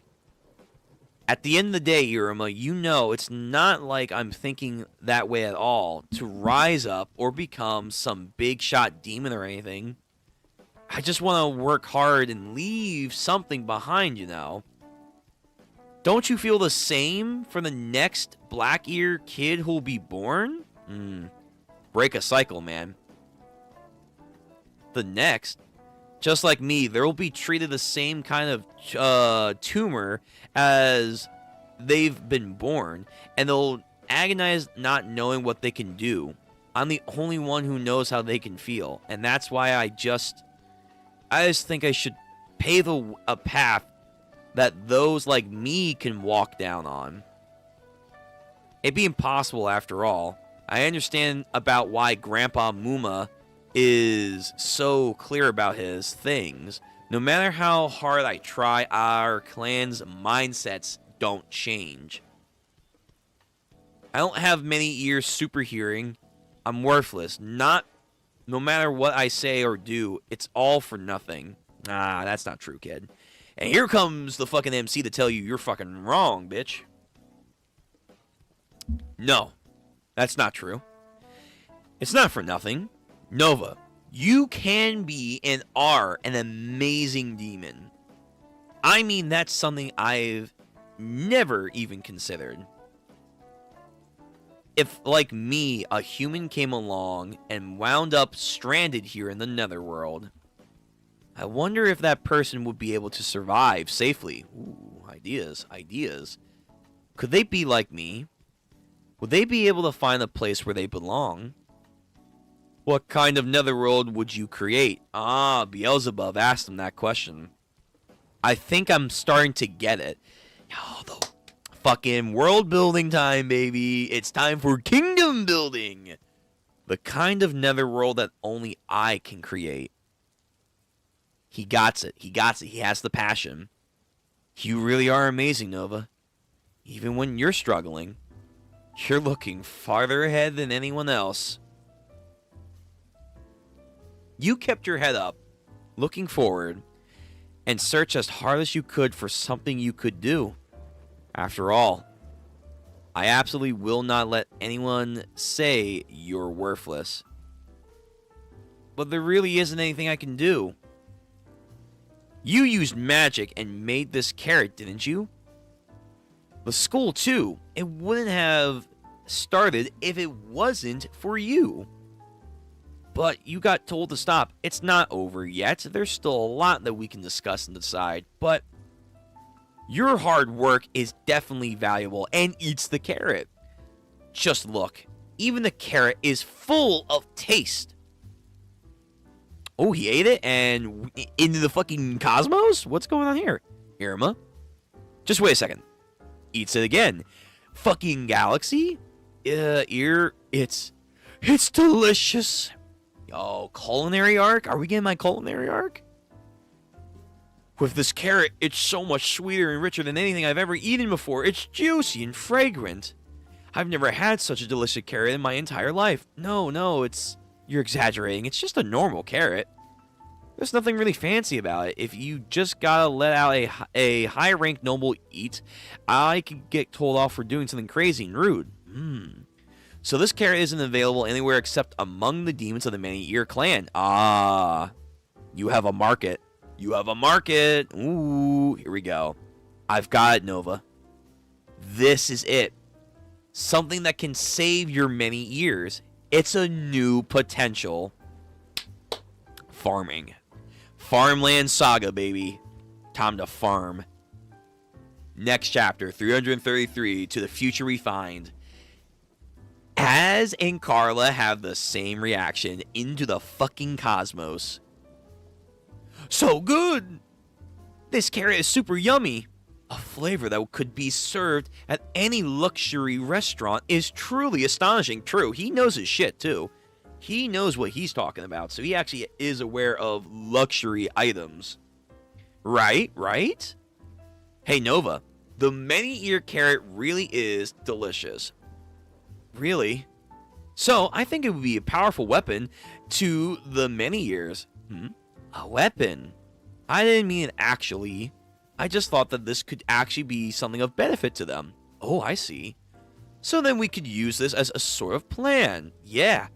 A real hard-hitting strat.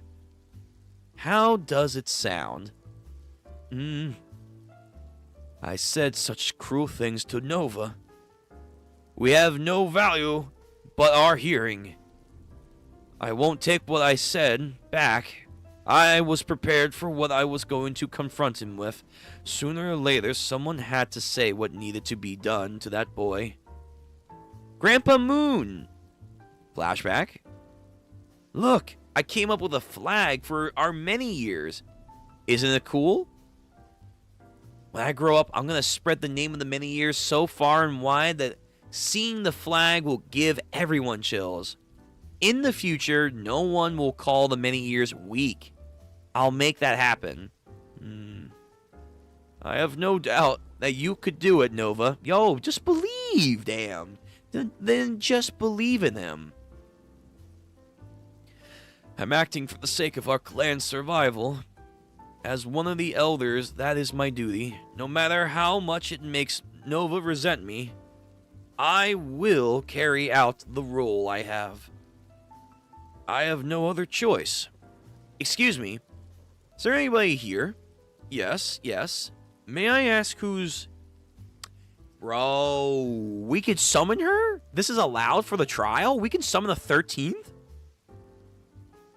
The great mommy herself? Here I am. Could I have a carrot, please? I bet you would. You would probably love that. Welcome, Amaryllis. And he's like, what the fuck? It's Amo-chan. Amo-chan Sama. Asmodeus Amaryllis of the 13 Crowns. Yes, goddess. Why is Amaryllis Sama here in all places? Well, my son told me that there was something delicious carrots here, so I came to buy one. Carrots? Yo, time to sell. Time to become farming merchants. Yes. She means this. What? It's a many-eared carrot. Many-eared? Yes, it's a vegetable that we've cultivated amongst our tribes. It isn't anything delicious. That I can allow a noble demon like yourself to eat. 1 carrot roasted whole. Huh? Yum. No, wait, stop. You shouldn't. 1 bite? Serious? David? Madam? Oh, to let your taste of something so foul. Nah. Going to do some Soma shit. I sincerely apologize. I'll buy this. Huh?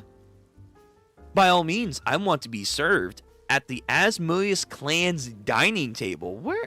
I want to see this. I want to see this dining table. Huh? You want our carrots? Yeah, I'll pay about this much per carrot.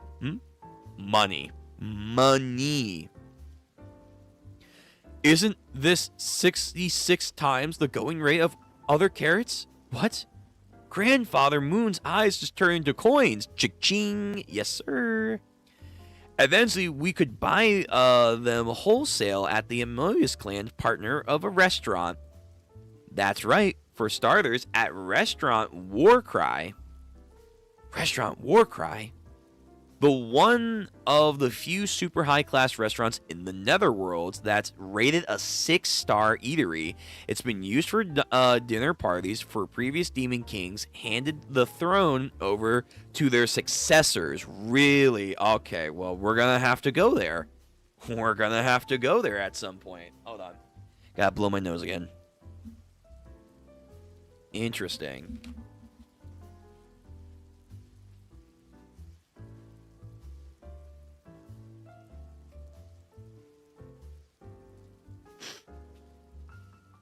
Ugh. All right. Wow. Okay, so we have a new important place to go. That restaurant is said to be the origins of the 13th dinner. Their secret recipes passed down from generation to generation, and their script of hospitality and indisputable first class.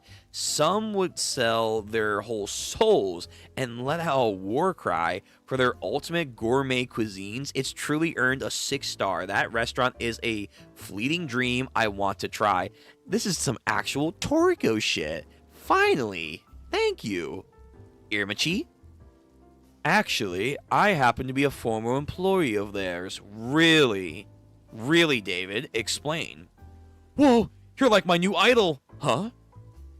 If you're a partner with Warcry, the mini-ear carrots can be famous in the blink of an eye. Whoa, really? Is the mini-ear carrot really that good? It's just as they said. For starters, I could have had around 1,000 of them. 1,000? Yes, I'll be thrilled if you could give me them. Excuse me? That mini all of a sudden is not gonna happen?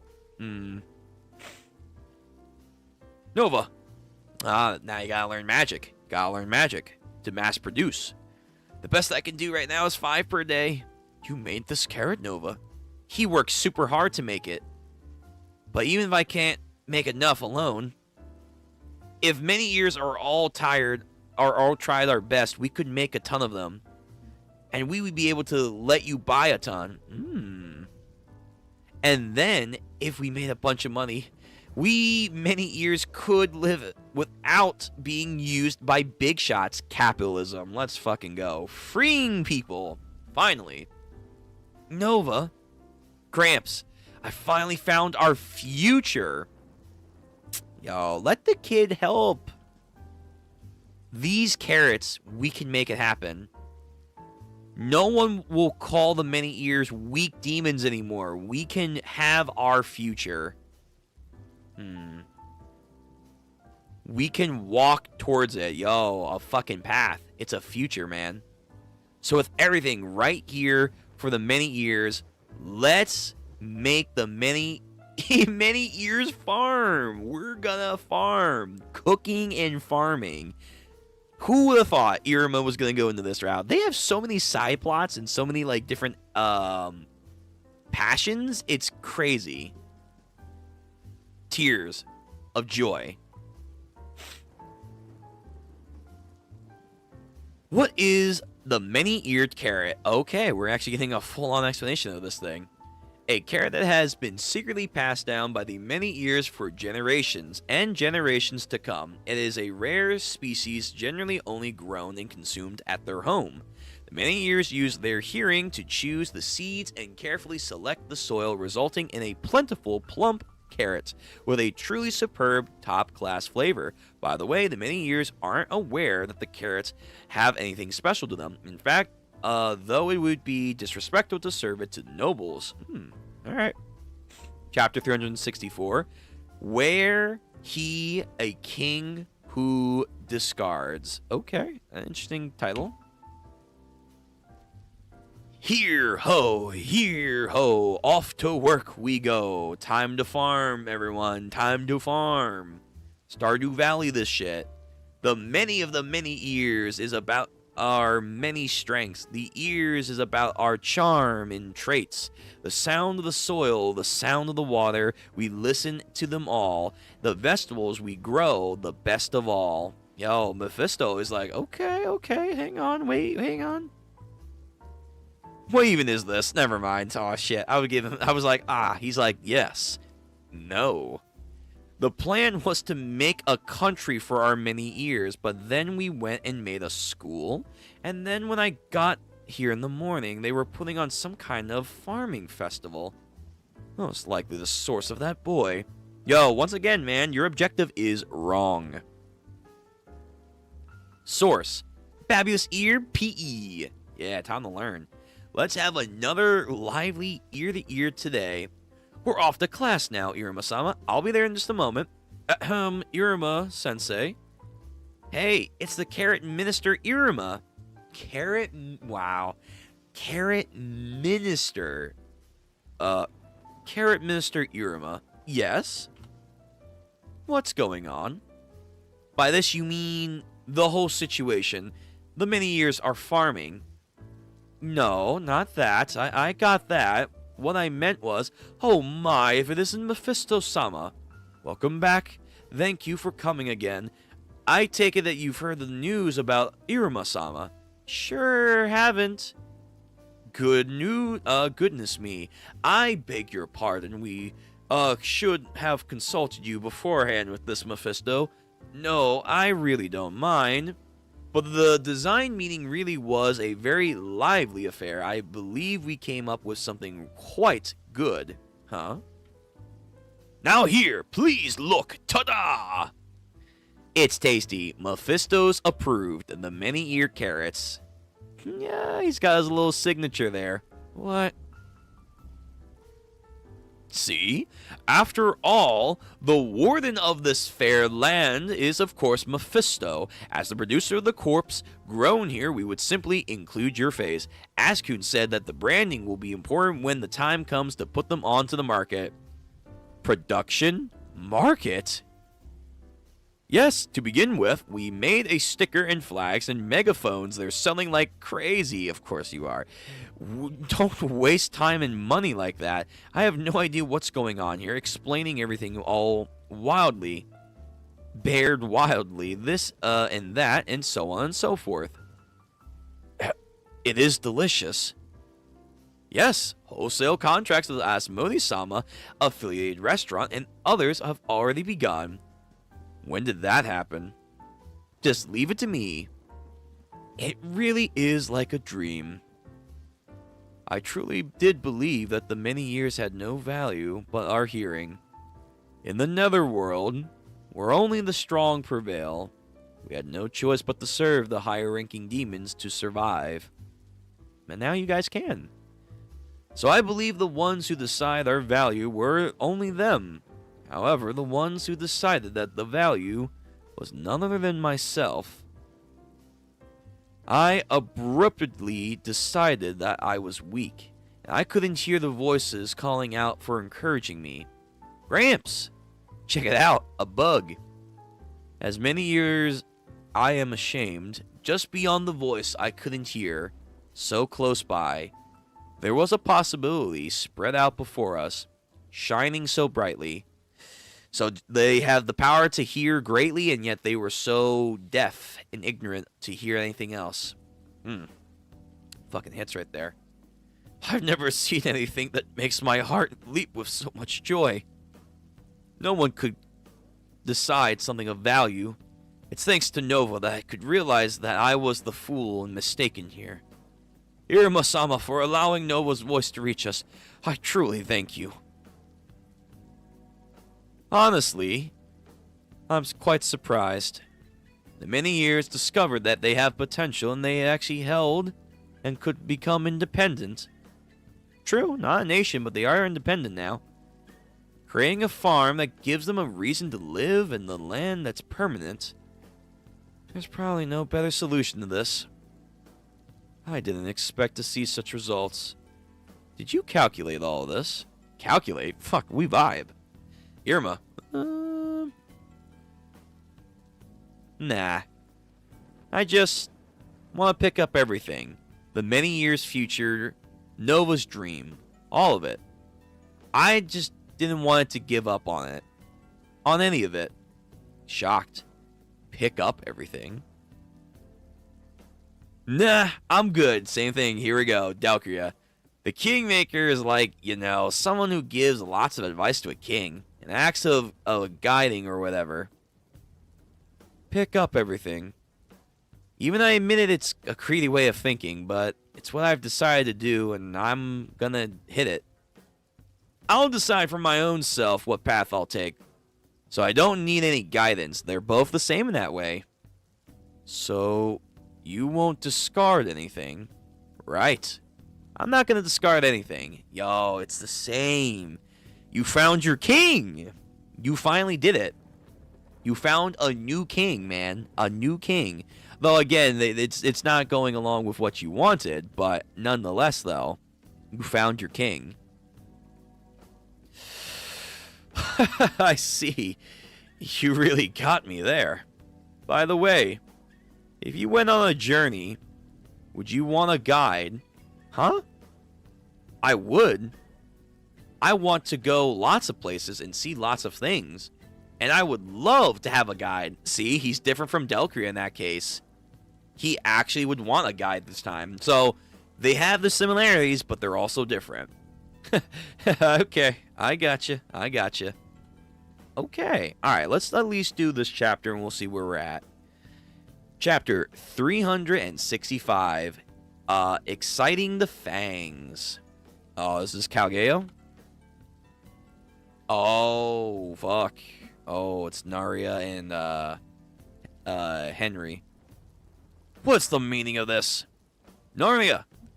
You could at least knock first, Henry. True, I guess technically he's in charge now. I read the report about the Fang platoon deployment to the south. I hope you have a good explanation for why you're mobilizing them. This is liable to have the influence of the Netherworld, and I just sent them to nip a problem in the bud. What do you mean? fuck? Is he sending... He's gonna send a platoon to the goddamn, many years? Aw, jeez, man. You gotta be kidding me. Due to the Scalia examen administration by the 13th Crown, Sir Mephisto, there is a push for the many years to move towards an independent movement. The many years? In a way, he's kind of a many years, because he has, like, 4. The many years are all-important years of high ranks. Their superiors, their superiors ask for reconnaissance, appraisal, and intellect collection.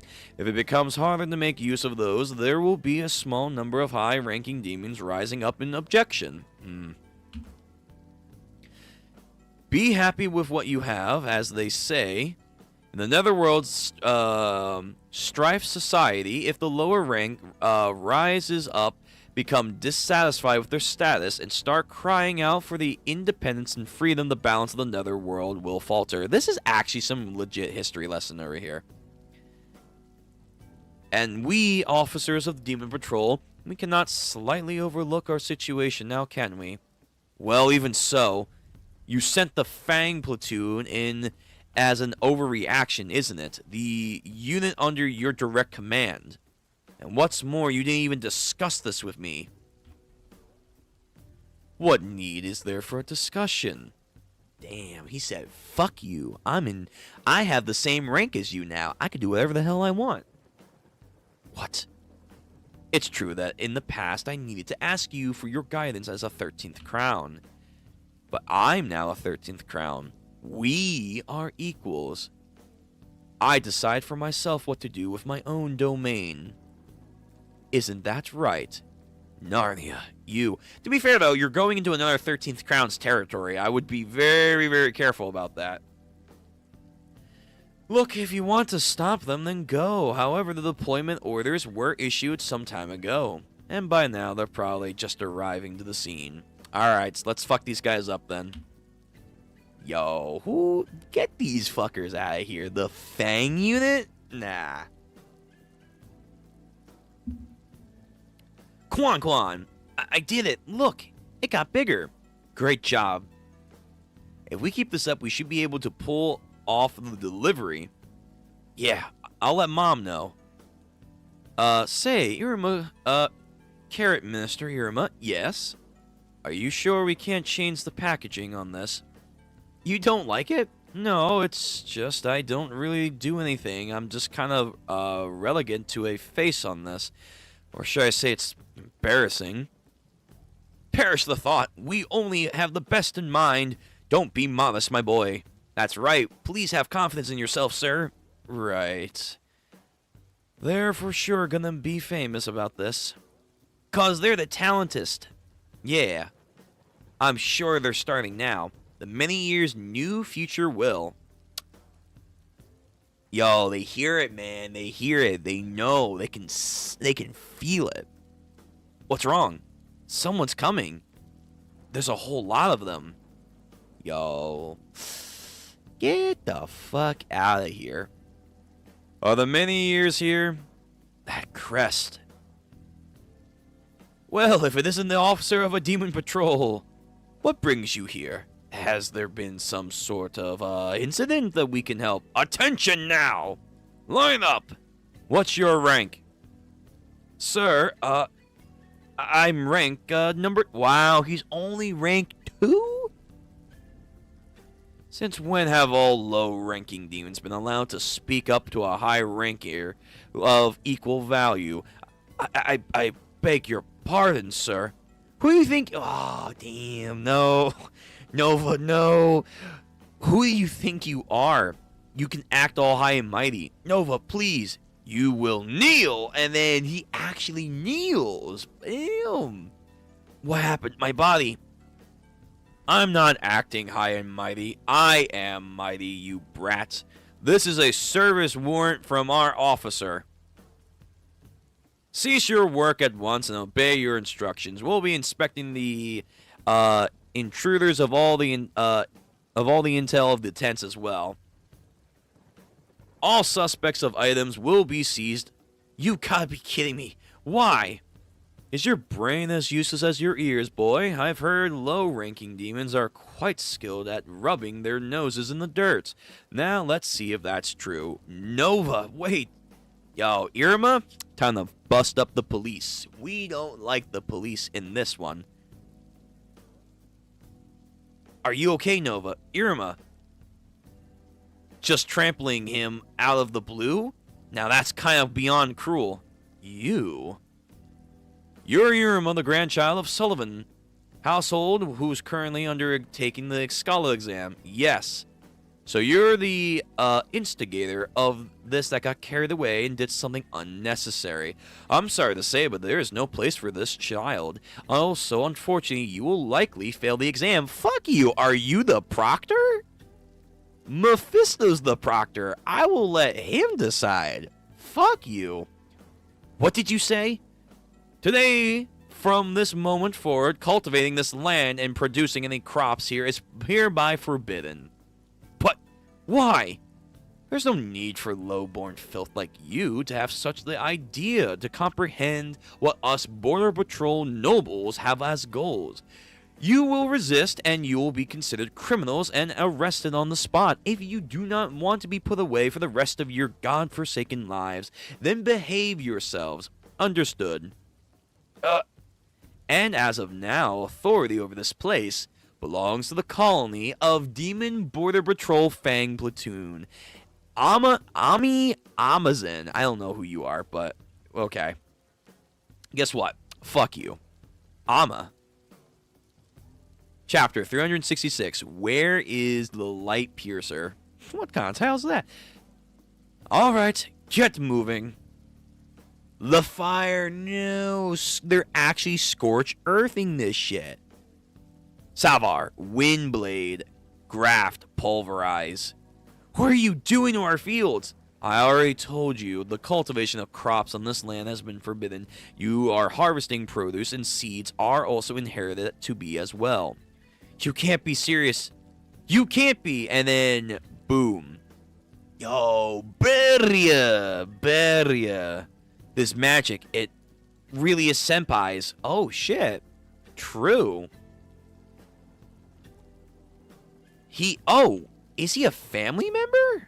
Oh, shit. We'll be finished soon. You can just sit back and watch. Cut it out, please. That's our hopes. Why are you burning it?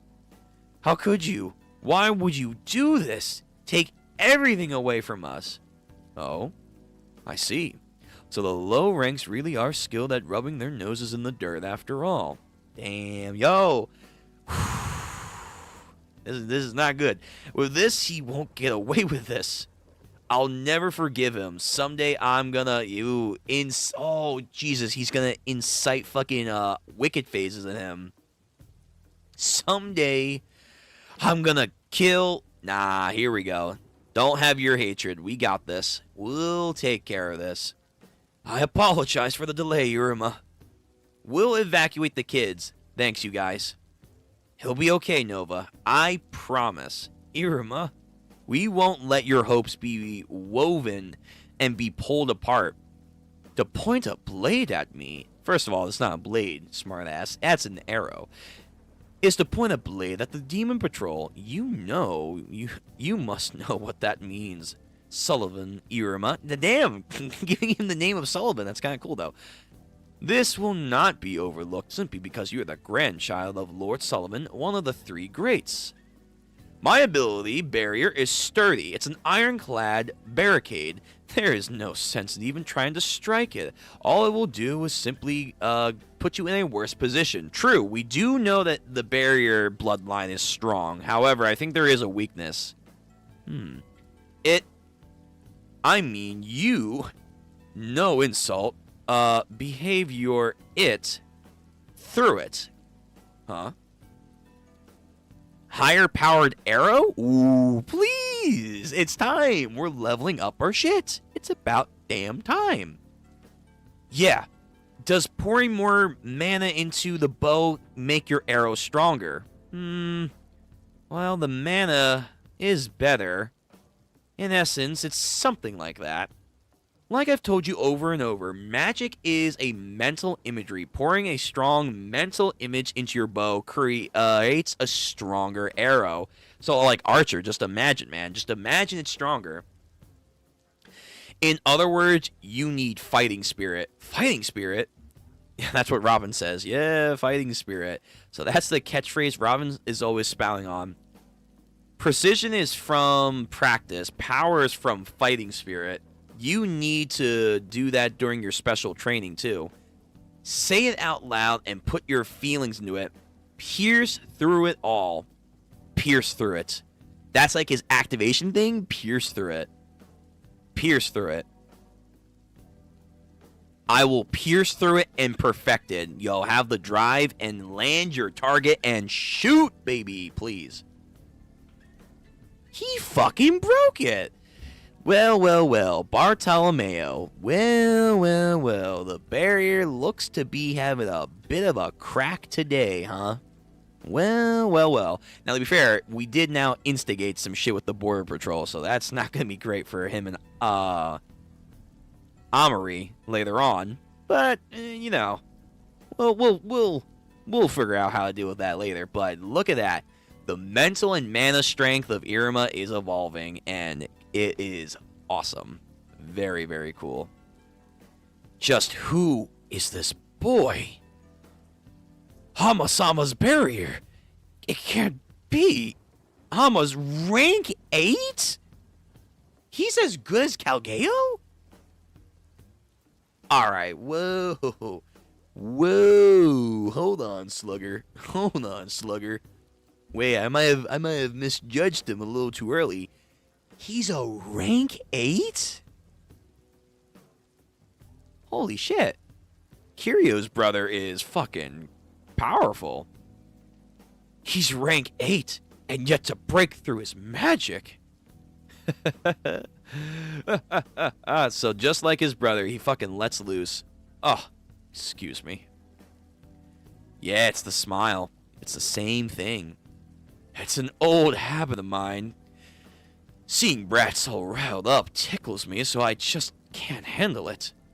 Now then, personally, I believe that fools who misbehave should be whipped, or whether they're brats or babies. For ignoring my warning and defying our noble demon border patrol orders, I shall have you pay a price. You will now be under... Yes, the youngster these days sure are feisty. Thank you. Thank you. We have a 13th crown here. Like, stop this. No. What? Iruma-kun, that's no good. You've got to think about these things more clearly. It's hardly the wisest move to just toss your own position into jeopardy, you know. But knowing you and your own powerlessness and still standing up to protect the clan's pride, without a doubt, that's the determination and an irreplaceable quality for a king. Mephisto the 13th Crown? Where did he come from? Now listen, your light is still quite faint. Bro, fuck your barrier. That's right, this guy has like a piercing technique.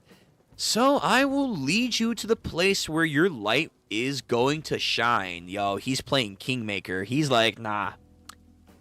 Long live the king. Get the fuck out the way. Yo, fuck your barrier technique. Who gives a fuck?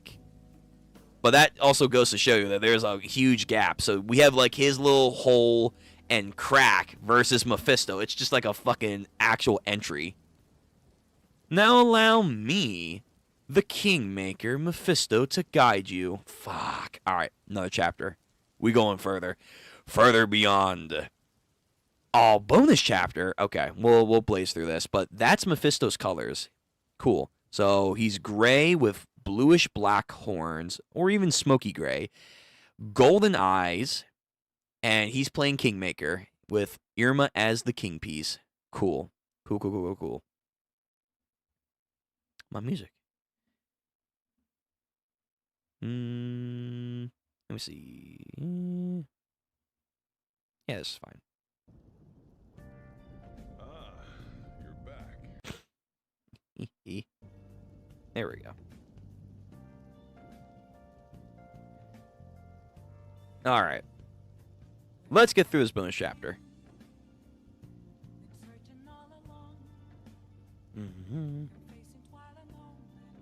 Mephisto's side story? Oh shit, okay. This one's important. Mephisto, what sort of king would you next want to serve? I like someone who makes raising them feel worthy. Let's see. And the greedier they are, the better. I hope you're able to meet them. Well, he did. He did. Eiko, of course. Eiko's got a guest story. Iruma-sama has been so far away lately, both physically and in terms of rank. The better party's tricks award led to Scalda and the higher rank promotion exam. Now, it's truly incredible, and I'm happy for him, but he's just getting further and further away. It feels like I won't be able to see him anymore. Yo, level up, level up, level up. Of course, her comrade. Thank you, comrade. Receiving a very long message full of relief and gratitude. Very nice. Preventing the independence of the many years. Chapter 367, A Dreadful Enemy. No, Colonel Amazi. We're preventing the cultivation of the land and conducting an investigation of the site in order to preserve the natural order of things. I beg your pardon, sir. Okay, so he was a little hesitant to do this until his superior said, do it. I ordered you to bring the Fang platoon to that site at once and see that the vegetation demand harmful to the netherworld is incinerated. Sir, I understand, but currently the 13th Crown Mephisto-sama is surveying that area. Shouldn't we ask Mephisto-sama to refuse to cooperate with the investigation? How would I proceed? The odds that he'll refuse are slim. He may have authority, but it's only temporary for the duration of the Scala. Really? That's only temporary? I thought that was in his terrain. You see, for Scala examinations, a 13th Crown only has role into an act as proctor who decides whether the exam has to pass or fail. They don't interfere with inciting that the rise of the exam site. Rather they shouldn't. That's the natural order of a Scala. Fuck natural order. Nah, man. You don't understand us then. I believe it's highly unlikely that even Sir Mephisto will judge and be objective here. Understood. Then I will depart at once with the troops. Still, there could still just be one thing that you should be aware of. And that is... Yo, get ready. 13th Crown. Mind Games King Mephisto. He made such a wide hole in Amazon's barrier. How is that possible? You know. Search warrants. I had to look over it, you know. It's a pretty exacerbating thing, isn't it? It would be taking about nature preservation, banning the cultivation of crops whose security hasn't been granted. Isn't that the kind of unreasonable nature preservation out in the wasteland area? This is an official matter that was issued by Demon Patrol Border. Right. In the first place, I suppose it to be in charge of the area, you know. You were given provisional authority of this area by a Scala is underway. However, once the Scala ends, control returns back to the Netherworld, and thus the Demon Patrol has sanctions over this, and should be issued come to light, Demon Patrol takes over management of both this land and the many ears that inhabited its area. Alright then, fuck it. Why don't we just move them to Mephisto's area then? Fuck it. Oh, an issue, huh? Mephisto-sama, I'm aware that this is the many, this may hinder the Scala, but I'm afraid this issue is between the many ears, those boys, and the Demon Patrol now. I believe you have nothing to do with the matter, Mephisto-sama. Well, you got me there. Nothing to do with me. Well, but I'm so sorry to say this. I do have many things to say. True marketing. I am the face. Wait, is that... Yes, it's a trademark of the many ears carrot industry grown here. And would you look at that? my face. And who's more than written right there? That is Mephisto's approval. You got into something big. In other words, this little mark right here that you decided, that's all the crops of the property that belongs to me. There we go. We can move. No way! If you go putting your hands on my property, I'm just gonna have to say something about this. So then you have no rights, and thus you can go ahead and get out of my field. Mephisto-sama, are you sure? If you mean to resist us, the same will be said as making an enemy of the Demon Patrol and the majority of the high-ranking demons.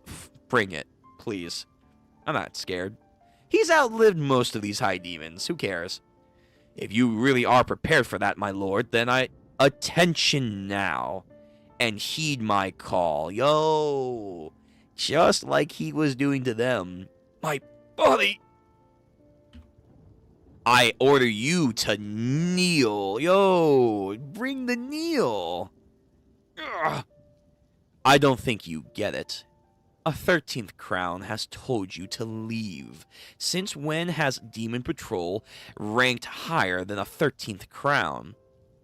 Well, I don't dislike having to clear who's on top. After all, you've got to show respects for your betters, isn't that right? This man, he can't be serious. Show respect to your betters? Like this? It says, yo, pledge! Pledge to your king, to your future king. Yo, Mephisto is on this train, man. Mephisto is like a secondary Asmodeus. He's a secondary Azkun. He's like, yo, I'm propping the next fucking king. Yeah, get on your knees. Get ready. You're going to be serving this man in a couple years. Give or take. Give or take. You're gonna know when to kneel, man. Like this, it's as if. Still, there's just one thing I should be wary of, and that is Iruma. Iruma, sir? That's the upsetting of the balance of our netherworld. A weed in the garden. Proof this is unnaturally a large amount of power that has been gathered around him. You see, Sullivan of the Three Greats, Asmodeus Azul, the Barbarous clan, and other prominent and high-ranking demons in our netherworld have now come to support him. True. True. I mean, that's their decision, man. That's their decision. Why then, sir? There is no explanation for it. There's something about that boy that draws in demons. As you handle this case, the one thing you should most avoid is allowing the 13th crown Mephisto to become wrapped around Iruma's finger. Too late. Too late.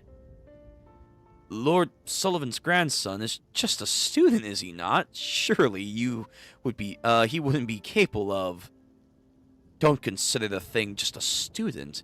Consider him an unknown monster that you must crush. Oh, wow. Jesus. Okay, so he is very hatred towards Iruma.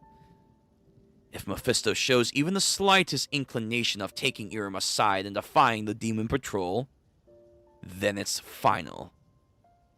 Yo, sweating. He's like, fuck, I gotta do shit now.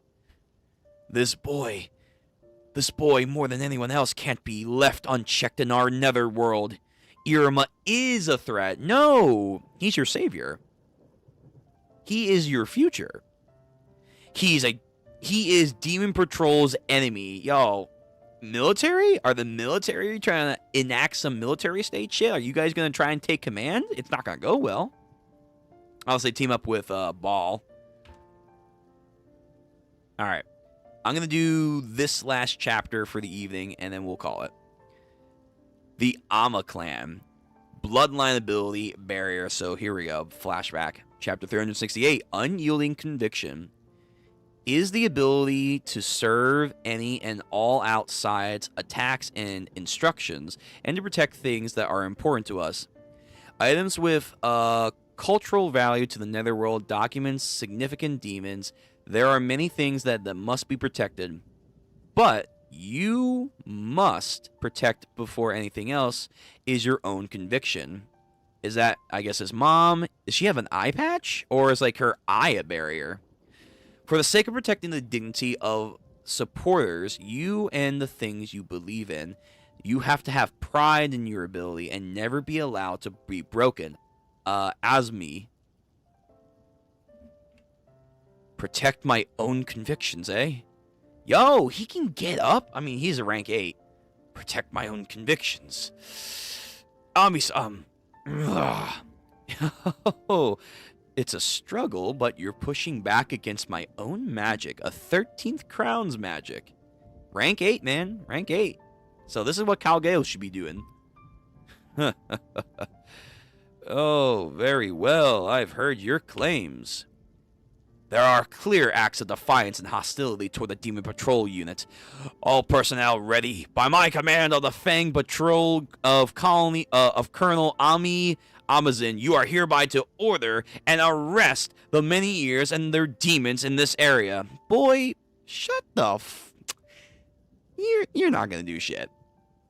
They are hereby arrested. Someone's coming in. Okay, stop for a second. Please settle down. Cease hostilities. You need to lower your weapons and stand down. You? Gets into position. 13th Crown Mephisto. I apologize for this discourteous caused by our hasty decision here.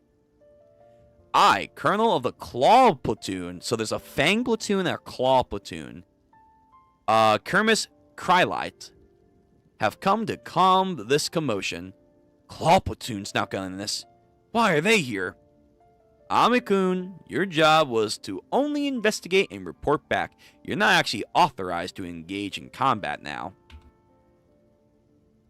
I have permission from the Demon Patrol office, Vice Chief Fernan. The Fang Platoon and myself have authority to govern this matter. So I suggest you stand down. Okay. Military strife in their own army. A withdrawal notice. Actually, their withdrawal notice is a fucking staghorn. What the fuck is that? That reminds me of Iruma's thing. This is Delcria's crest. Oh. Whoa. Hold on. I gotta go back for a second. Welcome to Demon School. It was Iruma's, like, Iruma paper. Hold on. Or let me go Iruma stats. That's what it was. I think it was. Iruma stats. Yeah, he had the same fucking crest as Delcria. Okay, so we are damn near hitting the nail on the head here. This is Delcria's crest. You should shut your mouth and put your fangs away. You're making trouble for that Fenrir-sama. I understand. All personnel, put away your weapons now. Company fall in. Well then, I shall escort the Fang Patrol back at once. At a later date, we will set up an opportunity to apologize and discuss your patience in this approach here. Gotcha. All right, withdrawal. Yes, sir. Yo, military. Excuse me. Ami-san, are you... Don't you ever forget this. Demon Patrol will not let you get away. Fuck it. They left? Are we safe?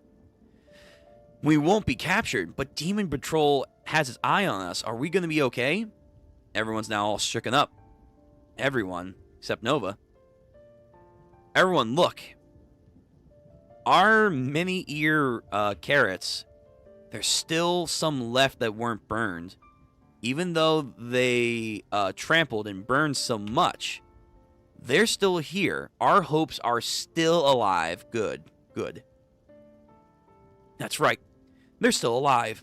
We can survive from this. Against the Border Patrol, that's incredible.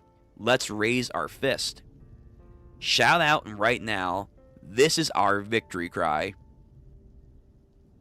Their people have a future, man. Yes, it's been safely settled now. It was close call, but we avoided the worst case scenario. That Iruma boy you're worried about. I'm getting a little curious myself, Chief Henry. Hey, backed him up. Back him up. What time is it? Fuck, I want to keep reading.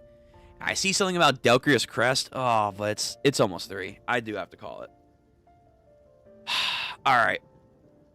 We'll have to call it for now. We'll have to get back at this. Ay, ay, ay, ay, ay. Okay. Alright, so we got to 368. Not bad. How many chapters do we have left? Still a fair bit. Wow, holy shit. Oh, man. Okay. Well, that's going to be it for today. We did our reading for Ichi the Witch, JJK Modulo, Gachiakuta, and the Iruma-kun. Thank you guys for coming out tonight. I really do appreciate it. Thank you guys for sticking by. Thank you guys for supporting. Whether it's coming in the chat or just commenting in the streams or just simply watching in general. I always do appreciate you guys, and I want to try and get better for you, and hopefully we're going to get to a place where we have a lot more variety and things and opportunities for the channel to grow. So, thank you again. Till next time, I'll see you guys later. We should have a stream situation set up for this week, and till then, take care, stay safe, stay hydrated, stay warm if you're like me in a cold area. And yeah, till then, peace, guys.